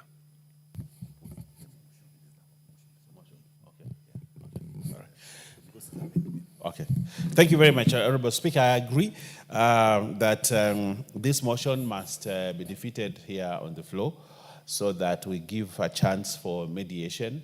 Like I said, Honorable Speaker, in reply, that we need this bill as a country. But because Senate has done what it has done, then I think it is important that we allow the democratic processes enshrined in our Constitution to take place so that we come up with a bill. So, Honorable Speaker, I thank the speakers, I thank the committee, I thank everybody that's participated in this bill, and say that we have an opportunity to go into mediation, and therefore we, as this House, oppose this motion on the Senate amendments to the Disaster Management Bill. I thank you, Honorable Speaker. I beg to reply. I beg to reply. Fair enough. As I put it, the question will be put at an appropriate time in the future. In the meantime, we go to the next. The next order, incidentally, is the Committee of the Whole House of the same order number 10. So order number 11 does not arise. So let's go to order number 12. Order number 12, the Election Offences Amendment number 2 Bill, Senate Bill number 28 of 2024. Leader Majority, are you ready to move? Honorable, know that there is no interest. Yes. Thank you. Now that there's no interest on this bill, yes. Honorable Speaker, I request that you allow us to reply on this one so that... Which one? Order number 12? Yes. No, because I moved this... Resumption of the debate adjourned on... this has already been moved before. Yes, so apparently there's no interest. And there's no interest? There's no interest. We reply. Okay, nobody spoke to it. Okay. Yes. Incidentally, and fair enough. So that we get up under circumstances, I will, the question will be put at an appropriate time in the future. So I can reply? You can proceed and reply, yes. Okay, thank you, Honorable Speaker. I want to reply on this. This is a very important, in reply, Honorable Speaker, this is a very important bill. An important bill that criminalizes certain offenses in election offenses. We are very clear, Honorable Speaker, in the past elections we had issues on criminal activities around elections, and therefore we felt that elections are not really fair and just, and we want to bring in justice in electoral processes, Honorable Speaker. And that has been a clarion call for Kenyans for many years. Justice in an electoral process. Electoral justice. Free and fairness. Free and fair elections. And also to infuse in a new word, electoral justice. There are very many malpractices. This bill, which emanates from the NATCO or discussion of the NATCO report, was first tabled in Senate. And we have an opportunity as the National Assembly now to debate it. And we have done that, and now we want to put the question and look at the Committee of the Whole, Honorable Speaker. And therefore, I want to say we are at that level where we are only almost approaching 2027, Honorable Speaker. And we want to have sanity in election. And therefore, all those malpractices that people used to take for granted have now been criminalized in this law. Have not been criminalized in this law, and including delaying of announcing of results by the electoral body. It is an offense. Those staff of IEBC, they will find that now it is an offense for you to delay results or not to announce results or to tamper with the results or to do anything that jeopardizes the results of an election. It is an electoral offense. And candidates who go out there to smear other people's names and to say false things about other candidates, including declaring that a candidate has withdrawn, it is an electoral offense in this new law, Honorable Speaker. So we want to put all those offenders, electoral offenders, on notice that at the passage of this bill, Honorable Speaker, it will have consequences and ramifications of those that have been taking elections for granted and do the things that they want to do, including tearing up other opponents' posters. Honorable Speaker. Yes. So Honorable Speaker, including posting on social media, digital platform, things that are untrue about another candidate, or passing wrong information about other candidates and other political parties on digital platforms or by speech or by any other thing. Honorable Speaker, it is now criminal offense in this law. And therefore, Honorable Speaker, it is important that we hasten and pass this law so that we can safeguard the integrity of our elections and the integrity of how elections are conducted and processes in this country. Honorable Speaker, I reply. I hope that also includes TikTok.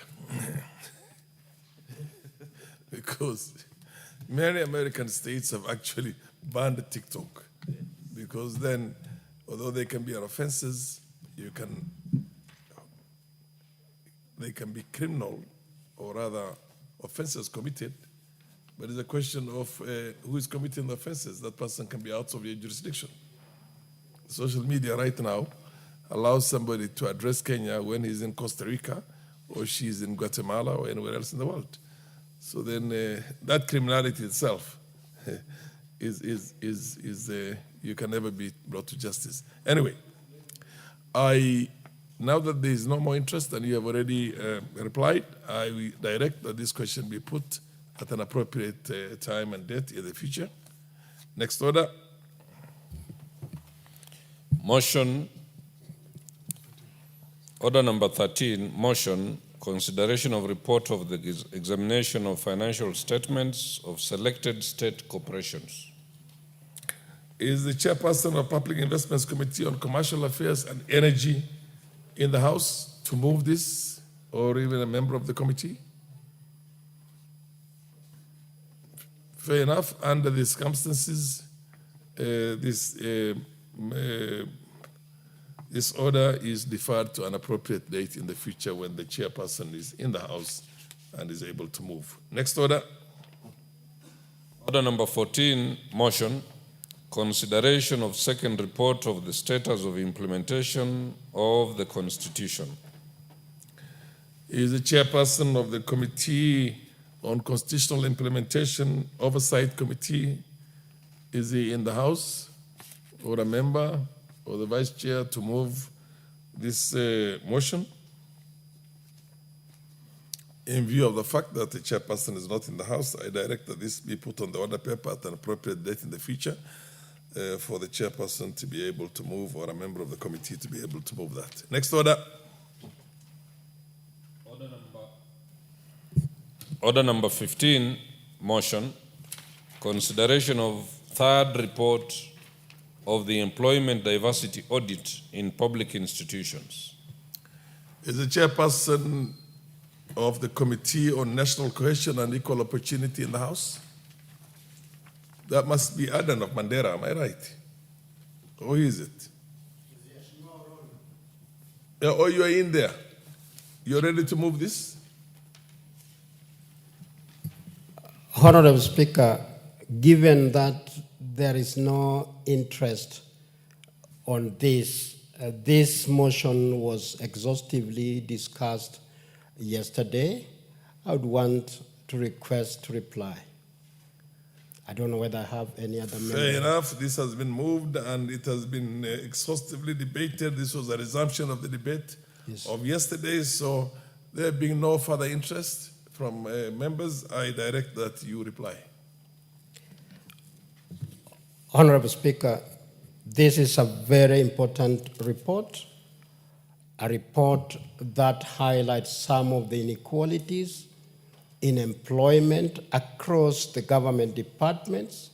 Yesterday, the only issue that was raised was about the terminology challenging in the report, that for Moi Teaching and Referral Hospital, there are 66% employees who are from one tribe. And honorable members were questioning whether there is an ethnic group called Kalenjin. In our reply, Honorable Speaker, we as a committee don't manufacture things. Yesterday, when we went back into the report, we found that according to the National Bureau of Statistics, the Kalenjin as an ethnic group is well engraved in their data. And for that reason, Honorable Speaker, the committee does not change some of the things that already exist in the report. Thank you. I beg to reply. You beg to reply. Fair enough. Honorable members, question will be put on this motion at an appropriate date. I direct that this be placed on the order paper at an appropriate date in the future. for the question to be put. Honorable members,